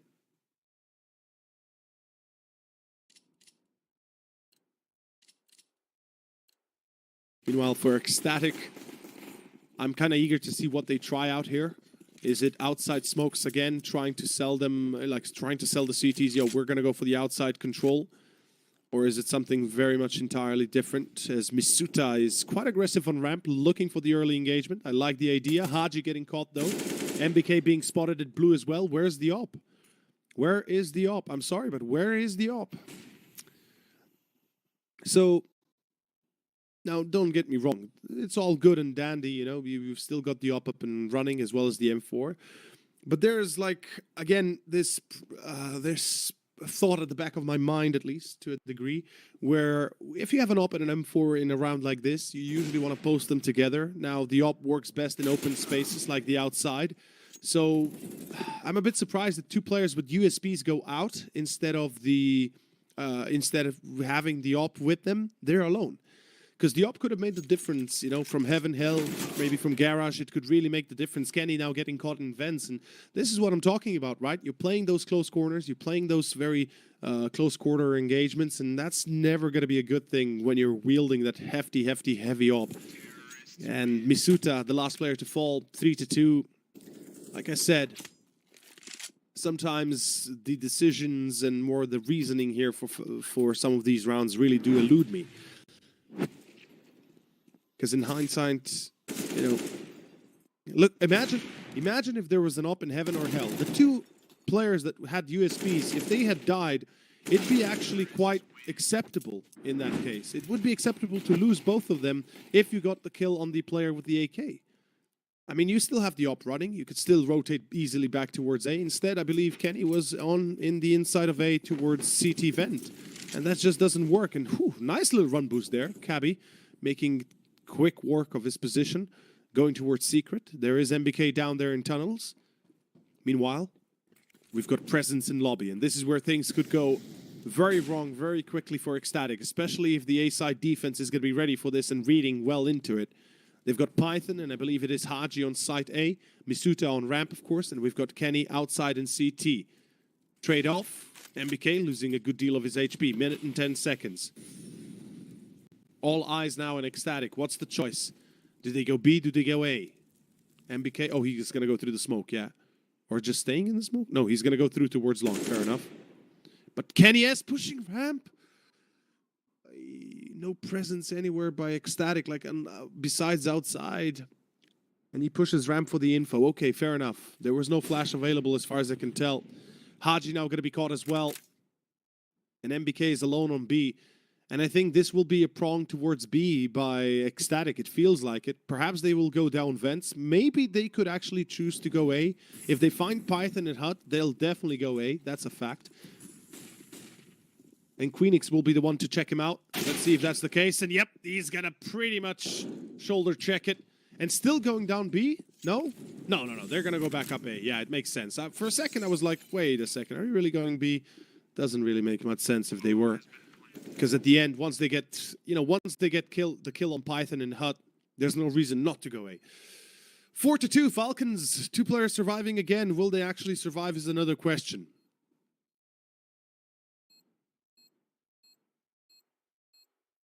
And let's see if that's indeed the case.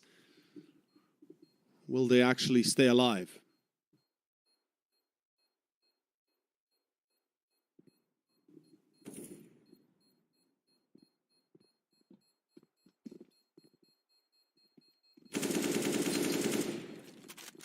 Well, Misuta certainly won't. And MBK is left on ramp. Oh, he's hiding behind the box. Oh, Misuta, with him falling, so does MBK. Oh, boy. Yeah, that's going to leave a bit of a lasting mark. That's 5-2, unless the eco is going to be 1. But that is highly unlikely. Ecstatic feel like home on Nuke, and I'm fairly certain they're ready to deal with any sort of treachery that their opponents might be trying. I just want to touch upon the subject of that op and M4 they had on the eco. Like, they really could have utilized it far better than they did, and I think the outcome of the rounds would have been far different. So hopefully we'll see that in the future. As Falcons go for the outside, full 5. Are they going to be going in towards red and blue, or is it just main? Yeah, it seems like they're just going to be staying to main. Okay, Cabby. He does get only 2. But as you can see, Ecstatic just pretty much going in towards B itself through ramp. Again, I understand the aggression from the Falcon side on the gun rounds. You know, you need that info. But there are ways to deal with that a little bit differently than they usually go about it. Especially in Overpass, we saw quite a few times where there would be single players. Even, don't get me wrong, even Ecstatic have the same issue. Like Iceberg, excuse me, not Iceberg. Manx, like he pushed Monster like twice or 3 times through the smoke to try and get that info and try and get that kill. On the T side, it makes a lot of sense. On the CT, not as much. So you really have to have a good plan on the CT side if you try and do something like that. Meanwhile, this is round 5 for Ecstatic confirmed. There is no doubt anymore there in my mind.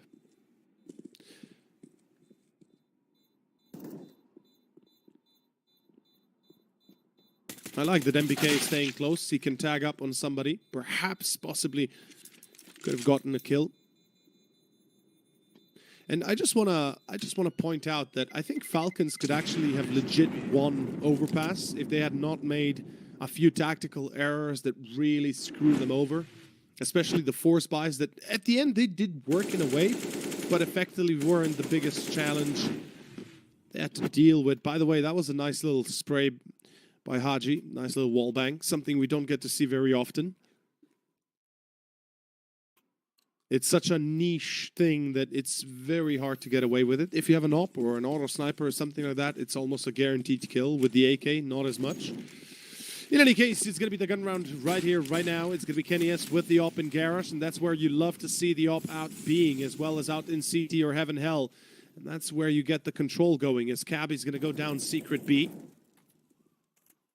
13,000 for Queenix, 11,000 for Manx. 10,000 for Cabby, 10,000 for Salazar when it comes to the bank. That's an issue in itself. MBK. Oh, no. MBK actually spots Cabby before he spots him, but the reaction from Cabby is insanely good. And Ecstatic, they've already taken pretty much B control. If Misuta falls, that's pretty much it. And Misuta needs a double. He will get a double for his trouble. There's a second player on ramp, but Salazar, quick on the reaction, 2v2. And the bomb should be planted soon enough here. Although Kragen... Oh, Kragen, what a... Oh, no, what a whiff by Kragen. And Salazar throws them all into vents. Needs to plant the bomb immediately, as the CTs are going to be going for this retake through short, most likely. I would assume as much. Salazar, 1v1. And Salazar again. This guy is making it happen. A 1v2 clutch, effectively a 1v3. What the hell? I mean, after Kragen whiffed his chance so badly, I don't know if no, we don't see it from his perspective, but that was really bad. Salazar pulls it off. And, oh boy, this guy. All I'll say, well played, kudos, and congrats, mate. That was amazing to watch. As Ecstatic are saved by the bell, their second timeout already for the Falcons, as they'll have to take a bit of a timeout here to discuss what the hell just happened. How the hell did they get out of this one? And do I see this correctly? It's going to be Glass Cannon again for Kenny S.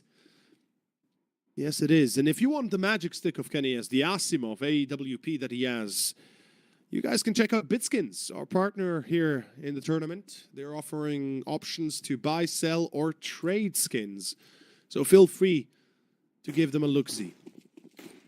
Meanwhile, Ecstatic feeling liberated by the victory. I can guarantee you that much. Look at the amount of money. It's round 9, and they've got 10k in the bank. That should be illegal to a degree. And oh god, is this a straight A push? Yes, it is, sir. What the hell? Where's the op now? Well, the op does come out in play. It's going to be Kenny S through ramp that tries to get the angle, gets the first, but is it enough? The answer is no, not even close. Kenny should be looking to save already. He's already pulling into CT base, and are they actually going to hunt him down? That's a different question. They do know the op has been bought, and I wouldn't be surprised if at least one of the players of Ecstatic is looking for that shot to get the op out of the hands of Kenny. Because it does make the difference, right? The op does make the big difference for Falcons. MBK. Oh, his timing might just be off. Yep. Unfortunately, his timing is completely off. And now Kenny S, he's in CT, and I'm not sure they're going to be really hunting that. Nope, nope, nope. They're going the other way. Oh, boy. After Salazar's clutch, it seems like Falcons have been thrown into the mix again. Into the mixer, more specifically, I should say.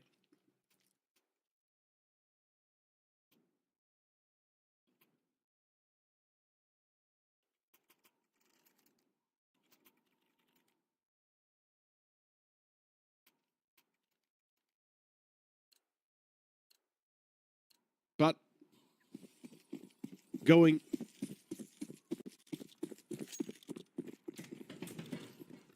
into round 10.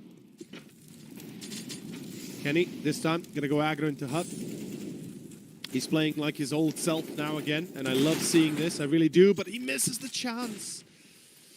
Kragen was expecting something like that. It seems like they're really reading well into the game sense of Falcons. They're really well aware of what they might be doing as Salazar finds MBK. And inherently, I like that Falcons are trying here with these kind of plays. Would have loved to see some more presence by the other side of the CTs as well. Like maybe a little bit of push in towards Squeaky, likewise next to the challenge of Hut. And this is where perhaps the push through ramp would have come in beautifully likewise. But that op is out of the hands of Falcons. 3 players are alive that are pretty much looking to save already. There is no doubt there. No point in trying this retake. It's a 3v5 and you're just going to be losing more and more. Although Python could... No. He's already pulling back into Secret Stairway. Yeah, Falcons have realized, you know what? Let's not lose our wings. Let's not get clipped here.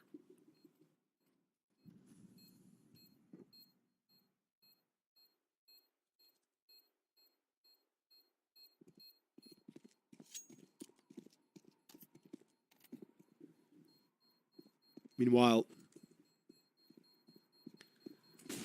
8th rounds already for Ecstatic. I mean, it's hard to justify those aggressive moves when it's not working at all. Like every single round ends in the same mannerism, and that is what I'm kind of, concerned about. It's the fact that at one point you got to realize, okay, aggression doesn't work. Well, we got to change it up. Perhaps we should play a bit more passively. Perhaps we should just look to be a bit more focused on a single position, be it outside, be it inside lobby push. Whatever you do, you got to focus now. Because Falcons, they're all over the place. They're trying their best, and I respect that, but it is not enough. Meanwhile, Ecstatic, I mean, they're reading them pretty much like an open book, Manx is. They're getting themselves easy frags every single round, and we see now a lot of utility being thrown towards A. It does feel like this is going to be a take for the A site once more. No outside control. Smokes have been deployed, so the CTs are currently asking themselves, okay, have they gone secret? Have they gone towards main? What is the deal? What is the plan? Kenny waiting in purgatory. Watching the outside, as one would expect. Molotov from Hut. Haji burning Queenix. Here's that Queenix with a double Kenny in heaven. He does get at least one. A 3-on-3 as MBK gets the second. Smoke for that retake, enabling the actual success for Falcons. But, oh, MBK shooting a little bit too quickly. Revealing himself in that position. Kenny S in heaven. And Kenny cannot allow himself to be caught. Because then MBK is pretty much dead in the water. He can't get out of vents without being absolutely smashed to bits and pieces. Kenny finds Cabby. Good start. It's all or nothing now as Salazar finds one. And MBK is like, yeah, buddy. Oh, Salazar switches to the AK. It's a timing here, perfect. And as I said, as soon as Kenny dies, MBK can say goodbye and... Oh...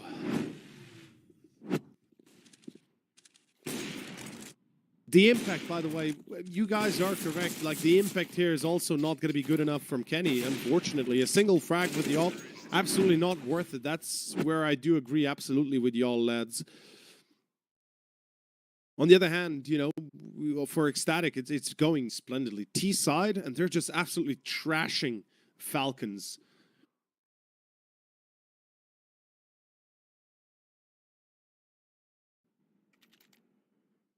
Ecstatic might just absolutely pull a fast one over Falcons. Tactical time out here for the French. They're discussing it again. What the hell should they be doing? MBK goes in with the M4 by... I've said this time and time again. Sure enough, loss bonus, you know, it's at maximum now, so it doesn't really matter. He's going to be able to buy regardless the next. It's just... let's hope they utilize it in a way that will help them rather than just give them a chance of a single frag and then lose that weapon. Because that's what was happening. That's what's been happening for the most part. As we go into round number 12. And this is looking very convincing from the Ecstatic side. 5-7s, dangerous weapons to be utilizing at this close quarter combat. Very difficult to handle these angles. Queenix still gets only the one. That might not be enough. It's a 2v3, but it's a 2-on-2 as Queenix cleans the house. And there's a good chance this could still work out. He sees one. He's going to line it up through the smoke. Oh, man. I like the idea here from Kenny. It's a shame that MBK just didn't follow up with him as well. Either you go both together or you don't go at all. MBK now left alone. No defuse kit. He's got a smoke, sure enough. But it's Queenix and Salazar he's facing, and Salazar has been on point all game long, all series long. Same for Queenix, effectively. He's been very good, and right now at 15 frags, he's looking for an ace. And I think he's going to be given it if MBK doesn't get killed by Salazar. Oh, hold up. Thanks.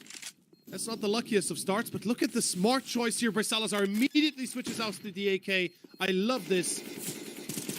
But no time. Doesn't matter if MBK gets the kill. No time regardless. Oh boy. Oh boy, oh boy. 10-2. And it's just... they're coming down in flames, boys. That's what it is. The 5-7 really could have worked out. Perhaps a second player there would have made the difference. Unfortunately, at the end, just not enough. An MBK, a nice attempt.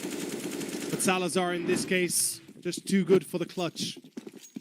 He clutched the series on, well, the map on Overpass, and quite a few rounds in between. And now he seems to be doing the same as well on Nuke. 12-4 for his KD, 15-5 for Queenix, both 3-0 KD. That is insane. In 13 rounds to have that much of an advantage, it's just out of this world right now. It's going to be Python playing from Hut. We've got Haji in heaven. Perhaps on site, if I'm seeing that correctly. Yeah, he's on site, actually. Meanwhile, Kragen. Oh, I think he might have heard somebody in secret. He's going to be on the hunt. And that's going to be MBK that's going to be in trouble. Because you can see Kragen approaching that. Yeah, now he knows. He's going to go straight for the kill. Yep, easy as that. And Cabby, while tagged, he's still alive. That's what matters. Falcons, again, same principle approach. You want to go outside control? Absolutely, you should go for it. Just get more players on spot. But Kenny, finally, we have Kenny with a double here. Getting that up to work and utilize its firepower. Haji pushing Hut, and Manx doesn't seem to be expecting that. Nope. Haji, good shot. As the C4 is lost. The lineup here for Kragen not going to work. Down to Cabby it is, and this should be the third round for Falcons, as they will keep 4 players alive. As Kenny shuts down 2 on ramp. Very well done. Would love to see that replay from Kenny's perspective again. Of course, this is Kragan first and foremost, finding NBK outside, but look at Kenny. He just gets easy shots in. Simple and clean. Meanwhile, Manx.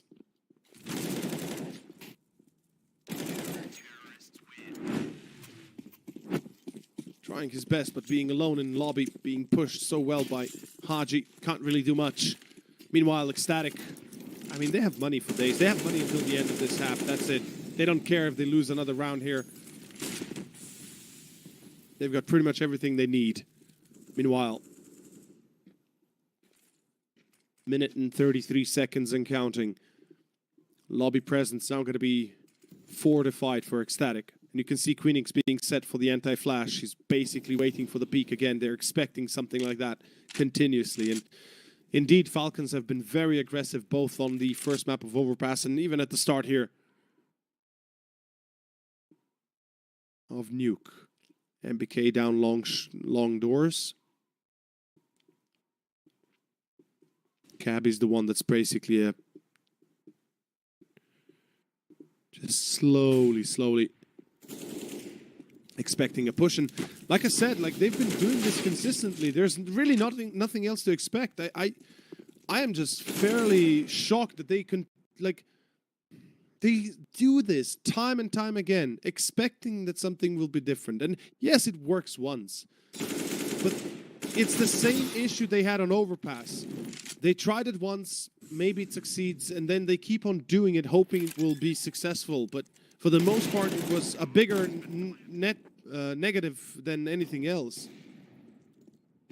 Like, there was no net positive from it. And same here on Nuke. So many times they've tried it already, and it still hasn't succeeded. The previous round, I think, was more of a fluke than a reason that, oh, yeah, now you win. You know, yeah, you tried it once, it succeeds. But you've tried it 5 times before that, and it didn't. And look at where it brought you. 11-3. It looks like it could be 12-3. Money for MBK and Haji is pretty much on the down low. This is last chance saloon for an 11-4 half. Meanwhile, don't worry about that Bitskins chance. Absolutely go check them out. Another partner of ours that we've been working with all season long. Very kind of them to enable, of course, these tournaments. Meanwhile, Python, yeah, checks and goes back. This is how you do it. You check, you go back. That's it. You don't overextend your welcome. Python, I like what he did here. I believe there was a flash involved. He goes to check it, sees nobody there, and does not pursue it further. And that's exactly how I'd imagine going. Kenny S on a glass cannon, though.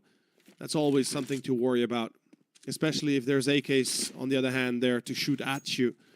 And Kenny missing one of the shots already. I believe a second one potentially as well. He's burning hard. Minute on the clock, and yeah, like... Oh god, this is just a disaster. This is a pure-on disaster. Oh boy. Haji, ace, clutch, or bust. It wouldn't be the first time we see him ace, but not today, I think. Yep, Queenix cleans it up, 12-3. The first half is gone. And what else can we say besides this is a perfect start to their map pick. I mean, they get 10 rounds in a row. Yes, lose one in between, but they get 2 more afterwards. 17 frags for Queenix. Salazar still at 12, but who cares? This is the best possible thing that could have happened to them. T side, 12 rounds on Nuke, now switching to the CT side.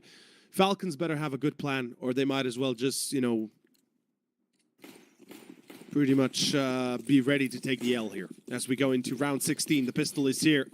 We've got a smoke, nade, flash. We've got a little bit of firepower on the side of Falcons. On the other hand, dual Berettas for Ecstatic. Python trying to bait the shots, trying to bait the reaction from the CTs. Misuta, good shots. And this pistol is a must. Falcons cannot afford to lose it, and that's a fact. Oh, look at the push behind them. Oh, Salazar. Never mind. Kenny S. Jump shot. That's the Kenny we know. Finally, some success. Manx. He's in danger of dying, and I think he's already pretty much half dead here already. Yep, there we go. Python cleans out the house. Queenix and Cabby left, and towards B we go. Maybe going back towards A, actually. They still got lobby. Excuse me, ramp. They could still stick towards the A side.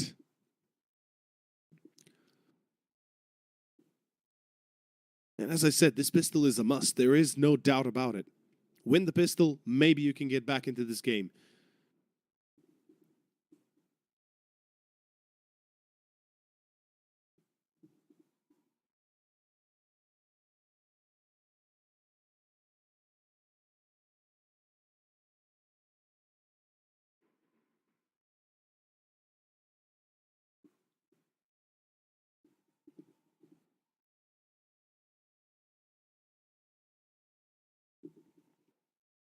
"20 seconds. And the info is now given. A play. Both CTs most likely going through garage main. That makes sense.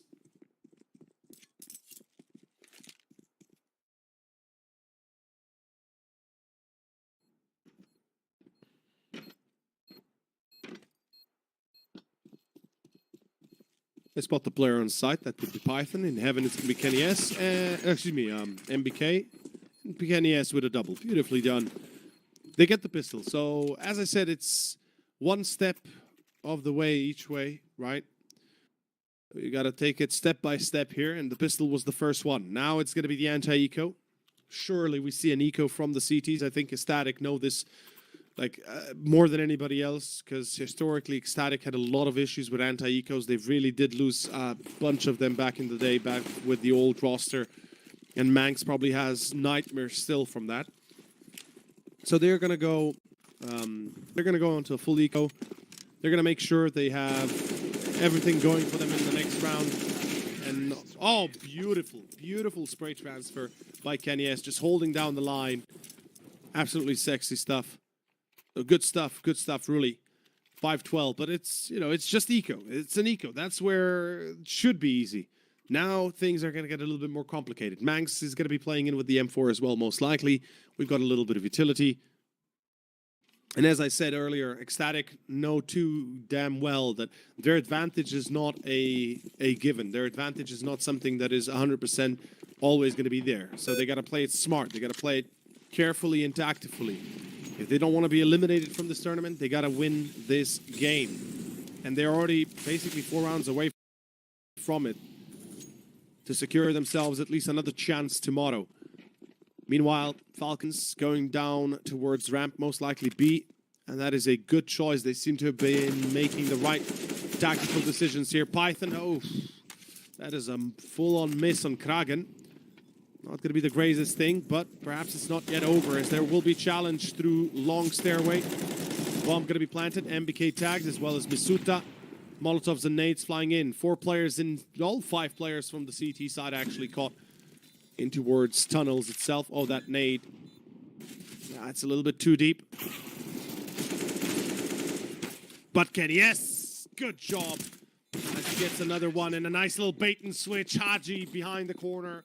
Perfectly done. So Falcons, they made the right decision here. Fast and easy. Fast and simple, more specifically. 20 frags for Kenny. He is really carrying hard right now. He's mad that they've lost map 1 after that devastating blow. They are now deciding to win this one. Let's see if it's possible. Zonix Law comes into mind, absolutely, but let's see if it actually goes through here, as we have pistols and Kevlar. A few upgraded pistols. Ecstatic deciding that they'll be trying a little bit harder now.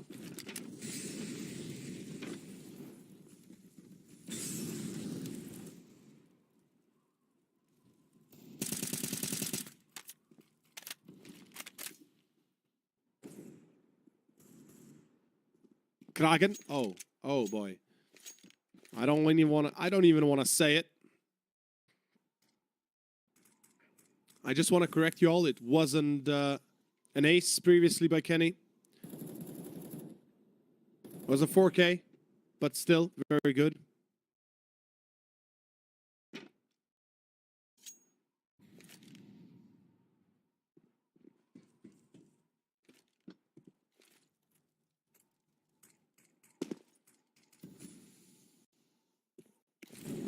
Slow approach by Falcons.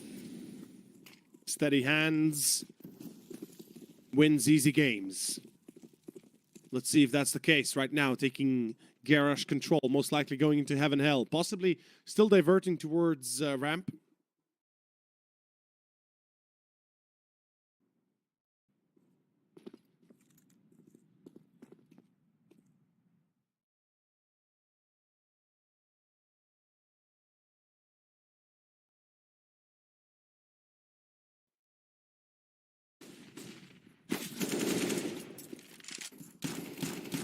Yes, Misuta. There we go. Queenix replies. Still not the end of the line here.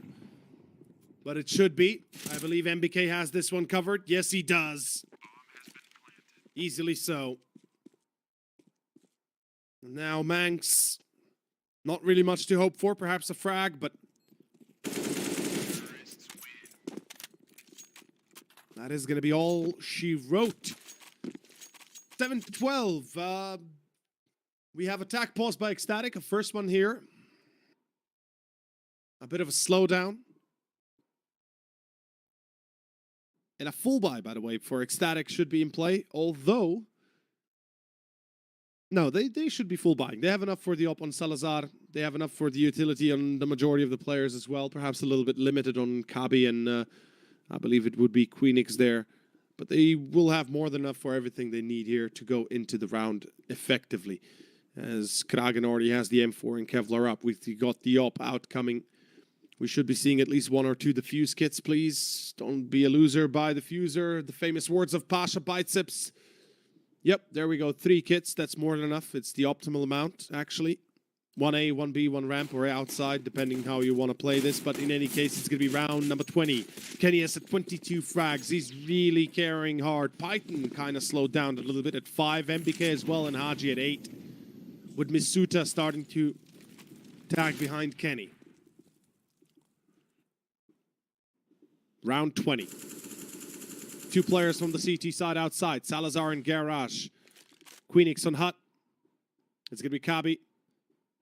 Playing for the day control of most likely Squeaky. And this looks like a fake A take. Yep, it's a fake A. On ramp, it's going to be Manx trying to control this, and Manx only gets the one. That's not going to be enough. That's actually a very good position for Falcons to still play with, especially with MBK outside alongside Python. They could make this happen at all. Python, sexy shots.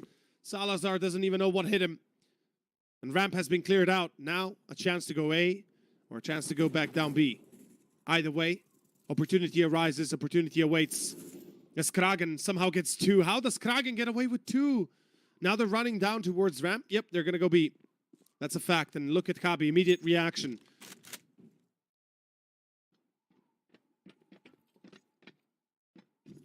"30 seconds. He hears them. He knows them. He's now well aware of where they are.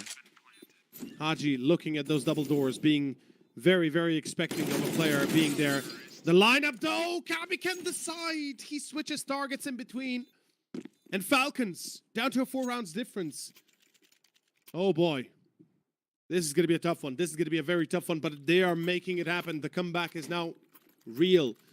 I believe they've broken the spirit, at least in a way, for Ecstatic.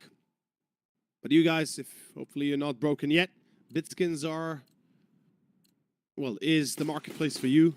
Trade, sell, buy skins, peer-to-peer trading as well. So make sure to give them a check. Our partners, of course, here at the CCT tourney. In any case, Champion of Champions tournament continues. And remember, this is the elimination match, the 3rd stage of the group stage, Swiss stage.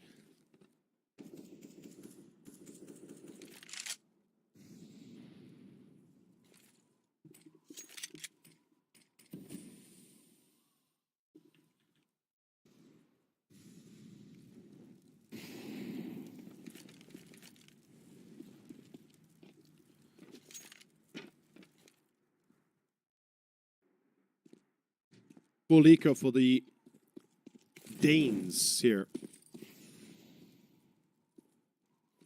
A sliver of hope remains. Falcons, 4 rounds, not a lot. Remember, last map almost ended up being overtime. So the Falcons are definitely not as bad as they might have seemed in the first half here. That's a fact. Oh no. Oh no, Kenny. Oh boy. Soloing with a AWP and MBK lost. Oh boy. Oh, don't tell me this is the case. Oh, don't tell me this is the case. This seems to be the case, isn't it? Okay, at least they catch Salazar before he does too much damage, and now it's going to be down to one player. Oh, no! Oh, boy. Oh, man. The sliver of hope literally slithers away.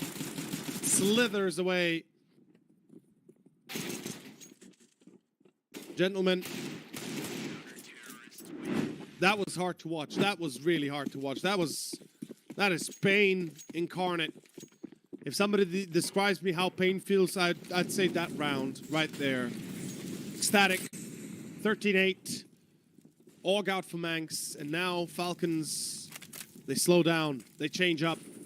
We've got a player outside that's going to be MBK, the rest playing towards lobby, ramp, and Aji. Good start, Manx going to be caught early.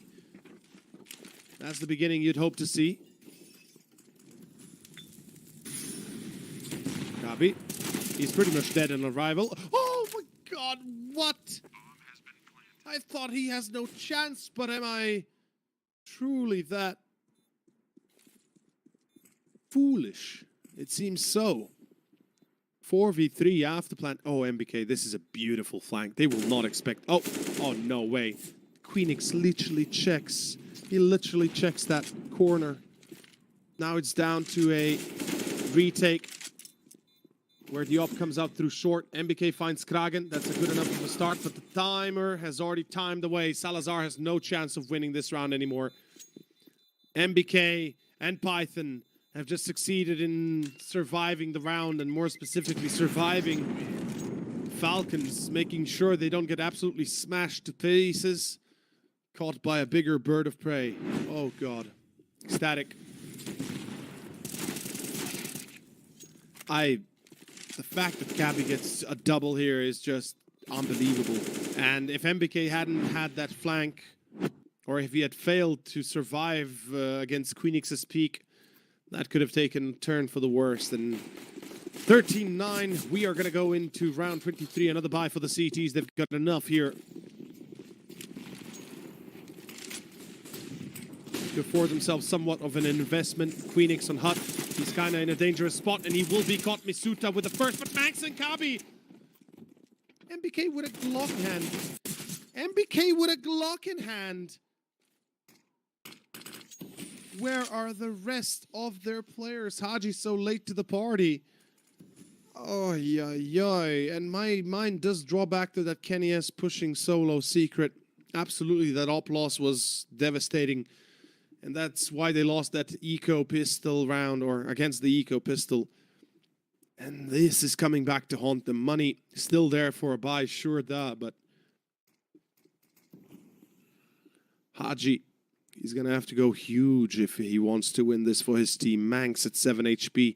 Kragen and Salazar are ready for the challenge ahead. And yeah, I mean, Haji, what does a man do in this case? I think the best he can do is really just save. Like, that's pretty much all you can really do. No other option. Never mind. Never mind. Oh, okay. I take that back. I'm sorry, Haji. I said that. I'm sorry. Oh, snap. What? Oh. What? 1v3? He just goes full on Haji mode. I was like, no way, right? No way. Nah, man. This guy. Oh, man. I apologize. That was epic. That was truly something to adore and to enjoy. Holy shit. Okay, Salazar on ramp with the op, Queenix with the MP9 on Hut. It's going to be round 24 minutes and 30 seconds. Oh, man. Oh, Haji, that's the Haji I wanted to see all series long. And that's facts. We haven't really seen a glimpse of that too much, but that is what it's all about. Haji, oh boy. He had like what, a minute, right? Give or take. Let's say a minute. Just pulls off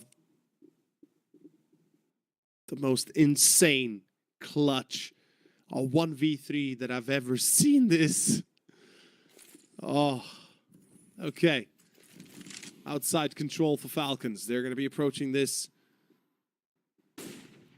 perhaps towards main. No, going towards secret. Fair enough.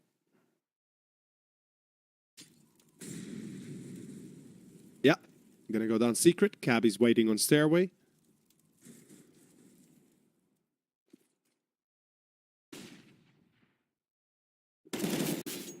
Cabby spots the first player. Does it need to die?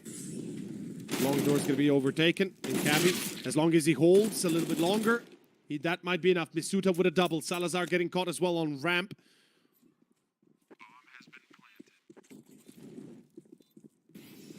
And this 3-on-3 could be dependent on this first pick by Manx.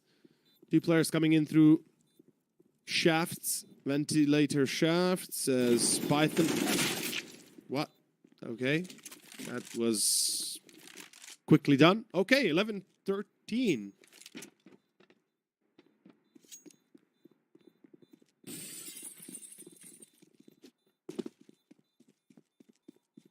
Whew. Okay, okay. This is a legit possible... Like, this is legit possibly a comeback for Falcons. Something I don't think we expected. I mean, it was 12-3. Let's be fair. I mean, it didn't look like Falcons might be doing anything more than just bending over and getting ready for that rough one. But this is, you know, they're taking the top now. And 2 more rounds, they'll tie it together. Salazar with the AWP. And there is a little bit of chat interaction going. Now, is it a technical pause? Most likely. I would presume as much. I dare say there are a few tech issues coming out that we've got chat going. Still, I will not forget that clutch. 1v3. Well, 1v4 effectively, but 1v3 at the end there. Haji, like, he had 10 kills. It didn't look like he would be able to do it. I didn't believe it. I really didn't believe it. I thought, no way does he bring down Salazar, Queenix, and Manx. And he does it all. Meanwhile, the tech pause so far, not aware what exactly could be the issue. Perhaps again ping. We had that issue at the start of the series with Python. A few problems. But here we have the overview of the rounds. Holy smokes. 5 to begin, to top it off. To bring it up to 8. Then, of course, 1 in between back for Ecstatic.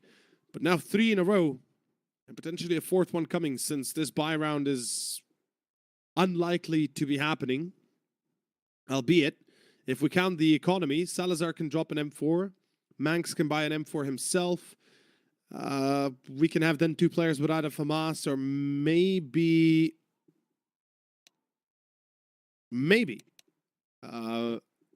MP9s with the utility to support it. 23 frags for Kenny. We've got 20 frags for Misuta. Insanely well thought out here. That Kenny has carries all the way until the rest of the team wakes up, and then Misuta kind of takes over the torch, keeps on going. Haji Clutch definitely giving them the lifeline here that Falcons needed. And yeah, like, Ecstatic is not going to go for a full buy. It immediately makes sense, since as soon as you see that they could, like, that they're going to have to go with like 2 MP9s and such with limited utility. Nah, just keep the op, keep the pistols, Kevlars, a little bit of grenade buy-in as well, but that's it. And Salazar, outside control, going to be contested. Kenny, he spots him. Kenny jumps to C. He gets the head of Salazar on a spike. As there is Kragen there. I love that fact that there's another player close by that immediately picks up the weapon afterwards.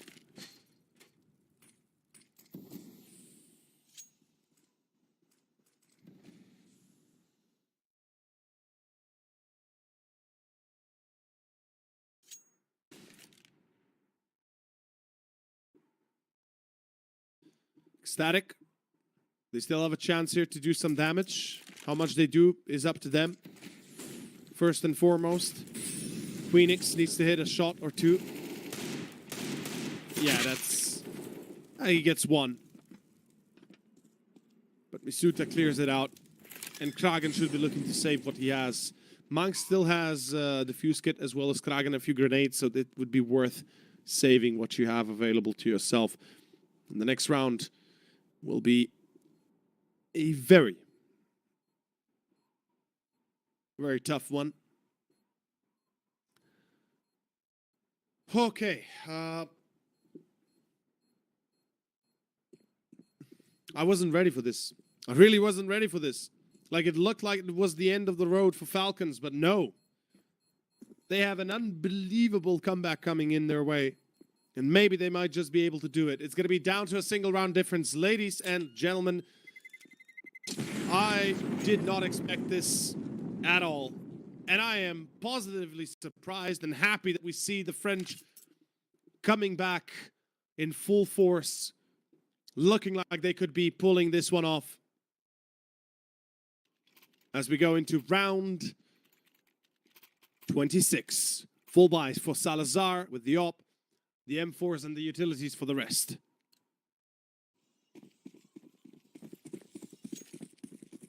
Kenny still looking splendid at 24. He is just carrying so good. Meanwhile, Python trying to get into vents. And this is an A play. Phoenix with the first, but a good reply. KB gets one, but it's not enough. A 3-on-3. And this looks like it will be a retake attempt, but it's, well, looking like perhaps some 9 possible 1. Ecstatic. They have a tough decision. Oh, Kenny. Yep. As I said, 9 possible 1. Save what you have. Get the hell out of there. Ecstatic. They've just been tied up. Can you believe it? 12-3. Now 10 rounds that Falcons pick up. That is insane. And if they make the 16 like 13 for themselves, Falcons, that's gonna be... This is just gonna be unbelievable. Like, I can't even wrap my head around this. I just like to put it into perspective. The Falcons have 17% win rate with like 6 maps played, maybe 9 maps, whilst Ecstatic have like, what, also 9 or 10 maps played with 67% win rate. I just want to put that out there.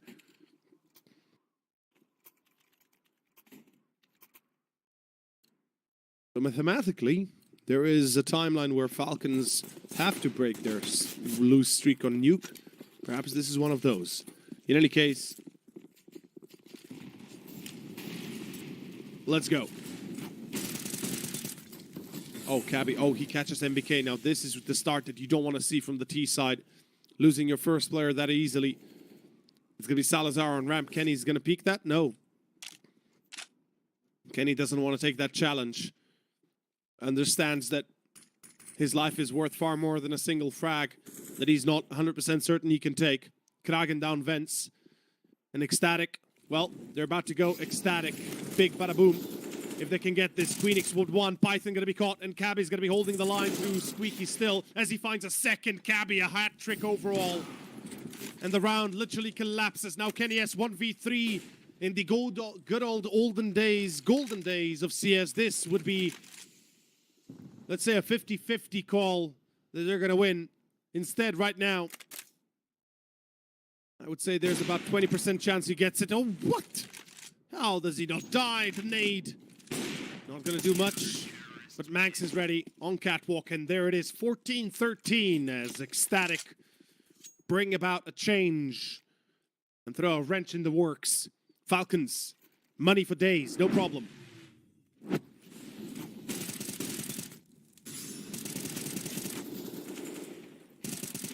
Ecstatic, I mean, you're getting me worried, lads. Definitely getting me a little bit worried here. Not doing too well on the CT side. I expected so much more. Really, I did.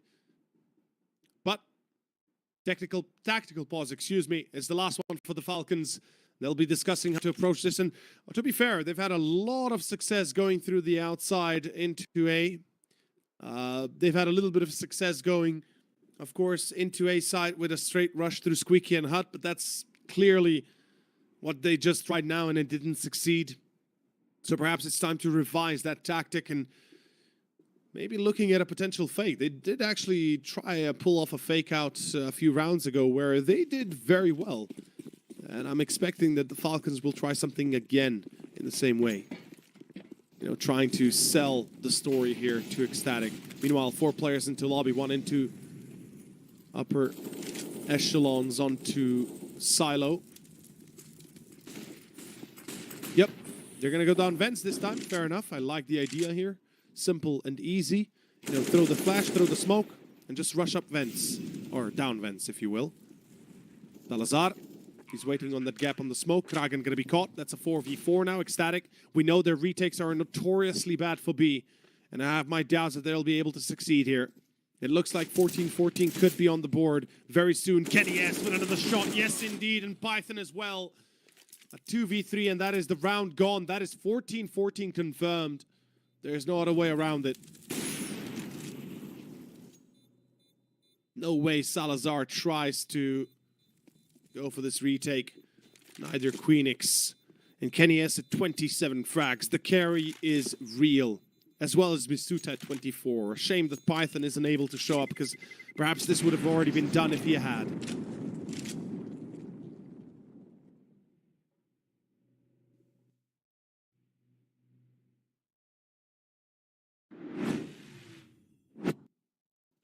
We see, of course, MBK kind of forgetting to check his corners, but then Kragan getting caught by Misuta.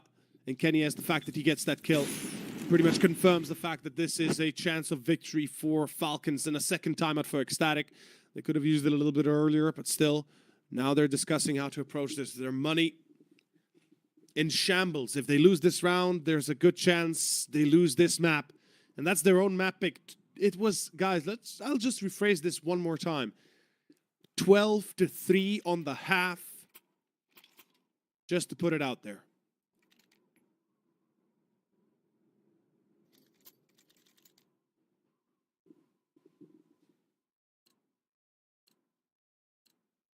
(14-14), starting off a very important round. Winner takes all. Remember, elimination at 16-14 for Ecstatic. Falcons go home empty-handed. At 16-14 Falcons, we go to the third map, Mirage. Cabby, again on Hut, standard spot. 4 players into lobby by the Falcon side. And an approach that seems to be going towards A site once again. Salazar, meanwhile, going to be going in through secret tunnels, looking to make sure that nobody can jump the gun again towards B. As Falcons either be it today execution or perhaps going down Vensa once more, they have to be very careful how they approach this.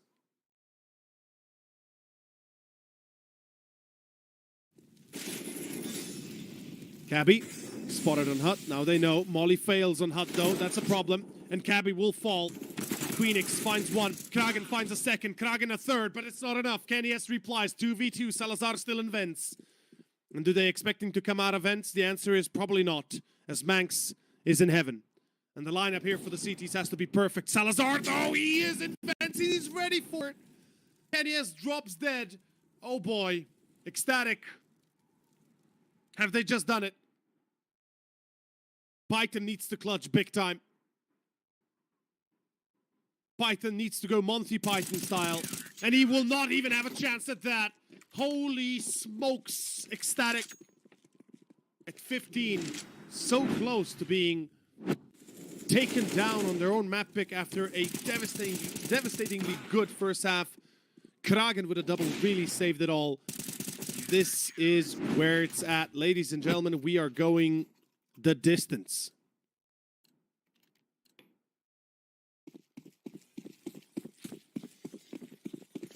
Round 30. We have reached the full capacity of this map. And it's either overtime or it's the end of time here for Falcons. We're about to find out. We go into game 3 after this. Don't forget, Ago versus ECLOT next. Meanwhile, mitten 30 seconds, slowly and steadily, ecstatic. I'll be damned, but this is such a close series, really. Like, after that first performance of the half, I really thought they might have had it on the in the bag already, but Salazar right now, he's got the op. Does he pull this one off? Cabby not checked. They forgot about Cabby. Oh boy, that's the C4.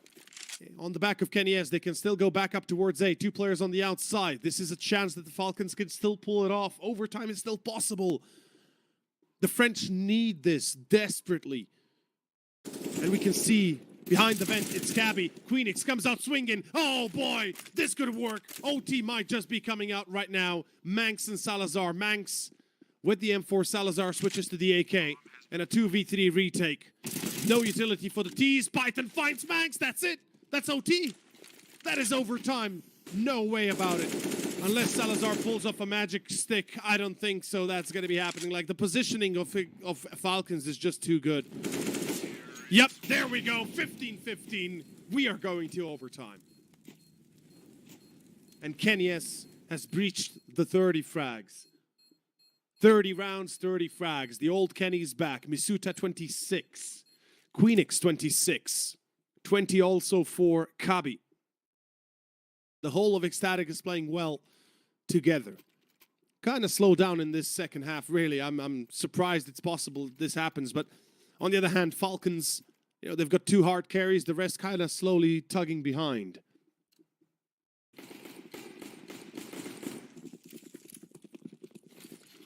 Okay, overtime, round one. $12,500 in overtime.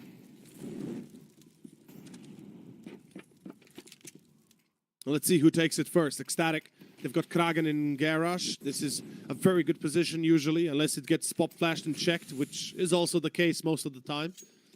You want to be very... Oh, Haji's making a lot of noise. That's been heard. Now they know.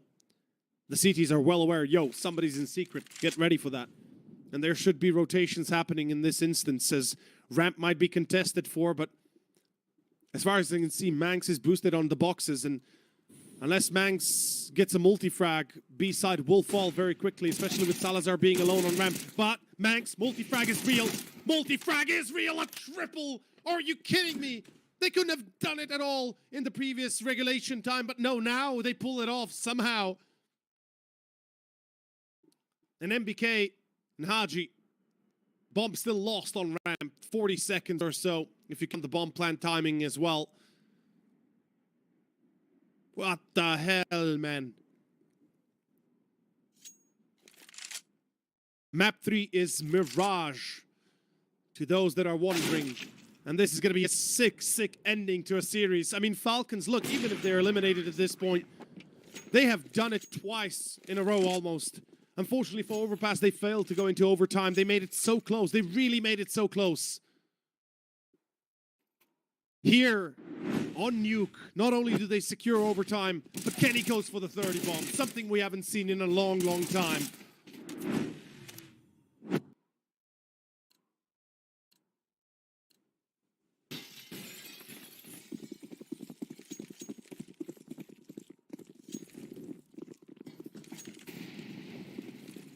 Whew. No op this time around for the Falcons. They've decided, you know what, money could be an issue, and that's why we love to have that 12,500, or even better, 10,000. So you can't really spam that out. You get punished for your mistakes. That's how it should be. Meanwhile, Ecstatic, op out for Salazar. We've got more than enough of everything. Kragen in secret, and this could be working out for Kragen. No, he does not get a single frag. Cabby drops down, and Cabby needs a double. Oh, what? That's the round for Falcons. There is zero chance in cold hell, unless there's a 3K by one of the players down on B. I don't see this happening for Ecstatic. So Salazar gets the first. Falcons, they slow down. They've got a player on A, or at least in hell. They've got a player set up in lobby as well. Oh, what? Okay, what the freak? What? Okay, can somebody... Dude, seriously.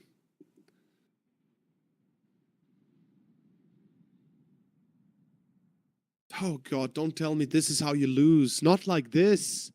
You hate to see it. Not like this. It's a 1v2 for Haji. He's first got to retrieve the bomb. 30 seconds. He's got a long time to go. Gonna go down vents. And the thing is, in about 10 seconds time, he's gonna have to make a move for it. Like, not just, you know, slow and steady, but actually start running for it. And he gets spotted. Now they know where he is at.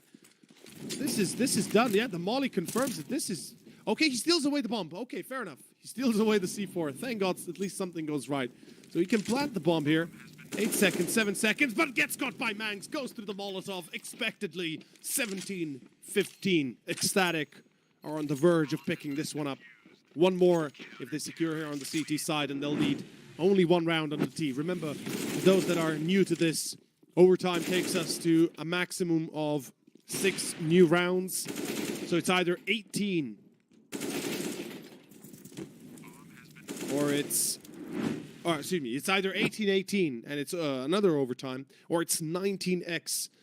And of course, the end for one or the other team. So far, Ecstatic closer. And here we go. Round number 3 of the overtime. First one, or first half, excuse me, of the overtime slowly coming to an end. I am in disbelief how this is possible. Falcons, they've made it so far. Surely they do not fall at the finish line. MBK. Oh, he's... Yeah, okay, they're going to go secret. For a second there, I thought he might just walk in through this... Oh, yeah, he's actually going to do that.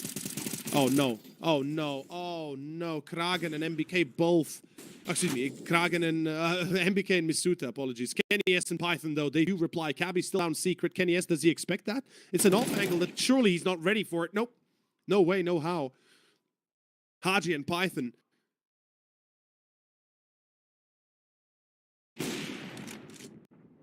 Not even aware.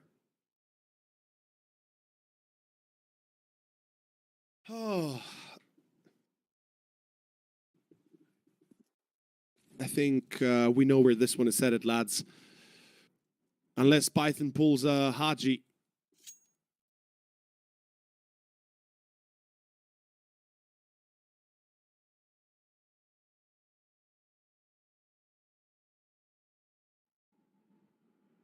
Which is also unlikely.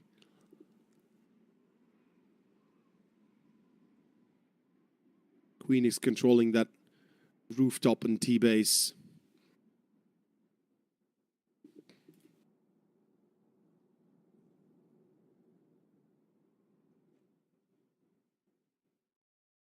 Cabby.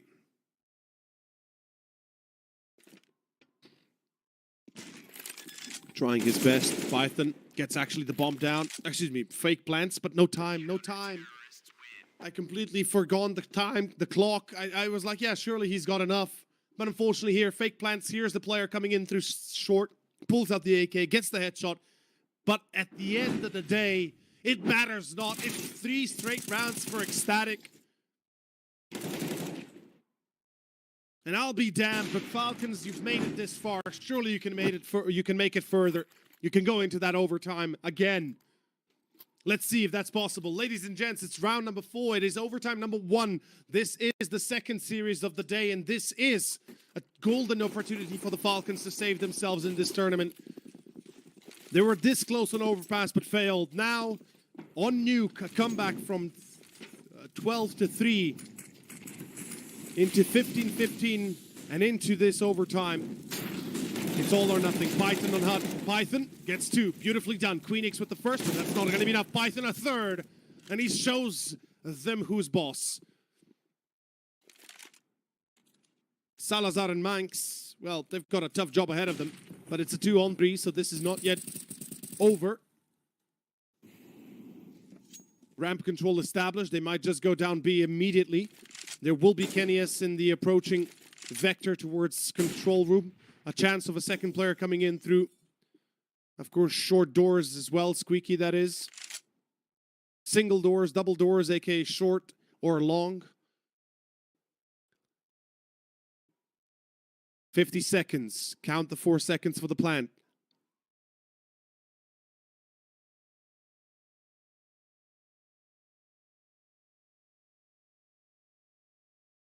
That Haji clutch was everything that Falcons needed.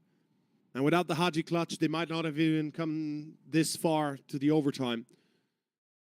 It's a shame that Python couldn't repeat the success. That really would have made the difference, but Kenny S, good shot, gets Manx, 20 seconds, that's it. Salazar, even if he would be able to get the kill, there's no chance he can pull this one off. No time to plant whilst two more players are in short. 16 to 18, 2 more rounds. Falcons, can they do this? Can they push us over the edge and go to another OT?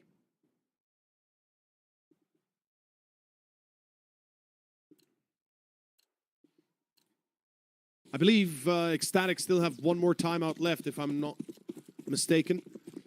Falcons have used all of their timeouts already. So I wouldn't be surprised if, in case it happens to be 17-18, that Ecstatic will go for another timeout. Kenya is going down into control room. Meanwhile, we've got the rest of the team battling it out towards the outside. MPK with the first. Good start. Down vents already, though. Kenny S might have heard that. He should be on point here, or at least hearing that. And he's going to open big doors. Yep, he will. And just like that, Queenix decides to plant into the smoke whilst knowing there's somebody there. Surprise, surprise. Kenny S with the 5-7 easy. And that's 17 almost. Like, it's a hard thing to imagine how Manx or Salazar, either of these two, could clutch this. Simply put, 9 possible. By the way, Kenny had 34 frags. I mean, I know it's overtime, yes, but he had 30 frags at the 30th round, and that is in itself already beautiful. Manx just gets the 1. That's it. 17-18, ladies and gentlemen, we are going into the final round of overtime. It's come this far. And let's see if it's going to end right here. Is it the Falcons again falling just short of the finish line, just short of another overtime? As on Overpass, so shall it be what on Nuke? We're about to find out as we go into round number 6 in overtime. It is the last one, either second OT or it is the end for the Falconen. Dragon. Oh, that is a very dangerous move. What? How does he do this? How is he still alive? But that's it. That's overtime, a second one. Unless Queenix and Salazar do something crazy, which doesn't seem like to be the case, because to be fair, Ecstatic haven't been pulling some crazy clutches as of yet, unless Salazar was at it. This is already a foregone conclusion almost. I mean, look, Falcons, the only way I could see them lose this is if they throw themselves at the mercy of Queenix and Salazar.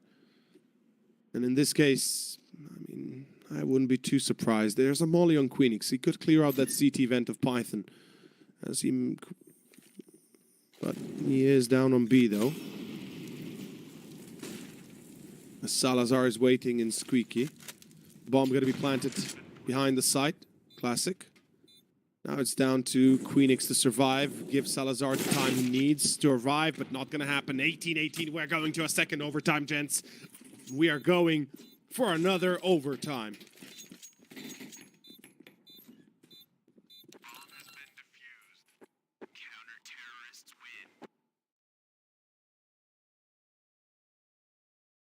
I'll be damned.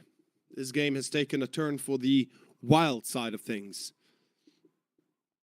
And this is what you wanted to see from the Frenchman. This is what I wanted to see from the Frenchman, really.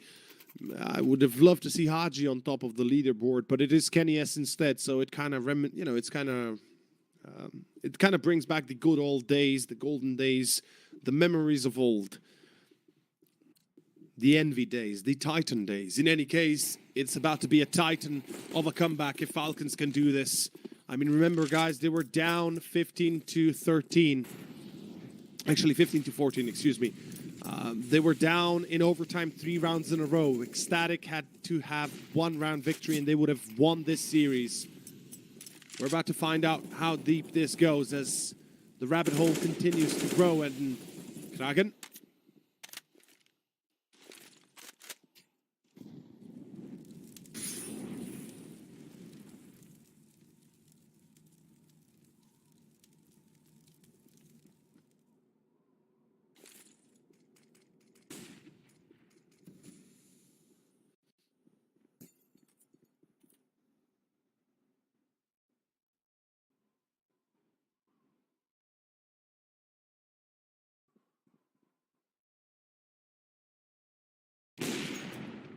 Kenny S is ready.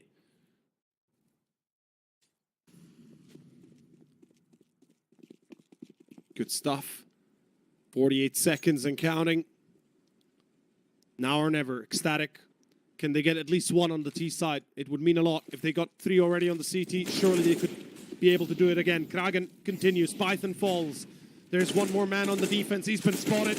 One from heaven. It's not going to be enough. MBK falls. Haji falls. Misuta gets Salazar. It's a 2-on-2. This is a dangerous position. Misuta gets caught. And now Kenny S, the man of the hour. Monsieur Kenny. Win it all. Can he do it? Kenny Shrub.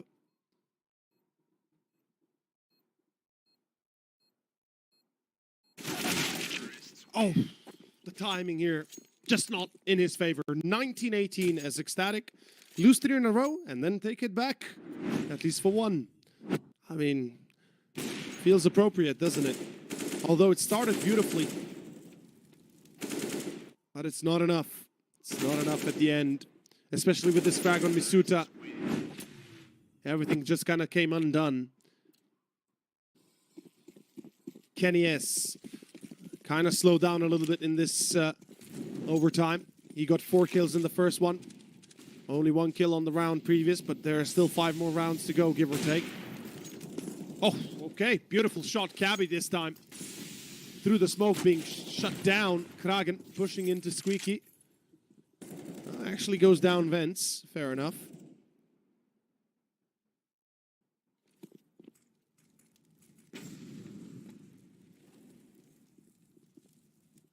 Suta seems to be aware there's something amiss down on B. And Salazar gets tagged. That's a good start. Queenix, they've missed the player on ramp, so they are unable to get that advantage back, or at least get some sort of refrag going. Misuta finds Manx. That's a great start. Falcons might be able to pick up their 19th already, although Kenny is getting caught. Now they know there's a second player here. That's Misuta. And surely they'll expect him somewhere towards control room. Yep, Salazar checks it. Literally gets the kill. And now it's down to MBK, Haji, and Python. All 3 coming in through ramp. This might not be the best choice for the retake position, but it could just work. Queenix plants the bomb. Salazar misses the shot, and I think this could be the round they've desperately needed to get. And yes, indeed, they will. As Haji finds Kragan, that is 19-19. We're tied again, neck to neck, as the French just don't give up. And the biggest common misconception of the French is that they gave up. They didn't. They fought like monsters until they couldn't fight anymore.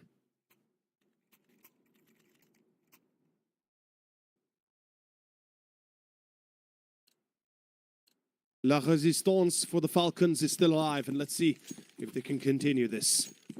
They got the entry here by Kenny S.'s hand earlier outside. Misuta towards ramp, of course.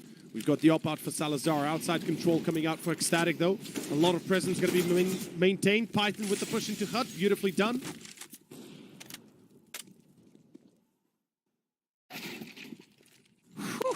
Kenny S with a double through the smoke.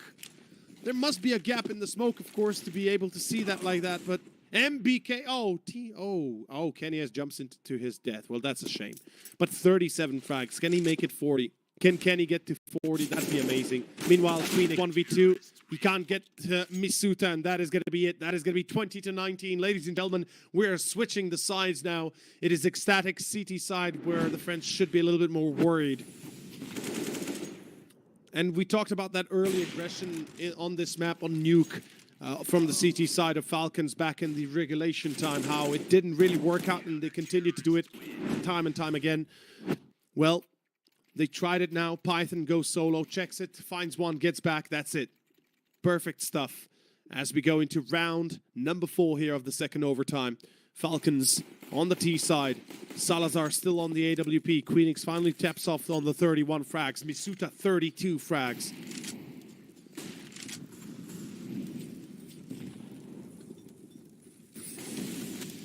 The whole team of Ecstatic have kind of risen to the challenge, we can say.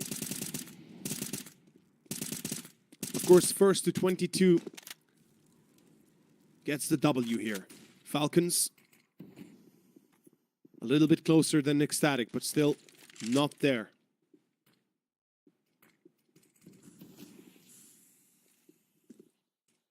Is Gabby gonna push? Yeah, he pushed Squeaky, at least it looks like.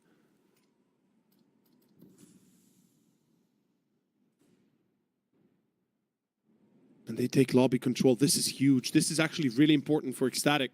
With lobby control to confirm what's coming up.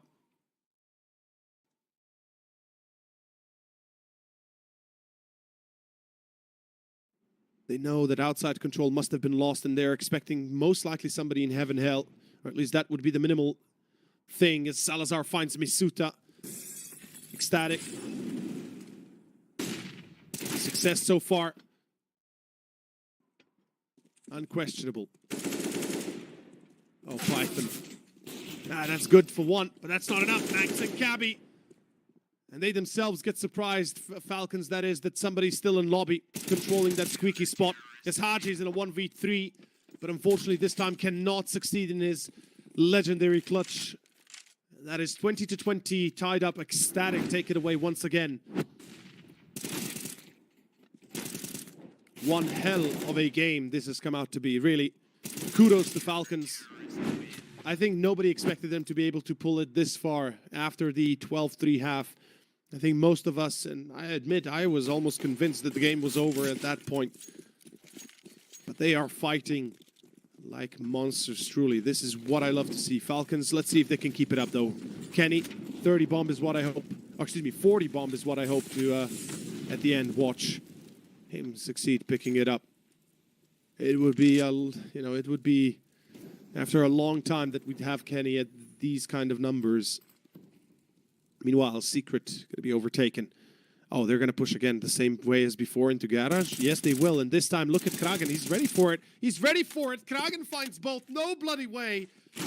Are you kidding me again? Kenny S does refrag, but the damage dealt is severe here for the Falcons. They're a man down. Not just that, now again, they don't really have that control that you would otherwise be able to exercise. Haji at least finds something. So it's a 3-on-3. Lobby going to be cleared out once again.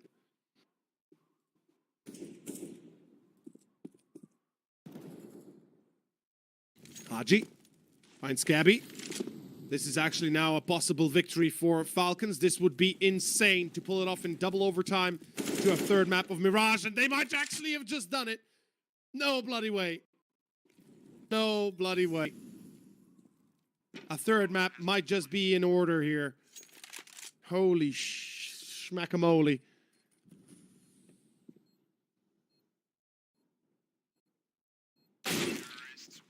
Yep, 21-20. One more round. That's all it takes.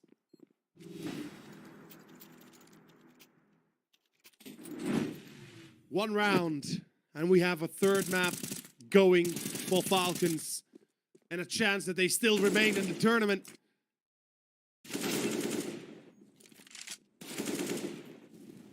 And this time it's going to be the CTs making the mistakes of overextending, getting lobby control, but then forgetting the fact that there's still somebody there on, of course, on the rooftop of T side. Round 42. This is it. 21-21, we go into third overtime. 22 to Falcons, and we go into a third map. We're about to find out what will it be. The birds of prey here, Falcons, will they be able to take down Ecstatic on their own map pick after an excruciatingly long overtime battle? And 40 bombs for Kenny, finally. I didn't even notice it. There we go, Kenny. That's what we love to see. Absolutely insane. Kragan, oh, if you'd only known. They break the doors. And now I think the confirmation will come in for the CT. Something is going wrong towards Squeaky. Kragan with a double, though. The tag on Haji as well. And this is getting a little bit dangerous. Too dangerous for my taste, really. Are they going to go down vents? Because look at who's waiting. Cabby's waiting in vents. Oh, Manx. He hasn't seen the player down in hell. Purgatory now. But he's still going to be able to react. MBK falls. Oh boy, MBK. He was the key component of this round victory. Haji and KNS are left to their own devices. Queenix spots at least one of the players. And that is indeed true. He had 41 kills. He actually killed himself one of the rounds. So he was on 40 already. 2v3. Manx coming in at the right time, preventing the plant. No more time. Whether you want it or not, and that is the third overtime. Ecstatic. Bruh. A bruh moment right now. Oh, that is going to leave a lasting effect on some of these lads. Especially if they don't get to a W now.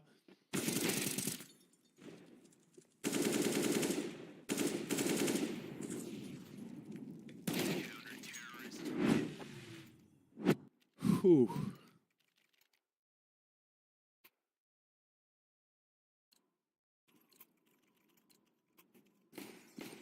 Third overtime, 21-21. First to 25 wins the game. If we get 24-24, we have another tie.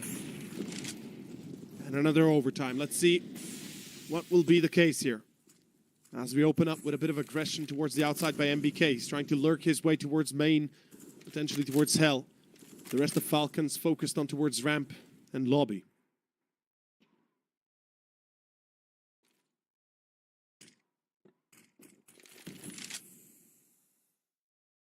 Falcons, of course, statistically on Nuke, one of their worst maps. One of their absolutely worst maps. It's 17% win rate out of 6 played. I mean, it's only 6 maps, though, so the sample size isn't the largest you'd be hoping to have. For Ecstatic, 9 maps and 67% win rate.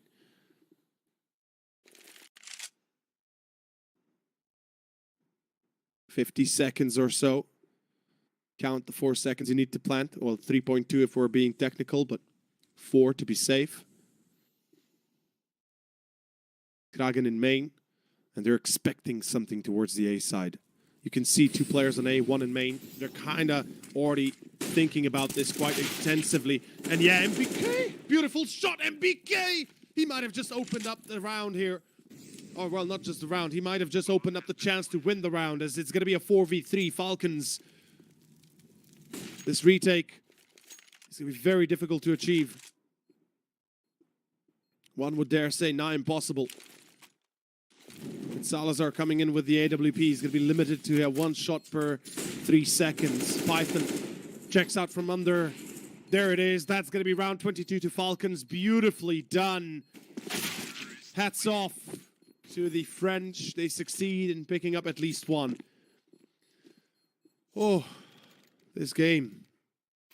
It's going the distance, man. This is really going the distance. I didn't expect it, but damn. MBK with a double, securing that A-side entry, securing that round victory almost by himself. 43 frags by Kenny.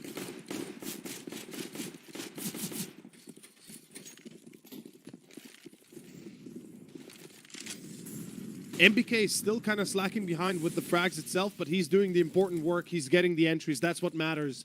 Screw the amount of frags that you have. Make sure you secure the rounds, at least 1 or 2, and you're good to go as we go into round number 2 here overtime. It's going to be ecstatic. As he's bringing out the big guns. The op still in the hands of Salazar, and he's been a little bit quiet himself. Queenix at 32 frags for the longest now as Manx hits the 31 mark as well. Python and Haji slowly starting to raise that bar.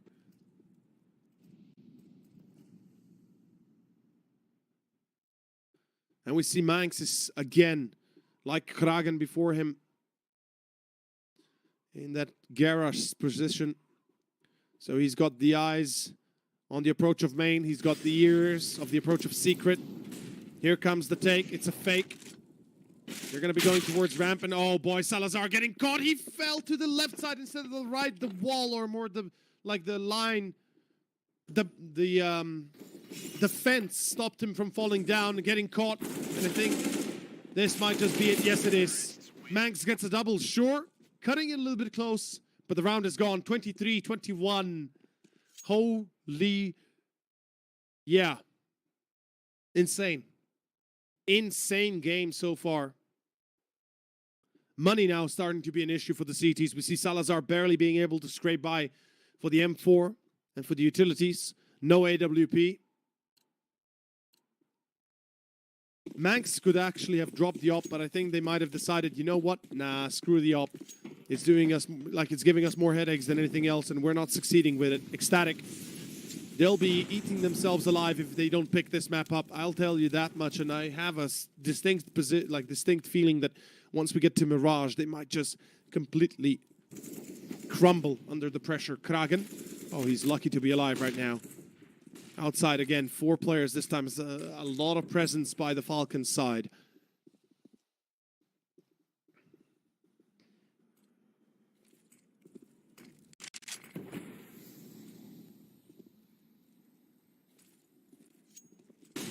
Meanwhile, Python, I think he made enough sounds that they can recognize somebody went towards CT. Salazar actually gets the drop on him.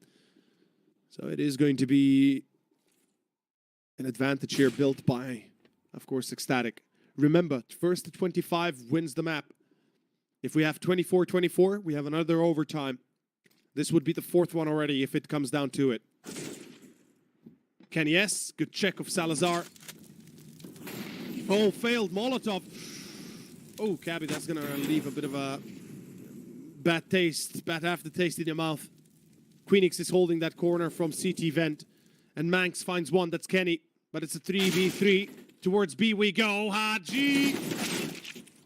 Oh, okay, Haji, though, trying to stop that push. But look at who's down there. Kragen. Does he get the bomb carrier? Short doors will not open. MBK is not in position. He's going to prevent the plant. MBK still gets Cabby, but the Molotov, that's enough time. Like, that's enough time. MBK can't win the round. That's 22 to Ecstatic. Are you kidding me again? With the time running out for Falcons. A second time in this map itself and on B itself the same way. A 1v1 that he can't pull it off. Well, it's a 1v2 previously, but still. Holy shit, now this is worth all the energy you can muster to play this. This is hands down. Like, it's a little bit of a back and forth, obviously. You know, we've got a few mistakes here and there, but it is an interesting game for sure, because Ecstatic is putting everything on the line, and so are the Falcons, and they know how much there is to lose. Failing to win this map will result in them being eliminated from the CCT North European Tournament. And they certainly do not wish to have that happening to them. Salazar with the op. Second half of overtime beginning. And Salazar, how does he play this? He's looking towards Garage. There's nobody really there. MBK actually goes for the peak, but doesn't stay long, doesn't linger. Now, Ecstatic, I hope they have a good plan in mind, because they're going to need it. We've got Haji on Catwalk. We've got on site, I believe that would be Python. On ramp, it's going to be Misuta boosted up onto those boxes. Kenny S is still kind of moving up and down the ramp itself, looking to support ramp, whilst also looking towards 7 Hell. Actually, towards B itself, so apologies. Didn't see that correctly. In any case, they're going to go through the outside.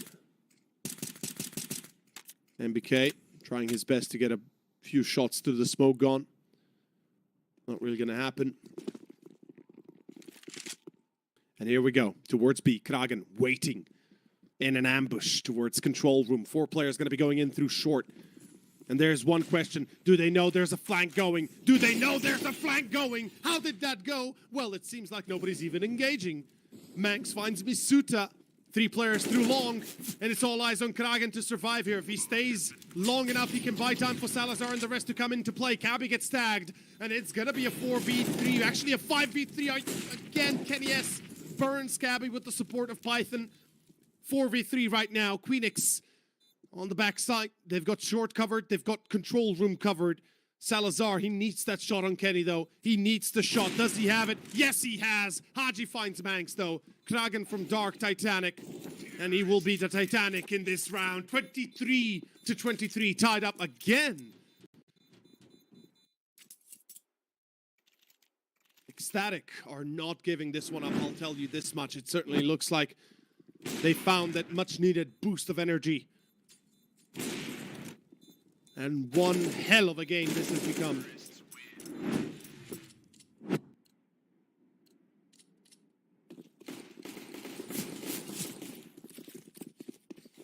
Outside smokes towards red and secret. A few variations of the smokes you can do in this instance, but this is the most classic one of all. Surely they check Hut if they decide to peek. Yes, they do. Kragen decides to do that. Python, though, is ready for it. Good nade. Dealing a little bit of damage, but two players have jumped down secret into vents. And I'm not sure they know about Kenny. I'm fairly certain they're not even aware there's somebody there, but the bomb is about to be planted. And look at this Ecstatic. They've got still two players on the outside, one in lobby, one actually on silo. So this bomb plant might actually be in danger by the time we get to see the two players get into position for the after plant. Although Cabby, Cabby caught the rotation off. Are you kidding me? What? Again? Again it's happening.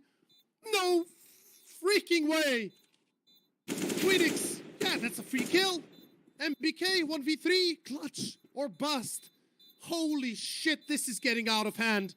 Like, how is this working out? How is Ecstatic getting with two players through vents to B, getting the bomb down, and then basically having two players off position completely, catching the rotations offhand.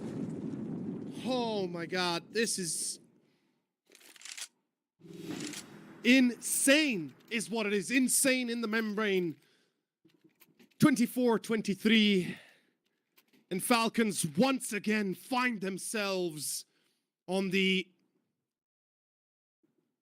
precipice of being eliminated, of finding another overtime, a fourth one. Let's see if it's possible as we go into round number 6 of the third overtime, the last one here of the third one. It's either the end or it's another one OT. As MBK finds Cabby, good start. Kragen waiting on roof of T, kind of being very patient about this. Python on Hut. A slow approach to the round by Ecstatic. They are making it down secret, and MBK, he's gonna catch one or at least see one. Kenny S finds Salazar, and I think I know where this one is headed already. It certainly feels like it. Kenny S forced off position by a good flash. Haji, does he get a free kill through the smoke here? Kragen, the timing is everything. And Kragen will get the timing. 3v3. Back towards A. They're going back towards A. Python needs a multi-frag. No, Python doesn't get a single one. Invents. The one and only Misuta is caught. Kenny S at 46 frags in heaven. No bloody way. Is this potentially it? Is this potentially it? Because Misuta needs a multi-frag. He won't get it. Kragen will find himself a headshot. Now Kenny S, the man of the hour, Kenny Shrub. It is either everything or nothing. No in-betweens, no second chances. 25 awaits Ecstatic, and one mistake will bring it up. What a beautiful buddy hop. But GG, Kragen closes the series out. 2-0 for Ecstatic after 3 overtimes. 25 rounds is what they need to get, and they do so. There is no excuse for the Falcons for map 1, but map 2 had been an amazing performance by them. Nobody doubted that it would already be ending for Ecstatic in their favor when the half ended 12-3, but they made a comeback not only into 15-15 overtime and 1 OT, but they made it into a second and into a third. Unfortunately, alas, it was not meant to be, as that ends their journey at the CCT tourney, and they will be eliminated by the hands of Ecstatic. The Danes fought tooth and nail. They hold on to the plot, and they do not give it away. Unfortunately for the Falcons, that is it. But for Ecstatic, they'll have another chance tomorrow. My voice might be bust, but that was one hell of a performance. It was nice seeing the hero of my old heroes, MBK and Kenny S, finding their vibe again. MBK perhaps a little bit more quiet, but we saw a clutch from him. From Kenny, 47 frags. That is insane. Movement like we've seen him 10 years ago. And this is what we came out to see, guys. Great CS, an amazing performance, and hope more like this to come. My name's over. I'll be ending it right here, right now, because there's not much else to say. 2-0 for Ecstatic. Next up will be Ago versus ECLOT. Give me a look at Oversea Art on Twitter if you want. But until then, over and out.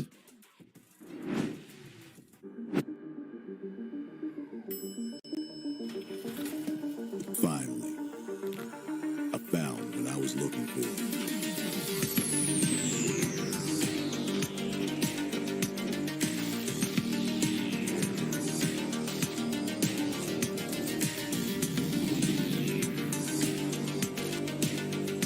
Now that my search is over, it's gonna be a tough choice. But fortunately, no need to choose when you can just have them all.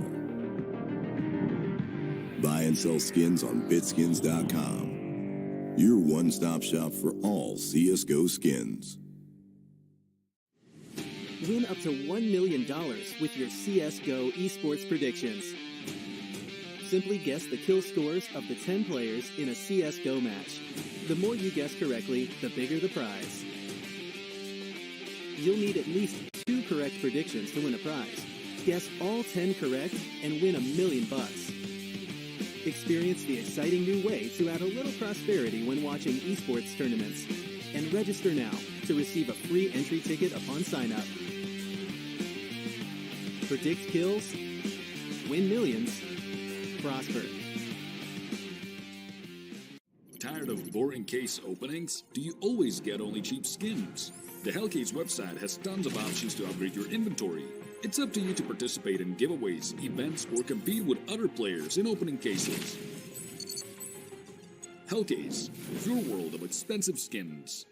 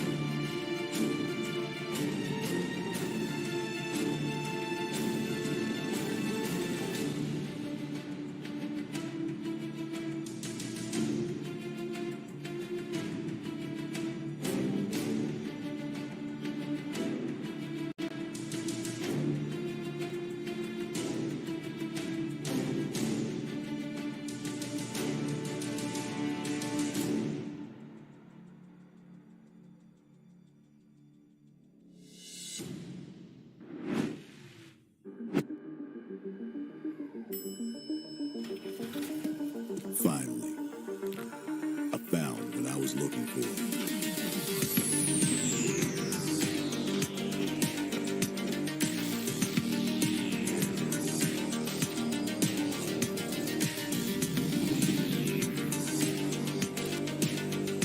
Now that my search is over, it's gonna be a tough choice.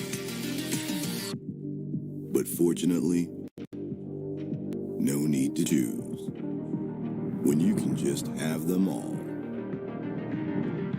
Buy and sell skins on bitskins.com. Your one-stop shop for all CSGO skins. Win up to $1 million with your CSGO esports predictions. Simply guess the kill scores of the 10 players in a CSGO match. The more you guess correctly, the bigger the prize. You'll need at least 2 correct predictions to win a prize. Guess all 10 correct and win $1 million. Experience the exciting new way to add a little prosperity when watching esports tournaments. And register now to receive a free entry ticket upon sign-up. Predict kills, win millions, prosper. Trying to get the skin of your dream for a long time but can't get it in any way? On our website you have a unique opportunity to get your favorite knife. Users on our site can hand out skins themselves, and participants need to fulfill some simple conditions. For example, watch a video or buy a case on our website. After that, you automatically become a member of the distribution. Go to the user giveaways tab and do what you like. Hellcase.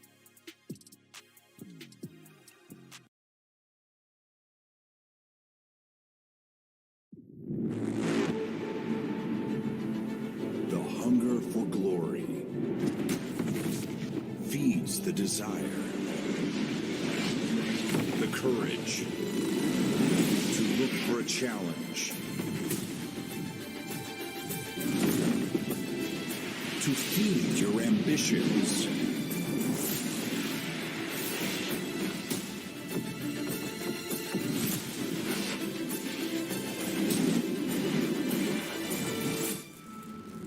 To reach for greatness. To become the champion of champions.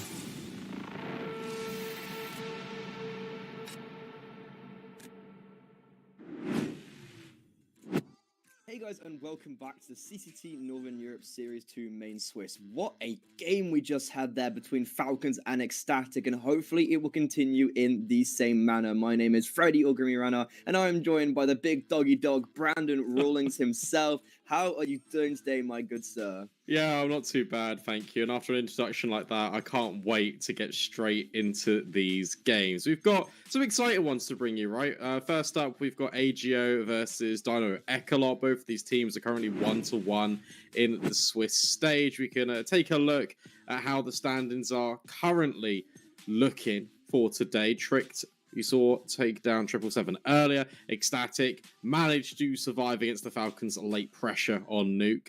And now we've got, as I just said, AGO versus Dynamo ECLOT, and then a little bit later, Illuminar versus eSuba.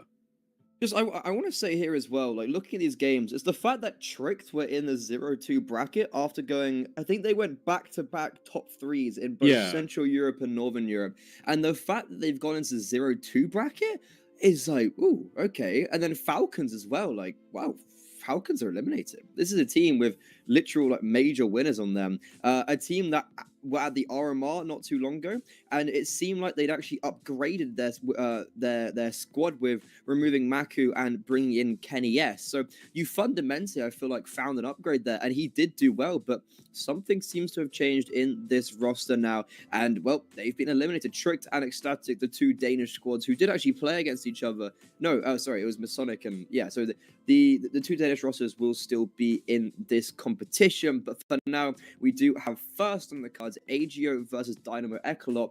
The 6-man roster of AGO up against Dynamo ECLOT, who are actually 7th in the CCT rankings in total. If people are kind of struggling while we're here, this is you get points and they accumulate to a LAN at the end of it. And ECLOT, they got invited to the playoffs of the first Northern Series, and they won their first game and came top 8 in total.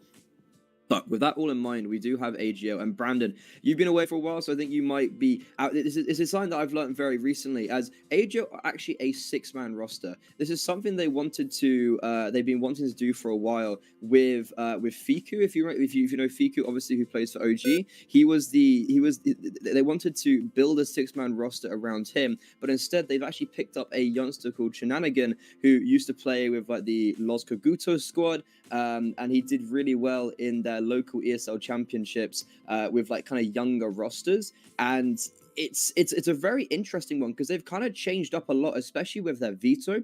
They haven't played Overpass for the last 5 years, and now they've switched everything up and they're like insta-banning Nuke and playing Overpass, which they're getting stomped on, may I add. So it's a very interesting roster where they're switching out they're switching out Furlan and Lehman and Shenanigan. Kind of those 3 players are interchanging. And what was really interesting was last time these guys 2 played, AGO, the goats of the squad were Furlan and Lehman, and they were basically being swapped in and out and then taking turns to win the game for AGO pretty much.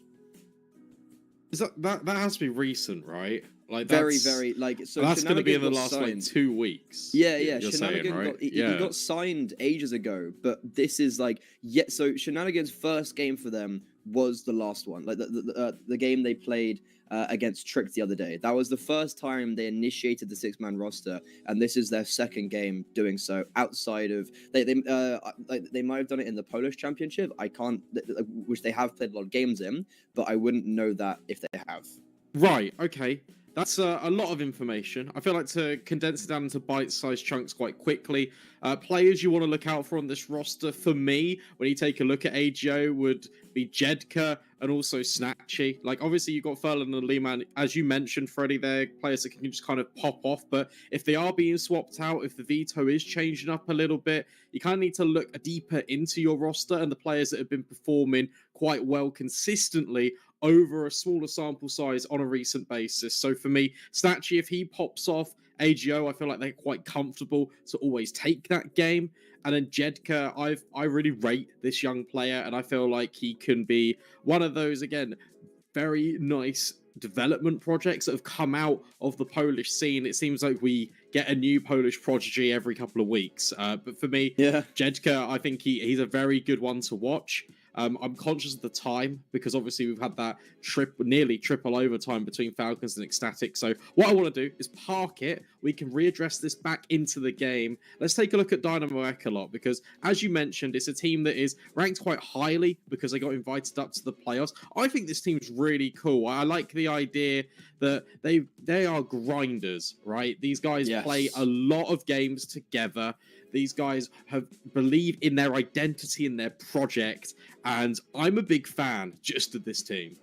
Well, I think one small issue about believing in that identity of the team is I think Dynamo ECLOT have undermined that by actually transfer listing Caspian. He is still playing on this team. He is the AWPer of this squad. And to be honest, kind of by far one of the better performing players. And he is now transfer listed. So Dynamo ECLOT, they recently brought in at the beginning of the year, Detour, who seems to be their kind of star player, youngster, 19-year-old that had literally never played on a HLTV team before Dynamo ECLOT. And he was on trial for a long period of time, and he did finally get brought back into that roster officially. And he's honestly tending to be a very, very key outlying figure for Dynamo ECLOT. But I think, really going into what you're saying about the grinders of ECLOT, they've played over double matches of AGO in the last 3 months, and they've actually been doing pretty well against them in those matches as well. Only game they've lost in this CCT, obviously because it's a 1-on-1 record, was against X-Finest, a squad who are doing really actually quite well recently, and it was a very close series, 1917 on Dust 2, 1916 on Ancient, and with those in mind, we will be going over to the Veto, where I think, just summing this up, it's going to be a really, really interesting game, and something I wanted to mention here with this Veto is the fact that Nuke has been banned not first by either of these squads. This is a really cool one because Nuke is actually the insta-ban of both of these teams. And it's the fact that both of these teams have then not insta-ban Nuke, banned something else, and floated Nuke. Yeah, that's an exciting one. I was going to say Dynamo ECLOT play Vertigo quite a bit, so it makes sense to kind of ban this out against AGO because AGO have looked quite solid on it recently. AGO get rid of the overpass. As you were saying, it's normally kind of their perma for the last 5 years, but now with this reshuffle, restructure of the roster, they're trying something a little bit different, but they don't want to play it. All right, it's been a perma ban for a reason for quite a while. So Dynamo ECLOT instead go for Inferno.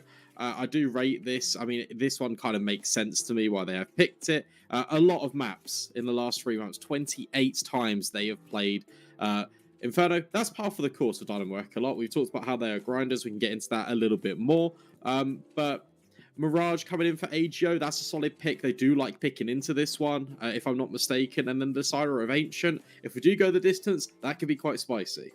Yeah, both teams look actually pretty good on Ancient, and my clear memory of Ancient, of AGO, was their reverse sweep against Tricked, where they 16-5'd on the last map against Tricked on Ancient. And they were really good on both their T side and CT side. They just really kept it consistent. Mirage, yeah, you've really summed it up perfectly. AGO, they do like playing that as well. But yeah, it's very funny for AGO to be picking Overpass. Was like having Overpass like in their veto, but then insta banning it now. I'm quite confused what they're doing with their maps now. Are they playing Nuke again? Are they not? But if anyone's confused about the rosters, this will be the rosters for the first map, and then for the second map, Shenanigan will swap out for Furlan.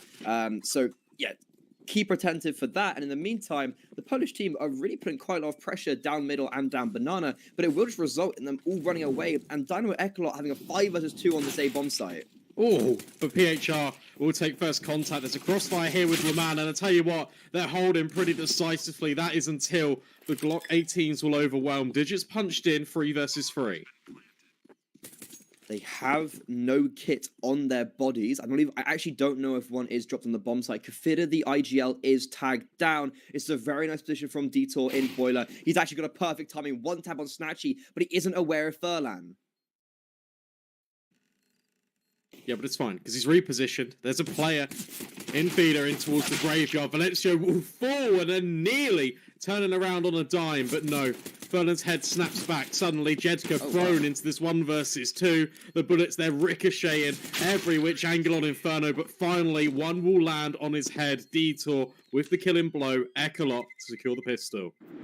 What were you saying about Jedka being a bit of talent there? He had a interesting battle, but it started off so well. They get the first 2 kills on the bomb site, AGO, and then everything just crumbles away. Detour, honestly, there's not much you can do about that if you're AGO. You clear Boiler, and then as you've cleared it, he walks in and behind you. That is just honestly quite unfortunate. A little bit of a love tap early on. Valencio is tagged down to 70 HP, but this Czech Republic side is now up against the Force Buy. Snatchy with a scout is going to get quite aggressive down middle. Actually go for the re-peek multiple times. Oh, there we go again.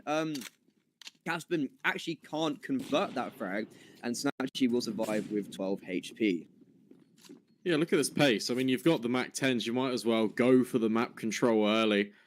ECLOT applying pressure, not only towards top brackets, but also leveraging top banana with their weaponry. Jacob just on the other side of this long smoke, but all this ground has been gathered quite quickly. With that bomb making its way over, it could be a quick play into A.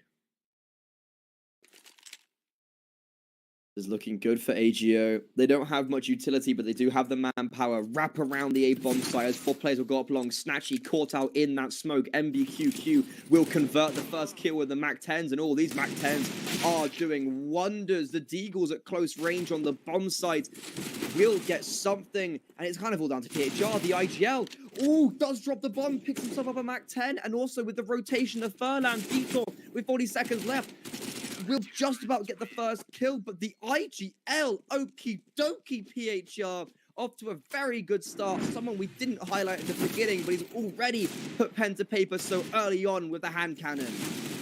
Yeah, that's really nice from PHR. The fact that not only he finds these kills, but he's staying alive this entire time to allow these B rotates to come in. And he's just being such a nuisance. Dynamo ECLOT just can't really deal with him. They can't isolate and swing on that fight in towards Pit because the rotation's coming at the perfect moment. And, I mean, take a bow. That's an incredible quad kill.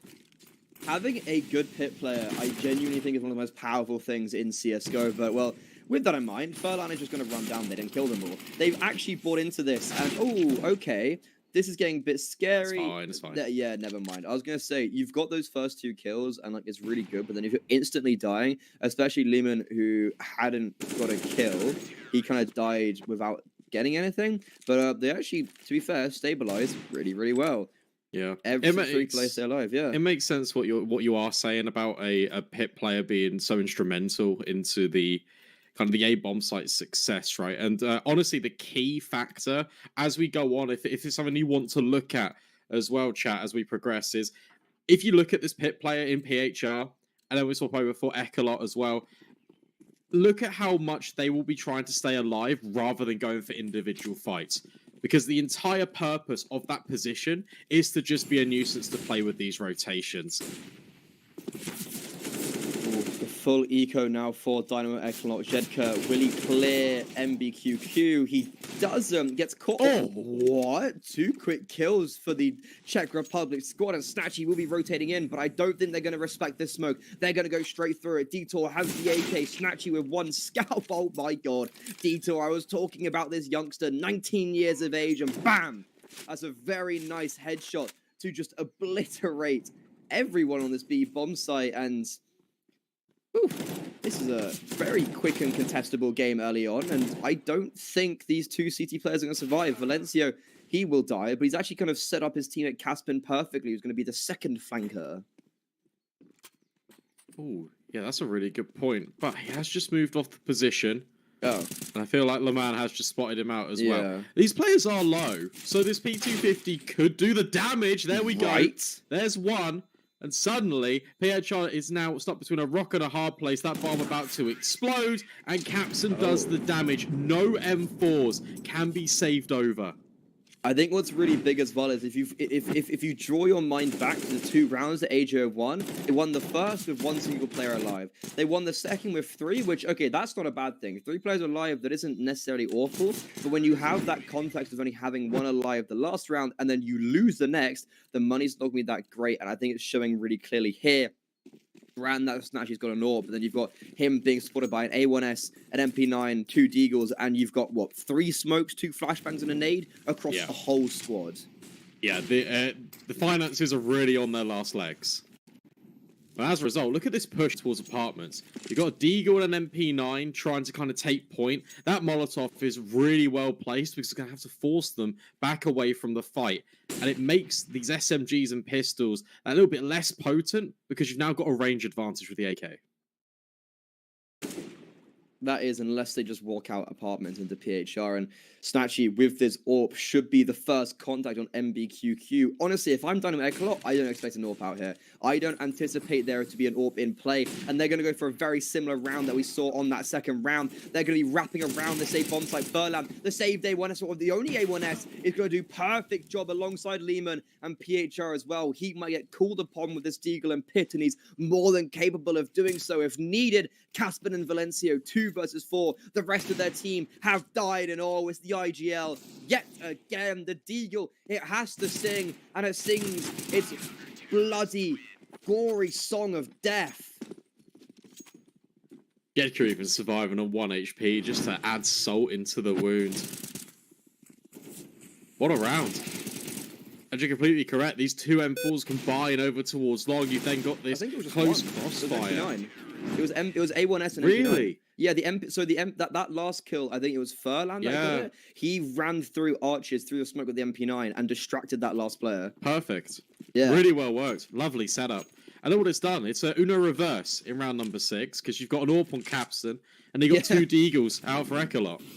I just don't think that AWP is going to have as much oomph, if that makes sense, because AWPing on the T side is so difficult. Yeah. And currently, this scares me a little bit, this setup from AGO. They're forcing they're forcing the play a lot, and honestly, I got a little bit scared there, because I was like, Detour's gone through that Molotov, will they anticipate it? And they seem like they were playing for that. They were playing for someone to push ahead of that Molotov and get blinded. Lovely little set play from AGO there, a good man advantage for the Polish squad early on, but just as I was saying, this AWP isn't going to have as much it actually does trade out, but lovely little peek from Furlan there, catches the timing, and okay, quite confident there, isn't he? He just dry swings yet again.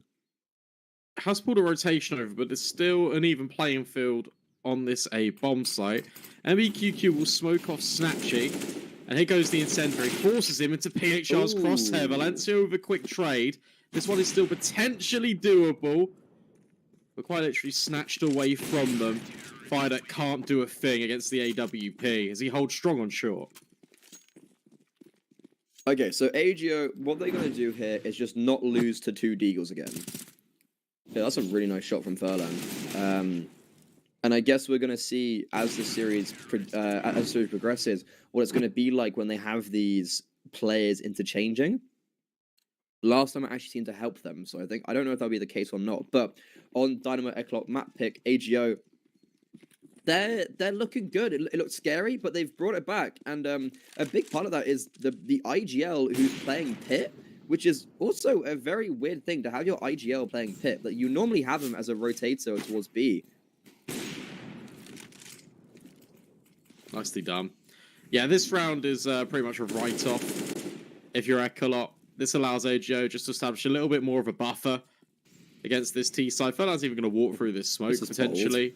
It's bold to do it against pistols. I mean, like, we love it, Eco. I respect it, but that is so unnecessary. That's a very you thing to do. Yes, that is actually really true. Yes, but the thing is, that's a reason why I'm a caster. I was gonna make a joke earlier about like Pit players. It's like, yeah, you need like your best, like a really good like cerebral player with good mechanical ability and towards Pit. And I was gonna make a joke about how like all the level 4s like quake when they see me in the server on Inferno. But I couldn't really like tie it in at the time, but I wanted to get it in. And well, round number 7, it's provided me with a great opportunity too. You need a very disciplined player in Pit, so that's why I tend to play the B bomb site. Meanwhile, in amongst our waffling, AGO have converted that round against Glocks. So that is by the book. That is as expected. Now we can focus and hone in back onto the action because AKs are plenty for Dynamo ECLOT. No AWP in play. The captain can't quite afford that one. But at the same time, as you mentioned previously, Freddie, AWP play, just in general, on the T side of Inferno is quite difficult. You've got all these restrictive angles, and there's a lot of opportunities for CTs to really dictate these fights, especially between top mid and just the corner of car.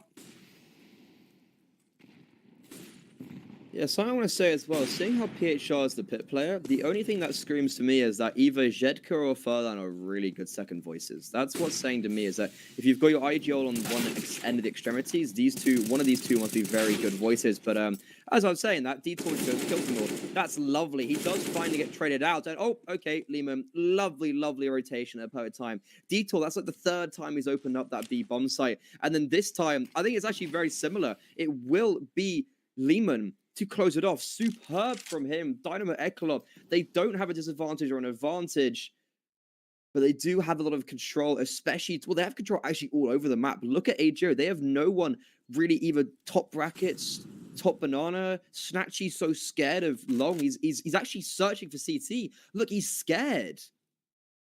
Yeah, we see this quite a lot from the ECLOT setup. They like to have deep advanced control in towards B, but as soon as they meet resistance, they just reset into this A line. It could work out as this lurk smoke has been dropped out towards the apartments. You've got this moto smoke coming in, so intentions are clear. ECLOT wants to head towards short, grouping as a unit. PHR feeling the pressure. Flashbang goes up high, but it's all onto Snatchy on this cross to try and hold the line because PHR, well, he's now stuck. Oh, never mind. It works out. That's really well played. How has PHR got a kill? Yeah, how is PHR got a kill? And also, a little micro thing there. Captain, because I doubt he's going to win this round, so sign close notice there. He's got a Neofrag sticker on his AK. Or I don't know if it's his AK, but it's one of the Dynamo ECLOT players' AK. You know, Neofrag used to play for Dynamo ECLOT. Yeah, nice little homage. Actually, I mean, this all starts with a 3 versus 5. Yes, it was. To be honest, I'm surprised they don't expect a 3rd B player there, because if AGO are taking B like that, you normally do it with 3. Lehman wasn't the 3rd B player, he did just rotate in. Yeah, you talk about the second voice, I'd almost expect it to be Furlan. He's been on this roster donkey's years. Yeah, But then it's the fact that he's now part of that interchanging 6-man roster, so why would he be subbed to... I don't... Honestly, I'd love to interview one of the AGO players and just be like, what's the crack? Well, Detour cracked all over Banana. HE rings on out. Snatchy with a rare miss in the series so far. So instead he's going to relocate. He was not hitting that shot. That was never. Yeah, like, look, a rare miss. Yeah, like the most impossible shot we could have given him. Yeah, no, I do get what you mean, though. You miss 100% of the shots you don't take. Exactly. You caught me when I was sipping my water. There we go. Here's the flash. Furlan dropping a smoke for the contact. But that allows ECLOT temporarily, I was going to say a way in, but no, back through the smoke. Captain will find one, but Jedka combining with Furlan, very strong hold on that B-bomb site. 7-2. This is really escaped ECLOT. This was a very close game. Almost, it feels like 5 minutes ago, and suddenly it's like, oh, no. This Polish squad are completely running away with the game. And this is Dynamo ECLOT's map pick. This is like you were saying, because we mentioned talking about Dynamo ECLOT being big grinders. And I think they've played this map 28 times in the last 3 months. Is that statistic? Yeah, 28 times, which I think is almost as many. Yeah, that's literally more maps, I think, played in the last 3 months than AGO have played in the last 3 months. And it's on this one map. And right now, AGO, they're looking pretty good on it. Very, very big aggression, especially there on that round from Furlan. Like, that's a big, risky play to do, especially against pistols. Throwing that smoke and like running through that CD smoke, that's really can be quite dangerous, especially if like a rogue flashbang, a late one catches you off guard. But I guess again, kind of high. You miss 100 shots you don't take. High risk, high reward. Furlan does get a little love tap from his teammate there, like a little good job, like well done. Here's a headshot. Could be flashed in as well. He is. As soon as he feels the pressure. No, in fact, he's going to go straight round the corner. Could be a little bit of misinformation. But he at least gets the idea that no one is immediately close. And now he goes back to this jiggle again. As soon as Detour peeks him, he's just going to drop the utility. It's interesting you say about the stats as well on the map. Dynamo ECLOT have played 122 series over the last 3 months on HLTV.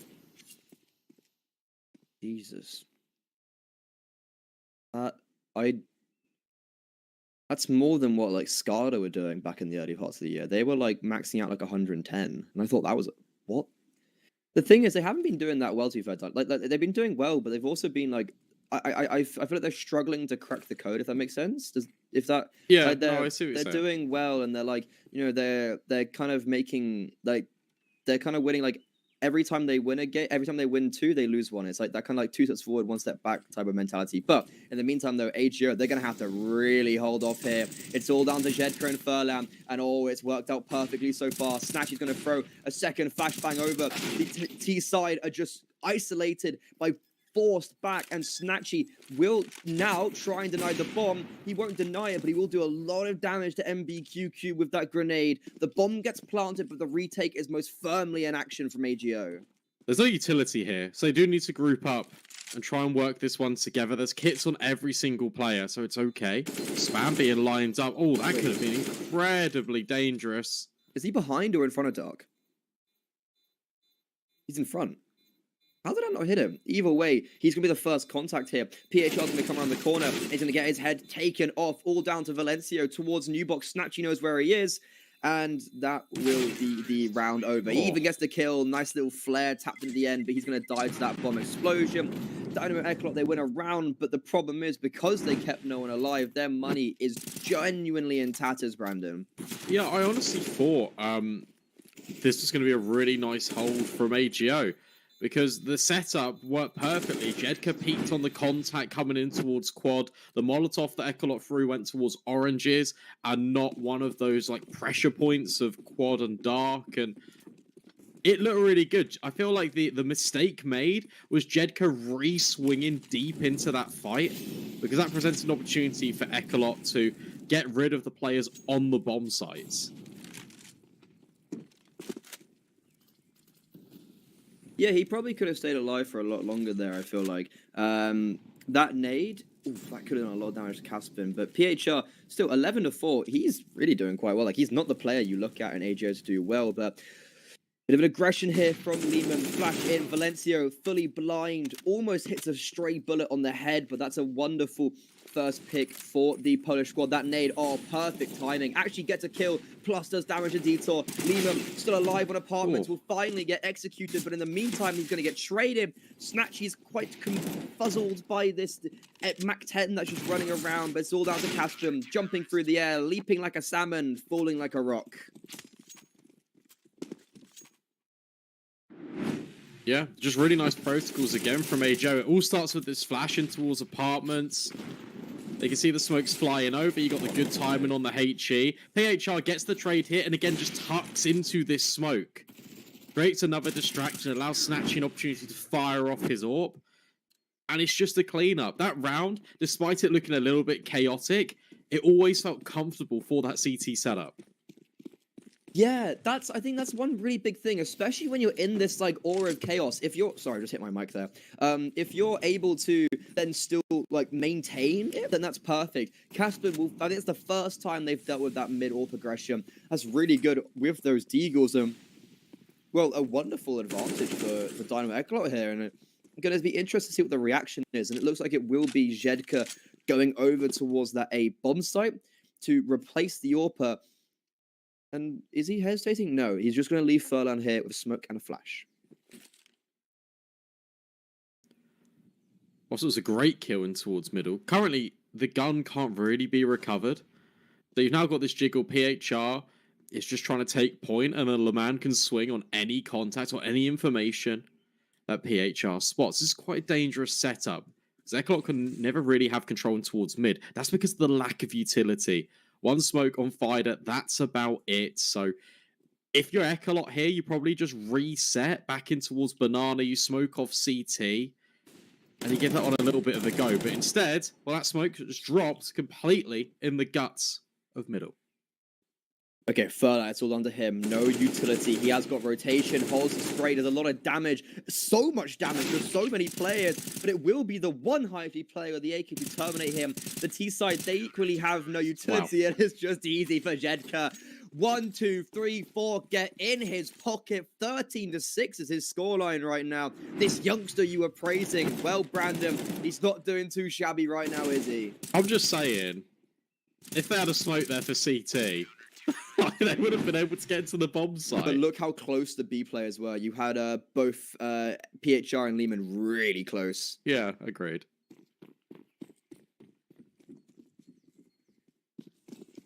All right. Potential for double digits in this round for AGO. And this is something I wasn't really expecting, to be honest. I didn't expect it to be this one-sided.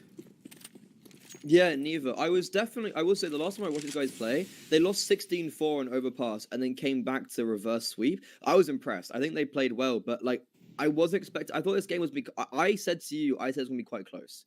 I thought this would be a quite close affair, and right now that isn't necessarily the case, but that's the second time now that Snatchy's instantly died. Valencio is this fight, Lehman and Valencio, has happened quite a few times already. The problem is, oh, this is scary. PHR is kind of solo pushing. He's going to die. Lehman's alone on apartment. Oh, he almost doubles up. That would have been enough, but no. Sadly, not today. But Zedka, is he just going to go kill them all again? Gonna wait for his teammate. Because Furlan's got all of this utility. Jedka, there's a slight gap in the smoke. MBQQ can't quite exploit it. Another smoke rains out. It's dribbled on through. But again, another gap. Furlan has been struck off the record, and that means that Jedka will need to save because the money for AGO it has worn quite thin.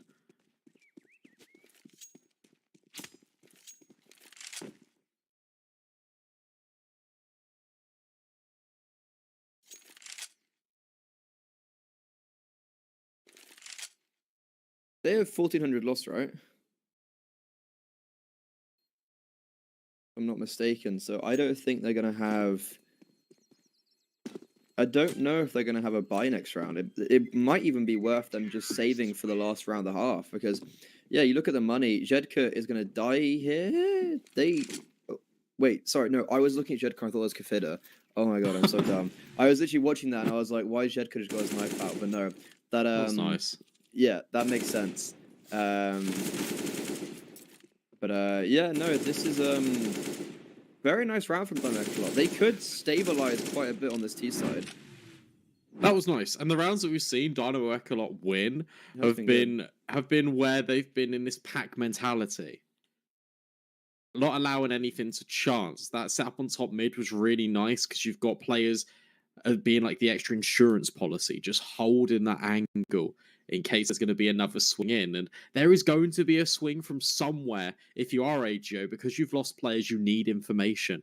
And that's where Dynamo ECLOT don't do quite well, because they just pump the brakes and they wait for the mistakes. If this half ends 9-6, this is still a very good chance for Dynamo ECLOT to stabilize.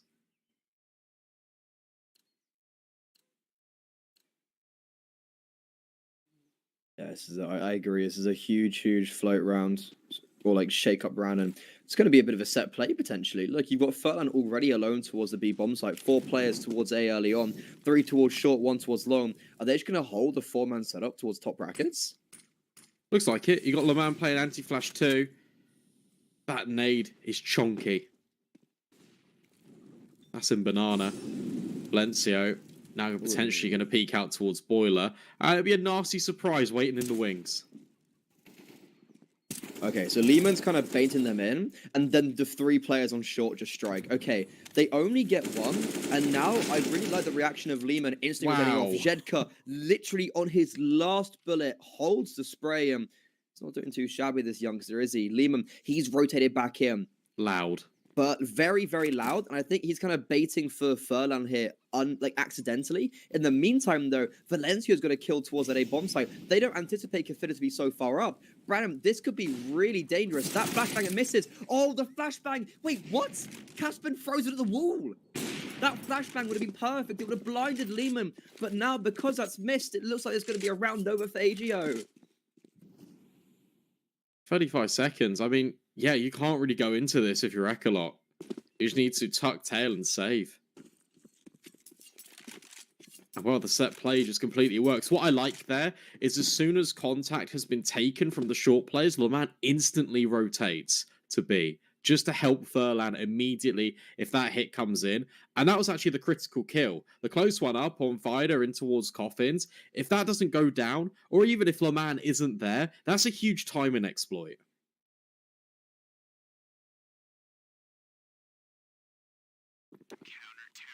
Yeah, just saving here. We were talking about poor economy for AGO. Dynamo ECLOT, they're a little bit lucky that they have money. You know, Kafida, he can fully buy. The AWP AK saved is really nice in their bank. And big shout to our partners over at Hellcase. Banner is down below. And I mentioned that, I think it was Caspin's AK has a near frag sticker on it, and it's really cool because AGO, Fiku was supposed to be their 6-man, or like part of the 6-man roster is going to be built around him. So OG have near frag and Fiku, both old players of AGO and Dynamo ECLOT. That's a cool little thing. That is. Ooh. Detour, bro. He is crispy on these entries. He's nice. He's dirty with it.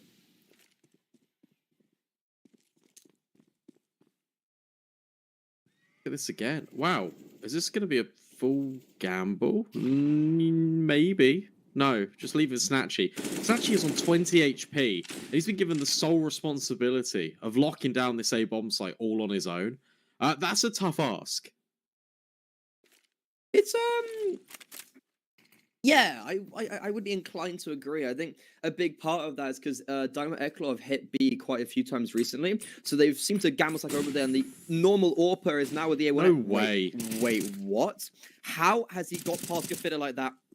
Caspin is now scared to go through that smoke. The bomb shall get planted, though, as Snatchy does just evade Caspin. He walks away, goes back through the long smoke, chooses that his life is more important with the rest of his team than solo dying, and Caspin will eliminate Snatchy eventually. 3 versus 3, not much utility, 2 kits. Lima's the only one without one, and these post plants, I think they're going to be a bit too strong, Brandon.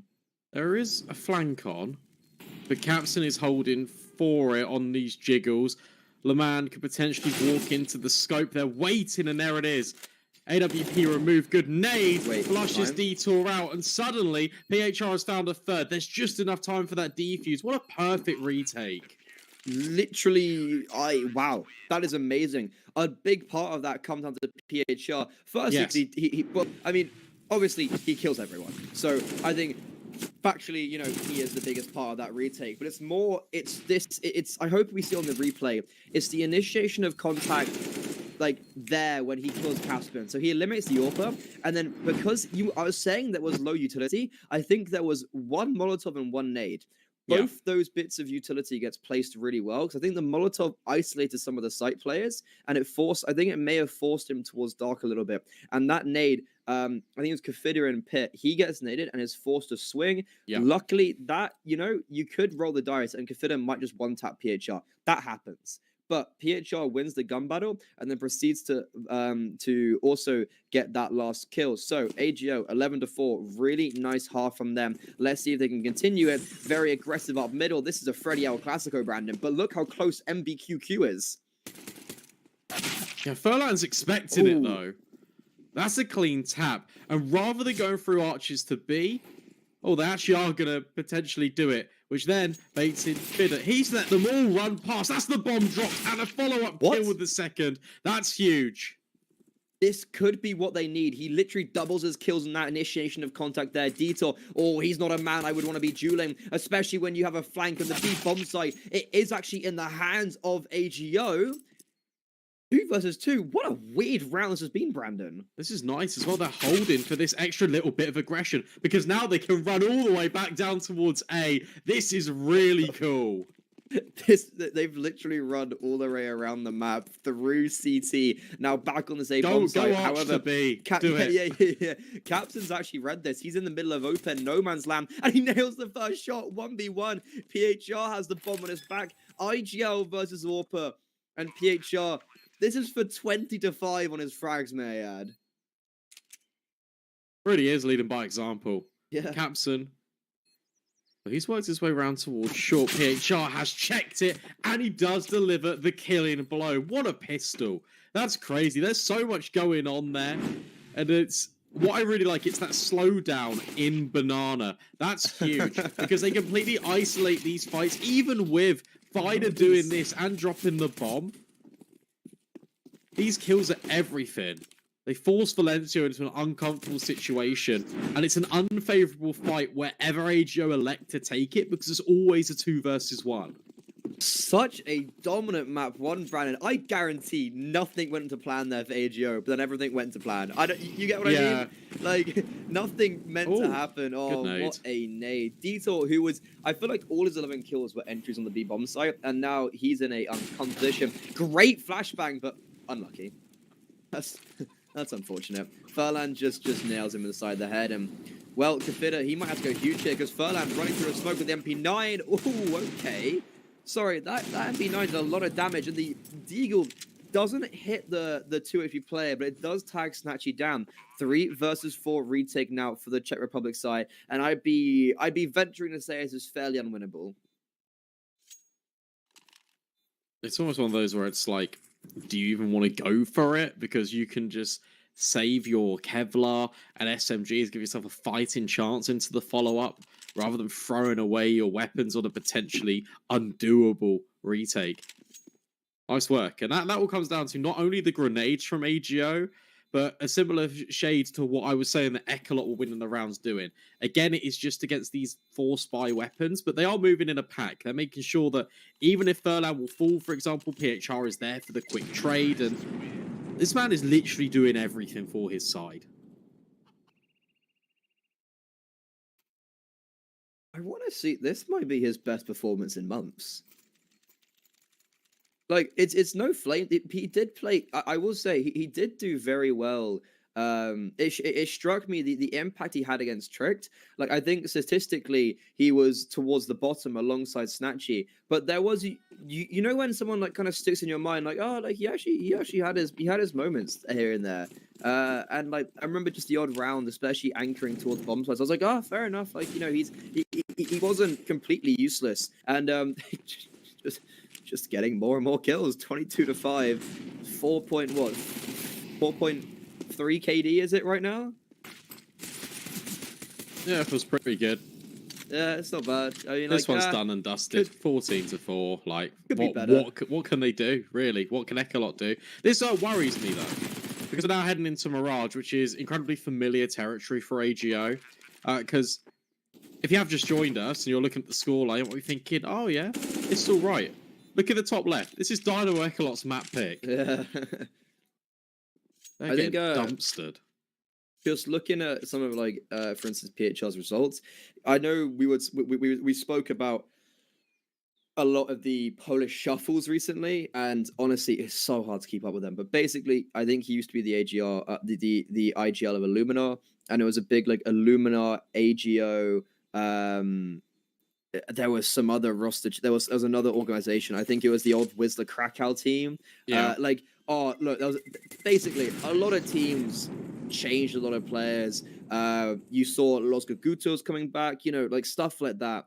But he was performing really well on Illuminar, and it felt like in the AGO squad, especially recently, he's been really struggling to find form against, I think, to be honest, not very good opponents, which is almost kind of ironic. He does better against the better opponents.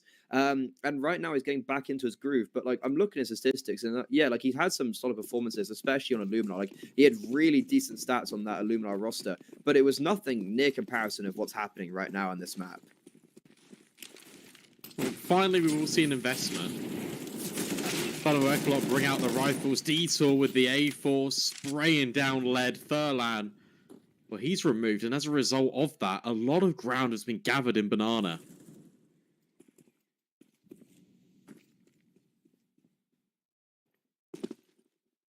Okay, so this is good for Dynamo ECLOT. It's nice that they've still got that smoke as well. They've dropped. Oh, okay. PHR almost catches him. Almost added one extra frag to that immense tally and caps him. He is getting aggressive with his AWP. Snatchy's holding for him, but the AWP will beat out the AK any day of the week. 3 versus 5 for AGO. Seems like their numbers are dwindling one by one. Jedka, he has the MAC-10, but he's actually electing to use that Deagle. Very nice Dignitas sticker on it. And MBQQ are regressing a wee bit. We'll actually put the numbers a little bit back into a close to an even state. And what's scary is that... Okay, that's the bomb dropped. Okay, never mind. You know That's what? scary. Never mind. Yeah, that's scary for AGO more than anything.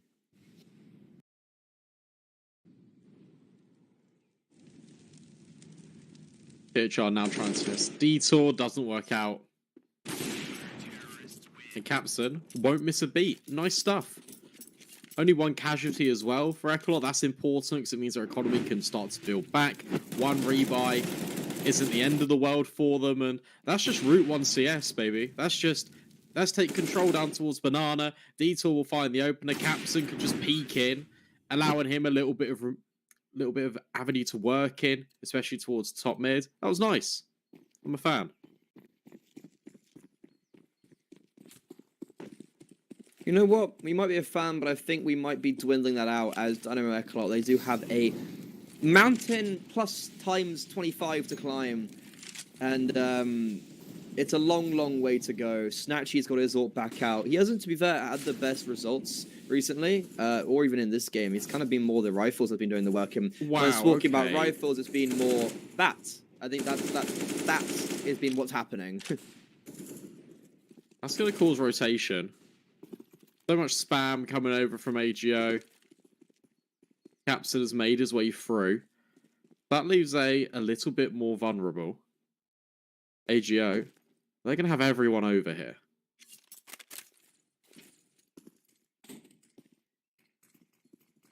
Only 2 players because the rotation split up. Kafida, he is coming back, but he's just not close enough. That flashbang, he might just spam. Okay, so he revealed his position, and I think this could be streaming to AGO that, look, there's only 2 players there if the rotation's that quick, but, oh, these 2 players have done amazing.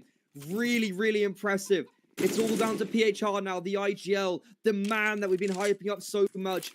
Into a 1 versus 2. Bomb gets planted. Smoke got replenished towards Moto there. And there's a weird gap, I think, that Kafida has, and Capson, they're holding it as well. PHR's holding for the boost. He expects 2 to be here, but now he's rethinking it. still holding, though. Still holding this line. They can peek out together. And it's a nice play from Dynamo ECLOT. Let's just take a second to reflect on that crossfire between Valencio and MBQQ.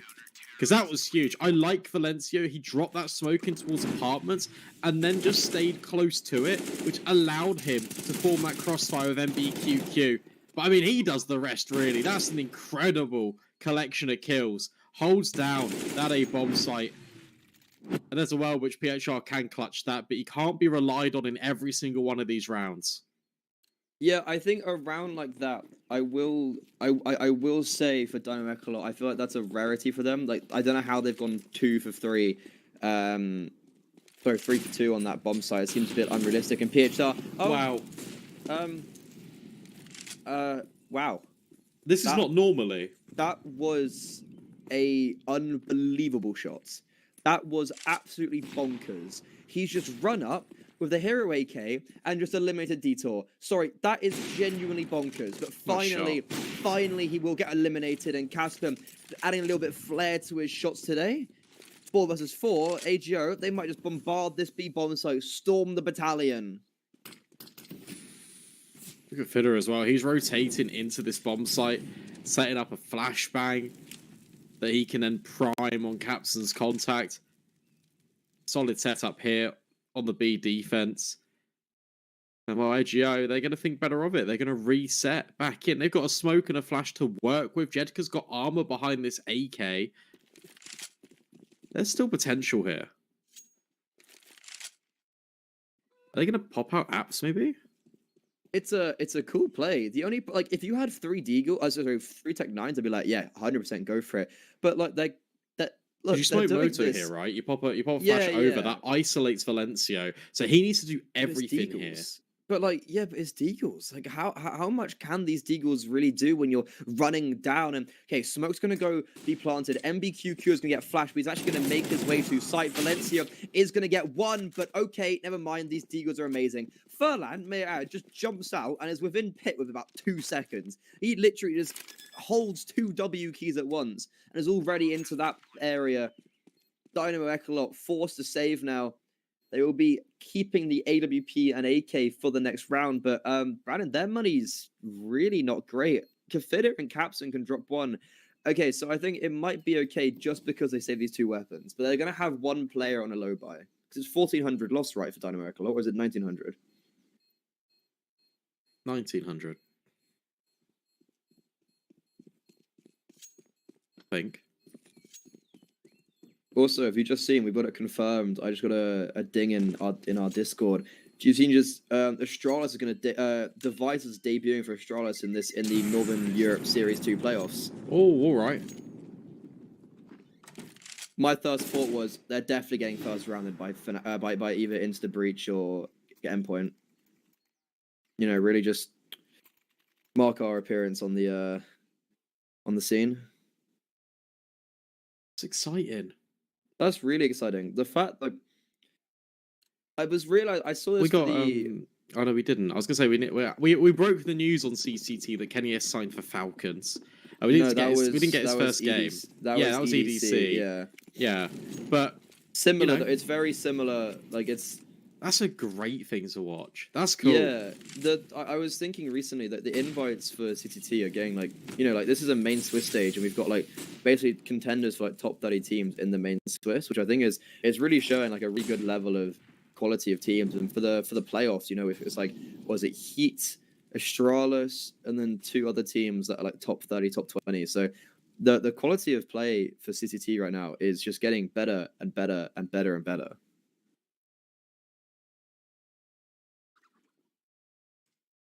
Well, let's focus on this one just for a moment. Yeah, we can talk about it later. Because AGO are essentially 5 kills away from locking up ECLOT's map pick in a very decisive manner. Top bracket control has been established. Fidder has rotated back in towards sandbags at top banana. That's a difficult clear for AGO, and they might walk straight into him. The issue you've got is if he just goes 1 for 1 here, these rotates are very far away. Yeah, he could be in a bit of a trouble here, but oh my god, he lets him Oh, go no. past. This could be a little bit too big brain. No, that's perfect. 1-2, can't get the third. Lehman will trade out, but he does take a lot of damage in the process. Smoke towards CT and Ruins. They are going to boost up late here as well. Will they expect MBQQ to get boosted up? And no, actually, they actually choose not to. Bomb does go down. I'm surprised that Dono ECLOT let that happen. 4 versus 4 retake, they have the favor here. Nice position from Jedka. Swings out onto MBQQ. Detour looking to try and take point, but Jedka's just moved away. Look, Lehman's got all the control towards Banana, so they know they're coming from either CT or Coffins. Time is ticking down. There's 2 kids, Detour and Captain. They're going to have to get on the bomb soon, but Jedka doing his best PHR impression, and it's Snatchy to get a double kill at the end. AGO, the Polish powerhouse, on the opponent's map pick, 16-6. That is amazing from them.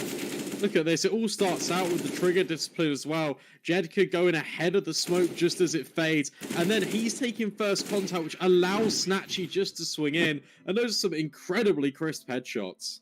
Yeah, I don't think anyone would have expected, firstly, Inferno to go the way of AGO, and then secondly, to just have it in that decisive manner. That was super, super crisp, and Mirage will be the next map on the cards. It's a perfect, beautiful map for AGO. This is definitely one of their favorites. We saw them pull out all the stops against Tricked, and let's see if they can do the same here. Don't go too far, because we'll be back after the break with map number 2.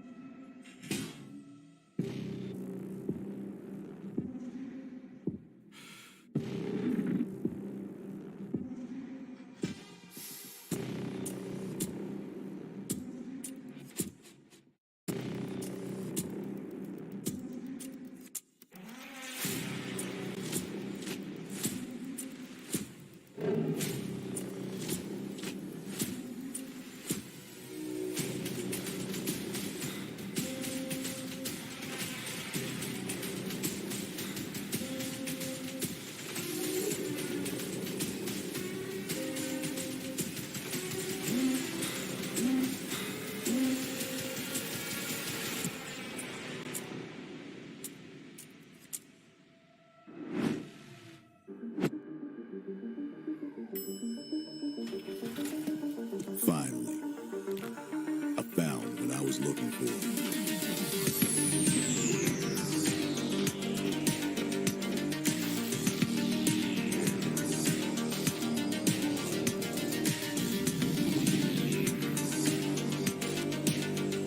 Now that my search is over, it's gonna be a tough choice. But fortunately, no need to choose when you can just have them all. Buy and sell skins on bitskins.com. Your one-stop shop for all CSGO skins. Win up to $1 million with your CSGO esports predictions. Simply guess the kill scores of the 10 players in a CSGO match. The more you guess correctly, the bigger the prize. You'll need at least 2 correct predictions to win a prize. Guess all 10 correct and win $1 million. Experience the exciting new way to add a little prosperity when watching esports tournaments. And register now to receive a free entry ticket upon sign-up. Predict kills, win millions, prosper.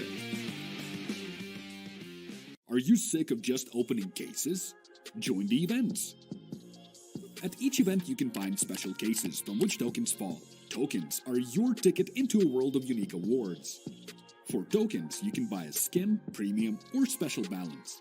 Try your luck in the skin generator.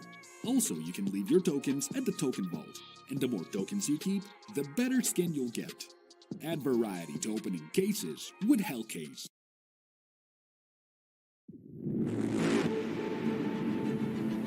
The hunger for glory feeds the desire, the courage to look for a challenge, to feed your ambitions.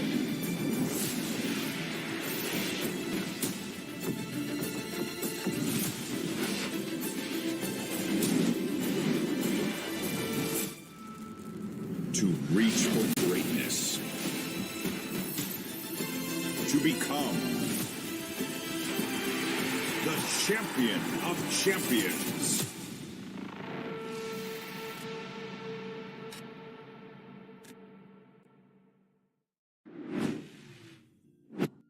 Welcome back in, everyone, to the Champions at a Champions Tour. We've just seen PHR do it for the AGO boys over on Inferno. And now, reflecting on AGO's map pick, we're going to be heading into Mirage, and I feel like it's a very strong map for them. However, Freddie, you did mention that they've got some roster changes in the mix.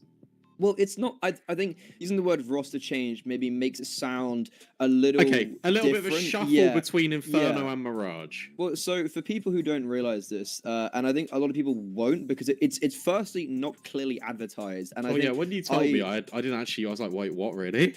Yeah, so the only reason why I actually do know this is because I asked someone and I was like, look, like, what is the crack? Like, why are you changing players between the games and stuff? And he was saying that AGO actually are a 6-man roster. This is something that hasn't just come out of nowhere as well. This is something that they've wanted to do for a while, and I think it started with Fiku. They wanted to bring him in as, because he was part of the roster before he went to OG. They were going to build the 6-man roster around him pretty much. And instead, they've actually brought Shenanigan now with this new team. And so it feels like it's kind of Shenanigan, Furlan, and Lehman, who are these 3 riflers interchanging between the different maps. And I think it just completely depends on what map gets played. This is actually the second time we've seen it happen. The first time was against Tricked, and it worked out. They did the reverse sweep, and now they're doing a little bit better. They don't even need to do the reverse sweep. They can just finish it out in 2. So last time we had Lehman and Furlan playing on Inferno. Now going on to Mirage, Furlan's going to get subbed out for Shenanigan, who this will now be his 4th map for AGO. And on the basis of it, this doesn't seem like an awful thing, because Furlan actually he was actually one of the lesser performing players on Inferno, going 17 to 18 with a -1 KD. So I think Shenanigan, this is where he's going to try and prove himself. And the attitude I got from him, especially on the first time I saw this guy play, he's cracked, like, especially on Overpass. They lost 16-4, but I think 2 of the rounds they won is because he just kind of walked in the connector on the C side and just killed everyone. And it's like he has that level of performance. So I'm interested to see if he can do the same. He's a very young player, 18 of age, I think. He was kind of discovered in the ESL championships in Poland, playing with the Los Kakutos boys and younger mixers. And now he's on the big stages. Can he prove himself against Dynamo ECLOT? Oh, it all begins with this pistol, doesn't it? Quick play out towards A. Utility raining on in now for AGO. It's the standard A smokes. They're going to pop. Ooh, very nice indeed.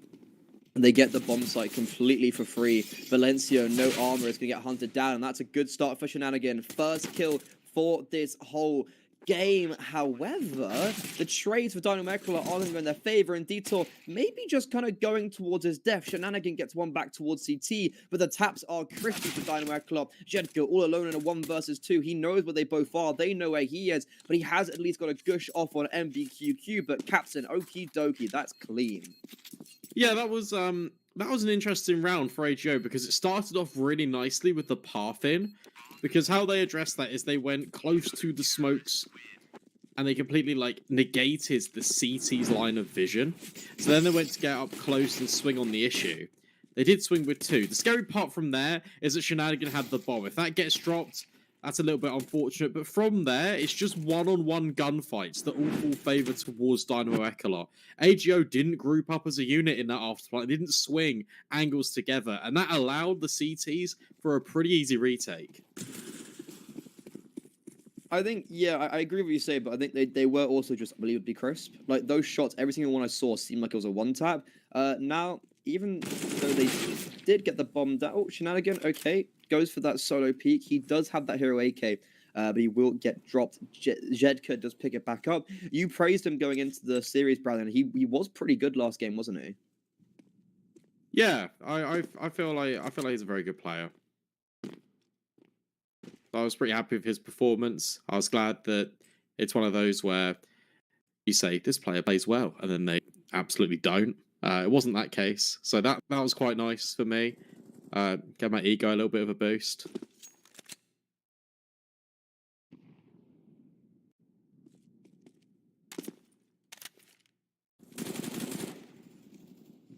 Yeah, and what is going to get an ego boost, I think, is this cleaner round for Dynamo ECLOT. The AK, both players who have touched it right now have died. It seems to be like a bad omen. Lehman is going to be, or... Is it Lehman or Lemon? Leman?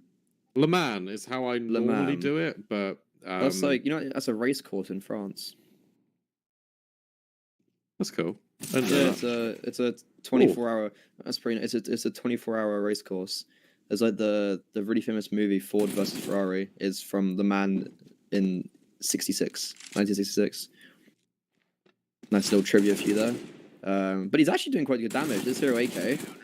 Ooh, almost gets a third, but no, only 2. Yeah, that's fine. I mean, you got 2 M4s coming into the next round. You got a FAMAS as well. You can drop over weapons. It's not too bad overall.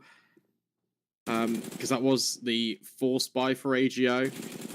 So Dynamo ECLOT have now got a little bit of breathing room because they're just going to be against the pistols. Nice shots. Showing us what he can do on this server. But a much better start for this CT side of him for Dynamo ECLOT in general. It's nice to see.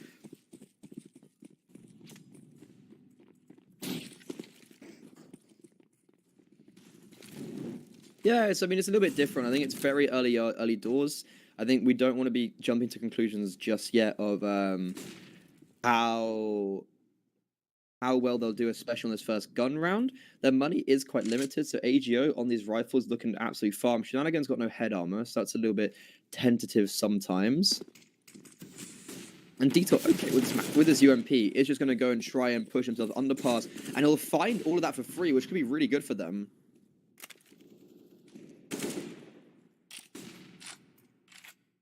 Well, let's see. They've gathered ground in towards top middle. Detour's ump could be a nasty surprise. I'll see if that comes into the fold. Because AGO are putting a lot of due diligence in towards mid. They really want this control. They're flushing out connector with this incendiary, and this is a really good angle. And they're not going to be ready for him at all. There's the first, but the issue you've got is the UMP. The multi-kill potential is not really there.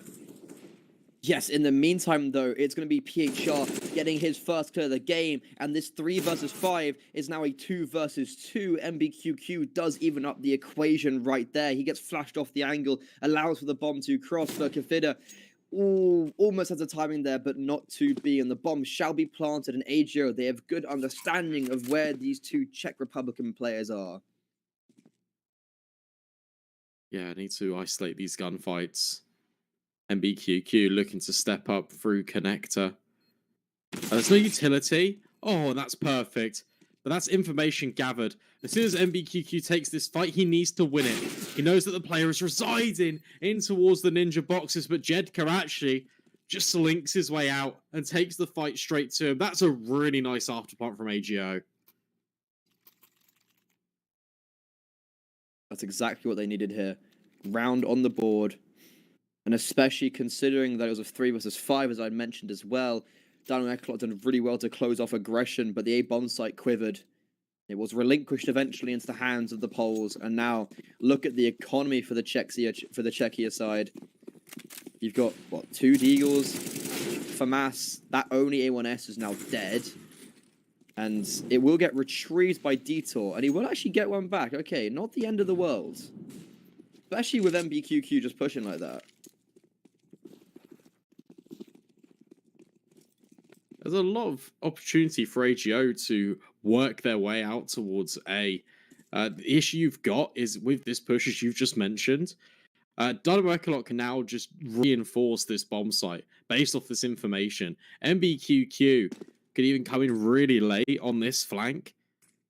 It's a real detriment. Valencio taking the first contact with the FAMAS, just biding, waiting, even more time. It's hindering the progress, and it allows this MP9 to come in. Lot of damage, lot of damage, and there it is. MBQQ strikes very effectively. He won't get the 4th kill. Valencia will do it. And going into this round, I was mentioning what they're A1S, FAMAS, the rest Deagles, and MP9. They have 2 AKs, the A1S saved, the FAMAS saved.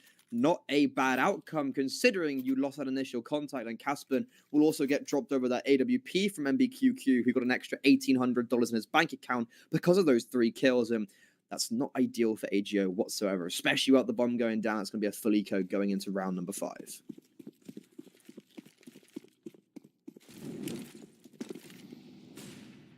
All right, then.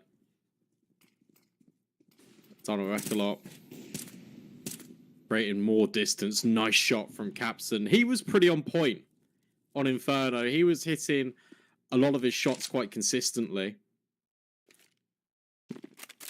I feel like he wasn't. Yeah, like it's one of those hard things where it's hard because he wasn't, like, the team overall didn't do very well, so it kind of just undermines everyone's performance. Yeah, it's sometimes hard. Like, yeah, he was hitting his shots and he had some nice, like, he definitely had some nice moments, but it's like it's just so hard to praise someone when they've just lost 16-5. Was it like 16-5, 16-6? Was it? Yeah, it was in those realms. I understand what you're saying, but I feel like it's important to give credit where credit is due. From the fact that Capson, we had some very nice rounds towards the latter stages of the game, just when Dynamo ECLOT were almost down and out, right? He had that nice hold in towards CT from top brackets. He was in that short position. He was allowed that room. And we're seeing similar shades here on Mirage, where he's been allowed this room to work with, and he's been dynamic in his approach with the AWP. That bodes well for Dynamo ECLOT. That's a player I want to be keeping an eye out specifically. I'm going to be watching his performance over this first half to see how it develops. Yeah. In the meantime, that nade almost did a lot of damage, but actually does pretty much nothing. A default heavy towards the A bomb site here for AGO. They're not putting as much contact in middle, and that might be their downfalls. It looks like Dynamo ECLOT are looking to keep pressure here, and you can see MBQQ searching, not finding anything. Deeper will do the same, and I'm interested to see what AGO's reaction is off this now.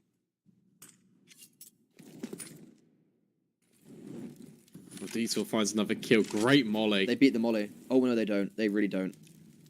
Well, that bomb is behind it. So Snatchy goes forward. AGO can take this space. He missed it. Turn around. They need to get that C4. Brandon, he missed the molly and actually kills Valencia. That's devastating for him.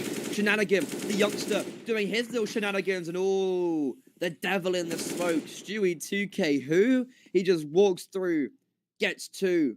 Kafida, MBQQ, still in the realms of possibility, unless Shenanigan just does that. I'm a believer. That was really nice.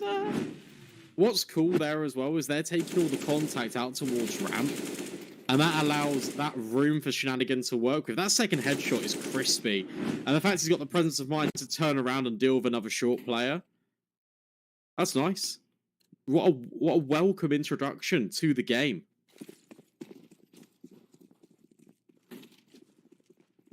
Yeah, I mean, because we were saying, on the pistol round, he got those 2 kills. He opened up the round, and he hadn't really done much since. And then seems to have very high-impact kills whenever he gets one. Then, ooh, very nice peek there from Capsum. Ideally, that should have been a kill for Statue. That's what happens when you lose the opening pick, is when the AWP peaks connector late into that boost. But in a weird way, Shenanigan's actually the one to get tagged.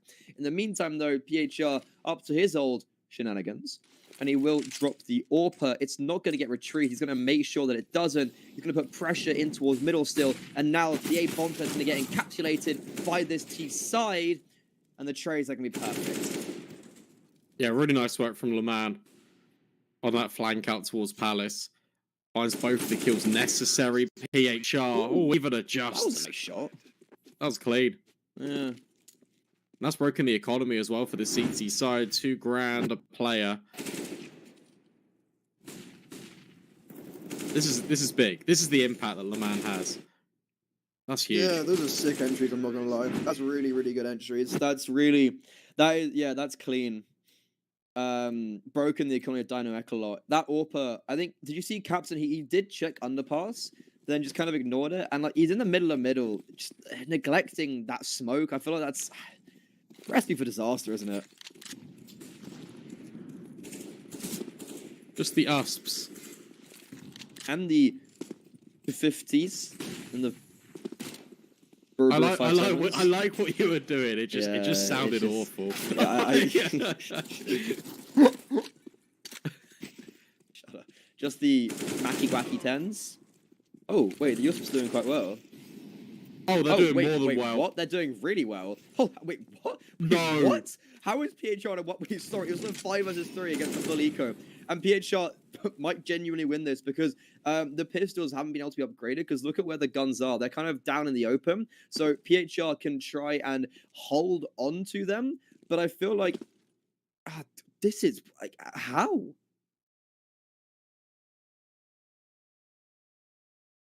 Yeah, this now gets weird because Dino ECLOT could really be anywhere. However, It's one. he has to point out Detour. Oh, this is bold.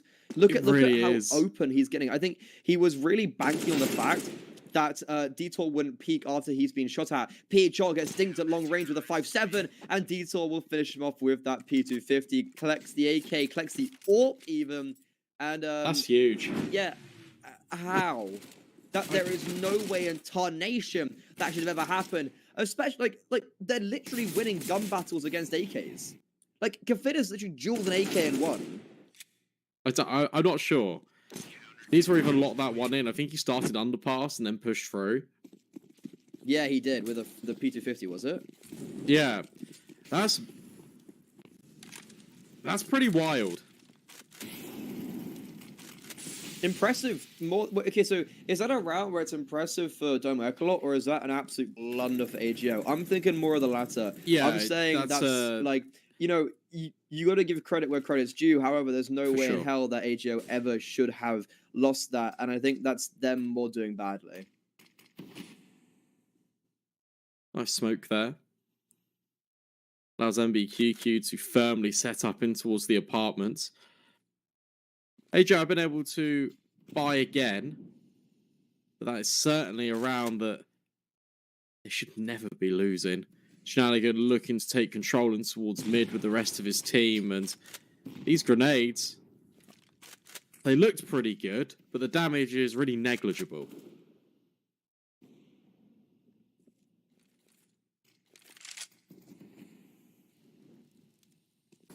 Ooh, look at PHR. The smoke lands in top connector, and he's literally already... Like, the smoke lands on him, and he walks through it.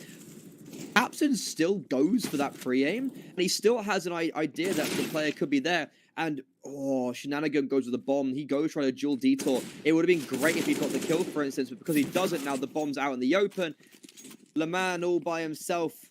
Au revoir, senor. And it will be Dino ECLOT to just string another round in a row. 6-3, double the scoreline of the polls. And here's where I normally say, well, AGO are already on pistols. It should be a fine round for Dynamo ECLOT to convert, but as you've just seen, no round is guaranteed in Counter-Strike. That's what makes it such a beautiful game. I think I was talking to someone recently, and they threw out the idea that it's actually easier to win a eco on a CT round or like a force buy. And I feel like it's very map variable because I think honestly with something like Mirage, it's easier on the T side, so you can just duel with these deagles like through A or through B. But I don't know. I actually don't know if there is an easier side to win a low buy, if there is one at all. If there's like statistics of like, I love how Shenanigan just still runs out. Yeah, like Shedka's like, guys, don't worry, I will run boost, but we're literally out of the middle.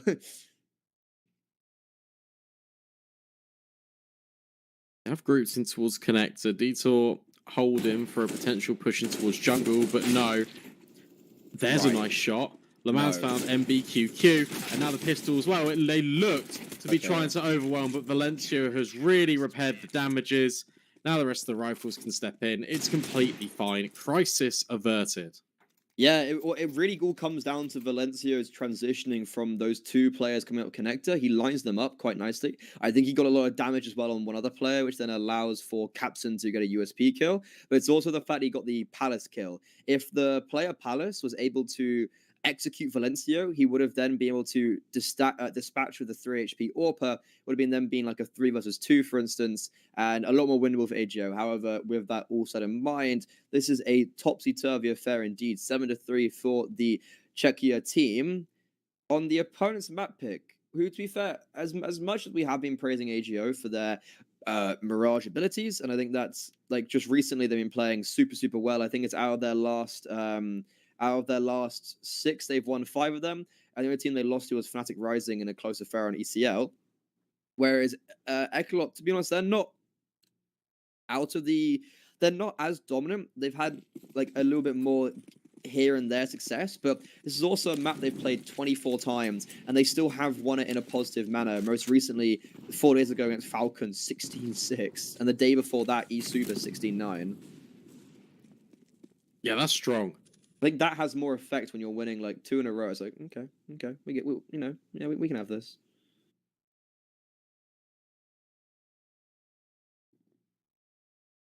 AGO have done well to get middle in some of these rounds, but it's a case of they gather the control. They don't really do too much off the back of it. We've seen a lot of connected to A splits. Haven't really seen much testing over towards B, especially for MBQQ. He's always felt a little bit comfortable here towards this side of the map. Yeah, that's a good point. He's been pushing short a fair bit every now and again when he hasn't been handed any pressure. But I think Dino ECLOT have a good idea that there is someone in middle. And a lot of utility being used. 50 seconds left, and the second smoke now being used. There's only literally one set of util really left, and that's on Shenanigan. You've got a flash, smoke, and Molotov dispersed across 2 players, and they're going to contact their way up short. That Molotov from MBQQ is amazing, because what it does... sorry, my voice. It slows down the players on short, and the top con smoke is going to fade.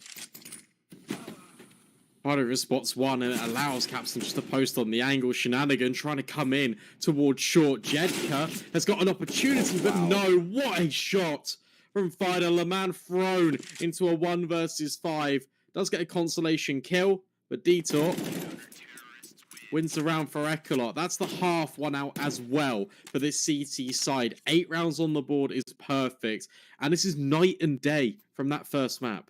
We sure we got the picks the right way around? Yeah, it would make sense. Yeah, no, I know. But like, I would actually play devil's advocate there. Kafida or Kafida's kill was actually the easiest one in that, because I don't know. It's a very as a resident Bianca, I know my pixel walks, and you can like jump up on those barrels without leaving the ground. If that makes sense, so, like you instantly like jump and you're on the barrel, so you don't physically jump up. You like straight away put up, and there's no it doesn't like ruin your crosshair. You get what I mean?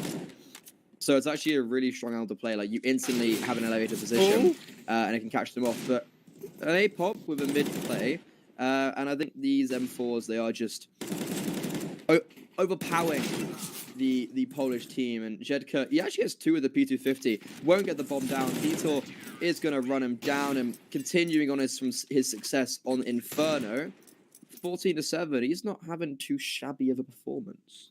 I'm gonna rattle your brain for a question quickly, or see the replay come in. Now, we've seen ECLOT primarily with these A4s on the CT side, and that's because we're playing on the new update, but we're not playing with Anubis just yet. Are you an A4 believer now, or are you still an A1-esser? So, from what I've been talking to people, and in an interview I did recently that's coming out soon on UK CSGO with Swaggy and TVS, is they said that there's not that much of a difference, and what changes the two weapons is that the A1S is still slightly cheaper, and that economical cheapness, and you can still have it's like $300-400 less. That does have a bigger effect, and I think that's why a lot more people are still choosing to use the A1S. But I think FaZe are all using M4s, are they? I don't know. I wasn't able to watch the blast. I think I saw in an interview that they were all using M4s. But in the meantime, though, this A bomb site is going to try get contested, and they're going to do superb. Finally, success for the Polish team. And well, it should be a round win, but you never know. Well, that bomb is all the way back in towards T-spawn. MBQQ could potentially hear these footsteps. He's going to come around the corner as well. The man's holding for this. That's fine. That's good damage limitation. Jedka can now take point out towards A. He can gather some more information. This round gets a little bit weird due to the placement of the C4. But it should be fine. AGO rerouting back towards where they found their initial entries. Their utility was superb there on the way in. There were some really nice flashes that they threw to perfectly set themselves up for success. Yeah, really nice. And I just hope they can kind of continue doing this, right? I feel like that's the main thing. This is a good start, but will it continue in that same manner? Because a 6-round-and-a-half here, I feel like is retrievable, especially considering that they do actually AGO are better slightly on the CT side when it comes to round win percent. But it's not like too huge, and I think we saw that against Trick specifically, where the first half was a bit shaky on the T side. It would have actually been it would have actually been very, very similar, 9-6 half, and then they won 10 out of 13 rounds in that second half to secure the map win. Interesting stat. We'll have to see if that will be a reflection of the performance. That was a good round back in. And I feel like, yeah, if AGO find the remainder of these rounds here in the first half, they're giving themselves a lifeline back into this series. Because it's their map pick after all. That's a nice find. Orb could be retained, dropped over towards Captain as well. Just fleshes out the economy for the rest of the half. There's only a couple of rounds left. Want to make sure you can definitely afford your AWP in each one of those.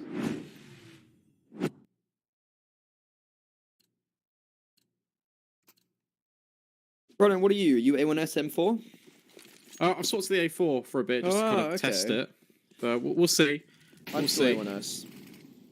That smoke's missed. Yeah, he's like, what do I do with this now? Valencia has luckily given him a smoke. And in the meantime, Caspen yet again strikes towards middle, but he will kind of leave his teammate out to dry. Oh, Valencio gets time. Valencio moves his crosshair at the worst moment, pivotal for AGO here. And as the smokes fade, Snatchy will reveal himself. 5th round for AGO shall be claimed, and they'll do it, striking Dynamo ECLOT with an iron fist.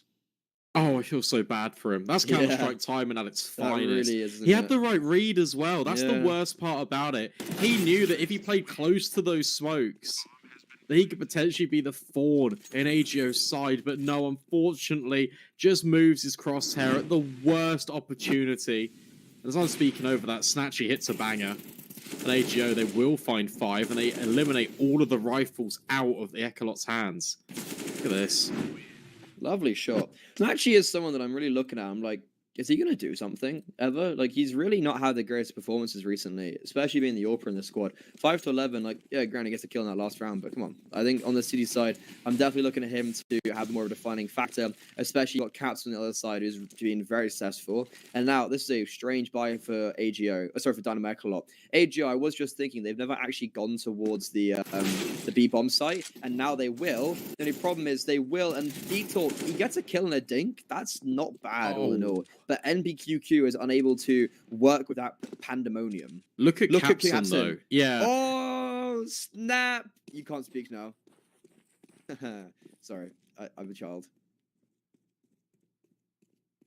Please, Brandon, you're allowed to speak. I say your name 3 times. Brandon, Brandon, Brandon. Well, the Mag 7 can ring out 3 times for 3 quick kills. Snapping Turtle at close range instead falls away. That could have been exciting. Instead, he's resetting in towards Palace. Capson has no idea that they're in towards ramp right now. So he could, again, be the undoing. The issue you've got is he's only got a shotgun. And Valencia is also going to be the first contact with a long-range 5.7. But he's... Wait, has Oh, no, that's rough. I don't know who's... Okay, they definitely know he's here, but, like, the fact he survived, I think, is better than nothing. He will take quite a bit of damage by that nade. They still don't know about Captain. They Molotov Palace, they have an idea. And I think especially with them getting kills towards CT, them clearing up middle, I think they're going to start realizing that the flank... And because the A site was... Yeah, I mean, they've literally hit him there, so they know he's here. Swag 7, very swaggerlicious man, very flamboyant with that AWP, but this shotgun might be a tall order. I think he's trying to see if someone will push him, but I don't know if they know he has a shotgun, but they're still not pushing him, which fair enough. And he's playing for the this is definitely in Face It when the enemy's typing KD Hunter.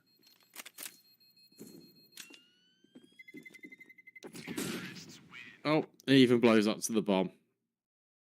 I mean, it doesn't really matter. Everyone's No, it last doesn't. round, yeah. That was nice. 3 rounds in a row at the tail end of the first half. See AGO get themselves up towards 6. That's exactly what you were talking about. If they get the pistol here, they're right back in the game. Yeah, well, it's it seems like a really weird, like it's a different kind of events of how the half has happened, but it seemed like a very familiar sequence of play than we had that we had from when what is it called? Then when they play against Tricked. I'm going to just check if they won the pistol against Tricked. No, Tricked actually won the pistol round and the second. They were 11-4 up, Tricked, on the second half, and AGO still brought it back. But now they're looking to change it a little bit. This is not the setup, though. LeMan alongside Snatch, you're going to have to hold down this A-bomb site for 3 players coming out past, and that flash is going to be quite sufficient. Yeah, the bait and switch is in full effect. LeMan actually does swing out towards triple, and that's going to be his demise. Jedka, there's a slight gap here. He can try and exploit Detour. Lucky to be alive. How on earth is he still here? And he's found the kill as well. Snatchy's gone. Jedka, PHR, trying to repair this situation. But with Detour being such a nuisance in the back lines, it allows Fider just to tuck in towards default. Wait ever so patiently. He can hear these shots ringing out. He's not ready for them, and he still hits the shot anyway. PHR 1 versus 2. No time. Has to run away. He has full armor, so I think he's going to try and save the armor. But I don't think he's going to not take 0 damage. I think he might lose a little bit of that armor in the bomb explosion. Detour has just somehow diverted himself away from dying. Like, the Reaper was knocking on his door, and he still finds a frag onto Snatchy. He had 8 HP or something ridiculous like that, and just nails him inside the head. Snatchy with a wonder performance, but it's all undermined by Detour's aggression. PHR, gets a lovely shot there. Zedka seems just a little bit surprised to see the player there. It was just like, oh, hello, you're alive. You're sitting default. Your back is turned to you, but he just kind of forgot to shoot. And again, this could be a very similar repeat of what happened against Tricked. But AGO, they might just look to take the second round, not the third round of the half.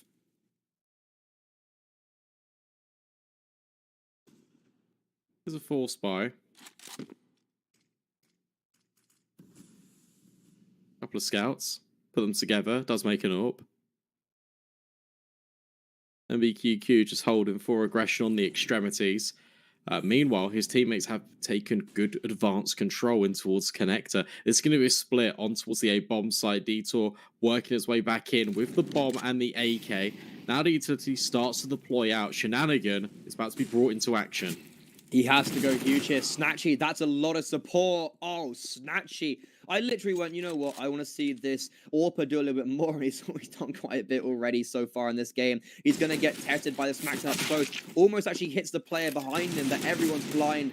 And Captain will finally get traded out. 3 versus 2. A lot of low HP across the board. You have Zedka on 19. Detour for the Czechia side on 29. And there is no kit, though, Brandon, for the CT squad. Yes, they got to move in quite quickly.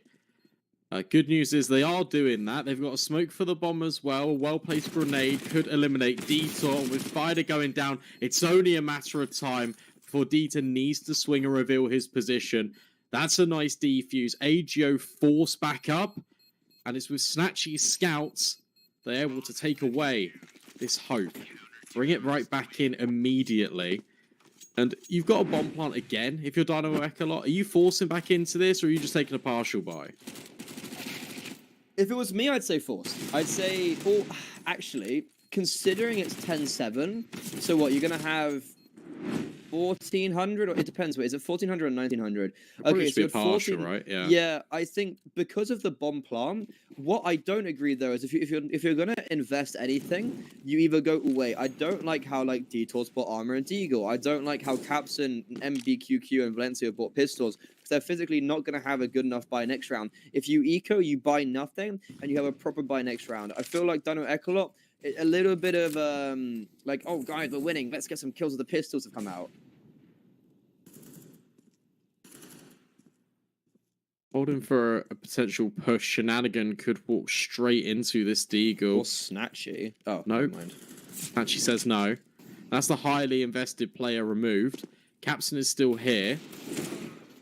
And he will final a man. Instant trade. Good reply from Snatchy. Now Jedka can step up to the plate over towards A. That bomb is actually going to be planted. So this is a win, all things considered. Yeah, I know. Okay, that annoys me. I hate the fact that they've like.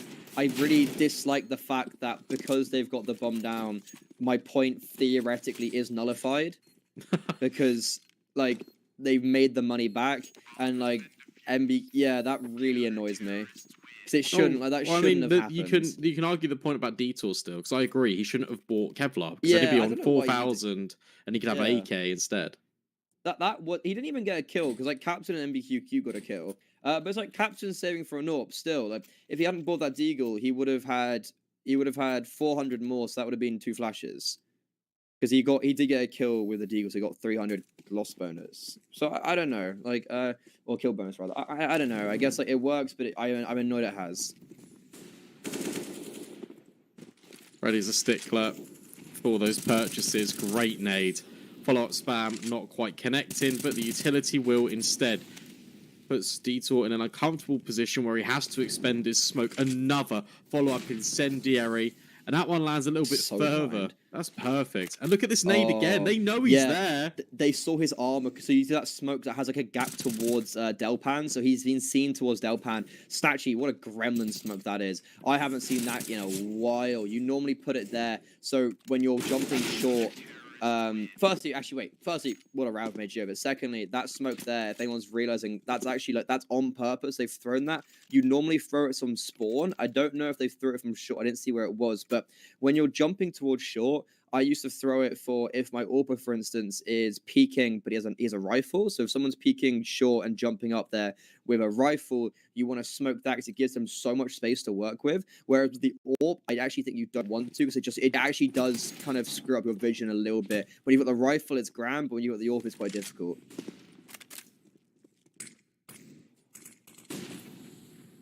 Yes, that's my little... That's good insight. Yeah. No, thank you. The weatherman has said that it's cloudy over towards middle with all those smokes into the previous. And this one, it's a little bit clearer. You can see that Snatchy has taken good ground in towards mid, holding for an underpass push. This angle is quite disgusting from LeMan. Little not ready for that one. And yeah, this one is going according to the book. This is what we expect. Equalization for AGO now. And just by having those extra rounds on that T side, it's made the scoreline already a tied affair. I mean, it does genuinely feel like we're just kind of having a tricked V2, no? Like, they have a 9-6 half, and then AGO, this time they've just done better by not giving 2 rounds at the start. They've given 1. Yeah, that's, like, these are good. They're doing more damage on the Deagles than they are with the rifles. But it's kind of fine because they, you know, they survived last round with all 5 players alive. Orp will be going into the hands of Snatchy this round. He had some really nice impact with the Scout on that second round. I just hope we can see it on the Orp. Also, wait, can I say something about Shenanigan? I feel like he's been very inconsistent. And I think that could be a big part of maybe the positions he's playing. You know, this is like 4th map, 2nd time on Mirage, etc., etc. But it feels like he has some really good rounds and then just like does nothing for 4 or 5. But I feel like that's only going to get better, though, with time. Like a fine wine. It also depends on his positioning, right? Especially on the CT side. We've yet to see Dynamo ECLOT go towards B at all this second half, and he's playing in towards short. So it's short is one of the hardest positions to play on CSGO. In the meantime, though, firstly, Zedka's got the kill Palace, and then he's gone back to triple, flashed his teammate Connector. Perfect timing there. You can always get a little bit dangerous if Snatchy had, for instance, if he had hung around and there was someone top mid that wasn't blinded, that would have been really bad. You know, like he wouldn't even probably have got 1. But no, both those TSO players are out in the open, and AGO with a very nice 3-man advantage. As I was saying, they seem to only be able to get kills around the Deagles. That was a really nice flash play in towards middle. That was huge. And it's now simple, but it works. What's cool about that as well is that is the 3rd variation of mid control we've seen from AGO in as many rounds. They're keeping it really fresh. And that is so difficult to play against. LeMan's even jumping out the window there, trying to take the fight on towards Capson. Confidence. That's, how many in a row? 5 in a row? Yeah, because it was 6-9, wasn't it? 5 in a row. Plus 3 of them being gun rounds, if I'm not mistaken. So, yeah, not bad. Not bad at all. Yeah, this is looking good for AGO again. There's not too much to say about it. No AWP is, like, Snatchy's got, he had, was it 8 kills at the half? 18-4 now. I don't think he's died. I think he's died once or twice.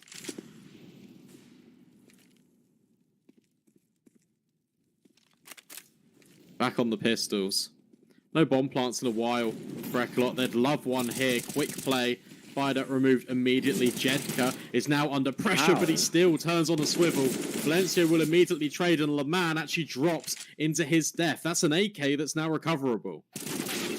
Oh, but the bomb doesn't go down. However, still a 2 versus 2. Again, the Deagles, they seem to reign supreme for the Czechia tide time and time again. Molotov down to Valencio, takes him down quite a bit, forces him a little bit backwards. A crossfire can be set up here by Dynamo ECLOT, with Capson pushing so far away, and Valencio does get spotted by Shenanigan. This is looking ever so difficult. No AWPer, no armor. This AWPer with the Tech 9 is going to have to go phenomenal against a team that has 2 kits, 2 smokes, 2 AKs. They tap the bomb. Capson doesn't actually go out from it. He will just be peeking around the corner, losing HP. PHR makes a bit of a lumbered spray, but that's, what, 7 in a row now. 5, yeah, 7 in a row. This is really nice from Jedka. Another really nice map from him. Bomb denial is everything because it allows the rotations to push for Connector. And even though AGO have got space out towards this CT side, ECLOT even getting stumbly over here on the commentating desk. Sorry, I'm like, I literally got bamboozled by simple maths there for a second. I was like, is it 6-12? I thought it was 7 for a second. It's all good. You're fine. So I do history and classics. Well, this one's setting up to be a little bit of a classic on the CT side for AGO. History might repeat itself, as you've brought up a few times already. Pause now coming in for the first time this map for Dynamo ECLOT. As they look to reset, full buy can come out, and the belts of utility they're pretty much established as well. Again, a different setup. Different. A little bit of flavour here or there, an extra spice or two in towards the recipe. It's kind of what CT side should be. CT side should be a very, I believe, and I know it's kind of weird, but like, you can just play 15 rounds in a row of gimmick strats.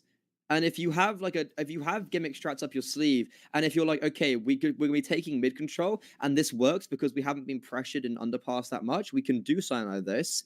And they do it, and they kind of get it for free. Dynamo ECLOT now, they're trying something very different, Brandon. Look, super, super passive.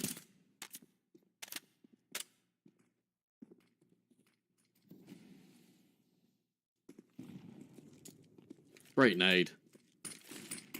In towards top mid. It's going to be another one of these A splits. That's what it looks like just from the face of it, just the way that ECLOT are setting themselves up. You have Fighter and Detour taking first contact, and then that allows a little bit of space for the rest of the gang to work their way forward onto the bomb site. Biggest issue I'm seeing right now is that bomb is quite far away. LeMan has been spotted, fully blind, can't see a thing. That's a really nice opener, but PHR steps in on the spray and finds free. That's an incredible hat trick, and suddenly Captain MBQQ left alone. PHR, the IGL of this squad, hasn't been as prolific so far in this map as he was on the first. But this is when he's needed. He gets called upon, and the rest of his team can pile on. Oh, bye-bye. You know what? Capsule was like, I'll take some revenge for my team, but it does not matter because AGO, 13-10 now. That is 7 in a row. This time I'll get it right. Lost bonus have built up as well. So, at the very least, this T side can buy again. But look at this from PHR. Been a bit quiet compared to how well he was performing on Inferno. But when his team need him the most, that is an incredible hold over towards jungle. It's those type of plays as well, Brandon, where Dynamo ECLOT, you're already losing. Okay, that's your 7 in a row loss, and you're like, no way have we just lost it like that. That's more excruciatingly painful.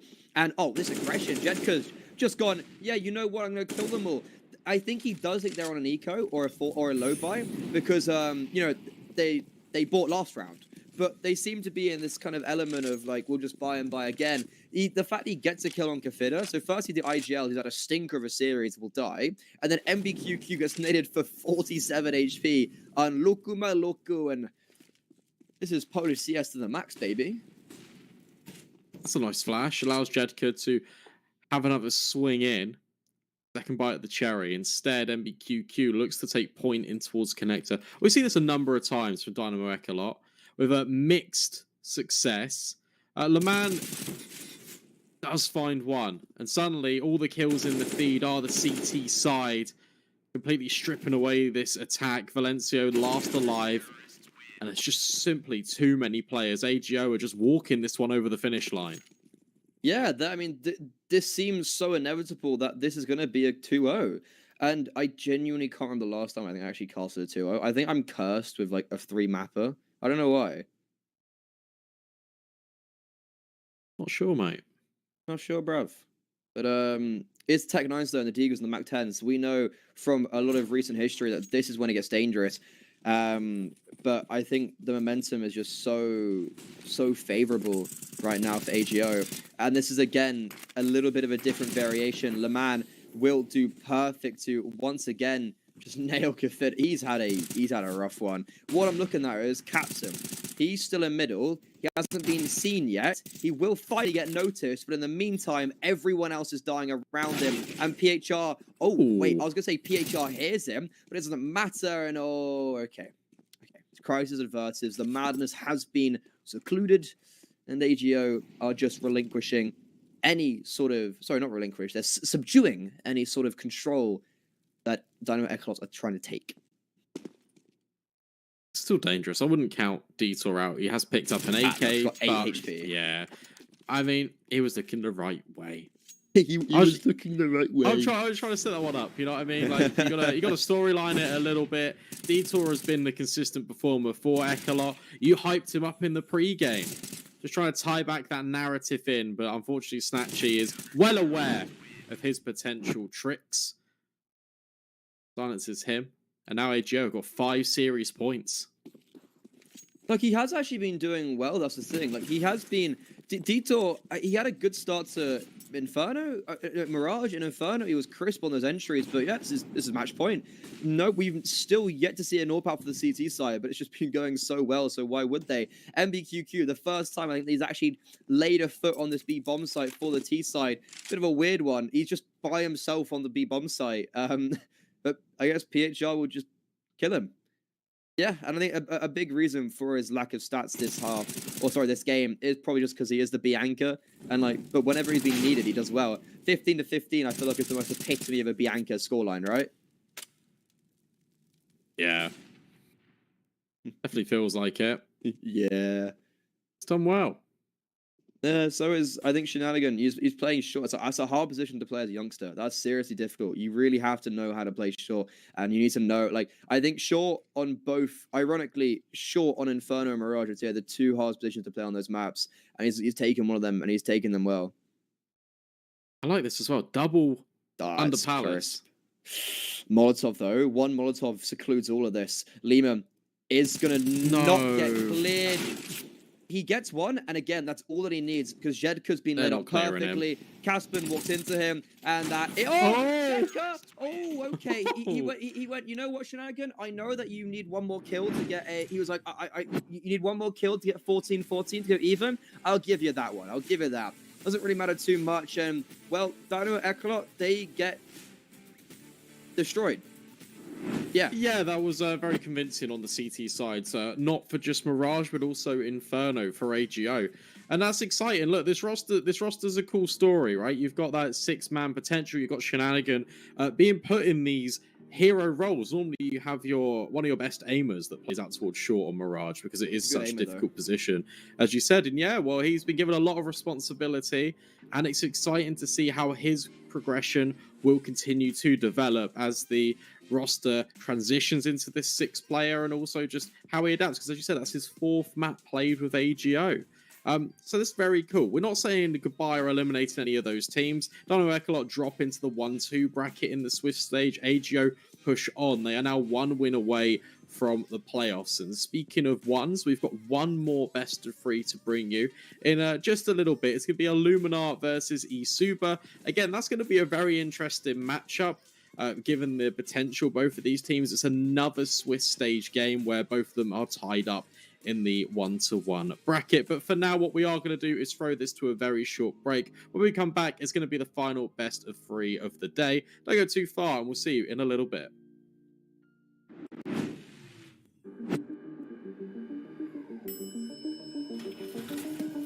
Finally, I found what I was looking for.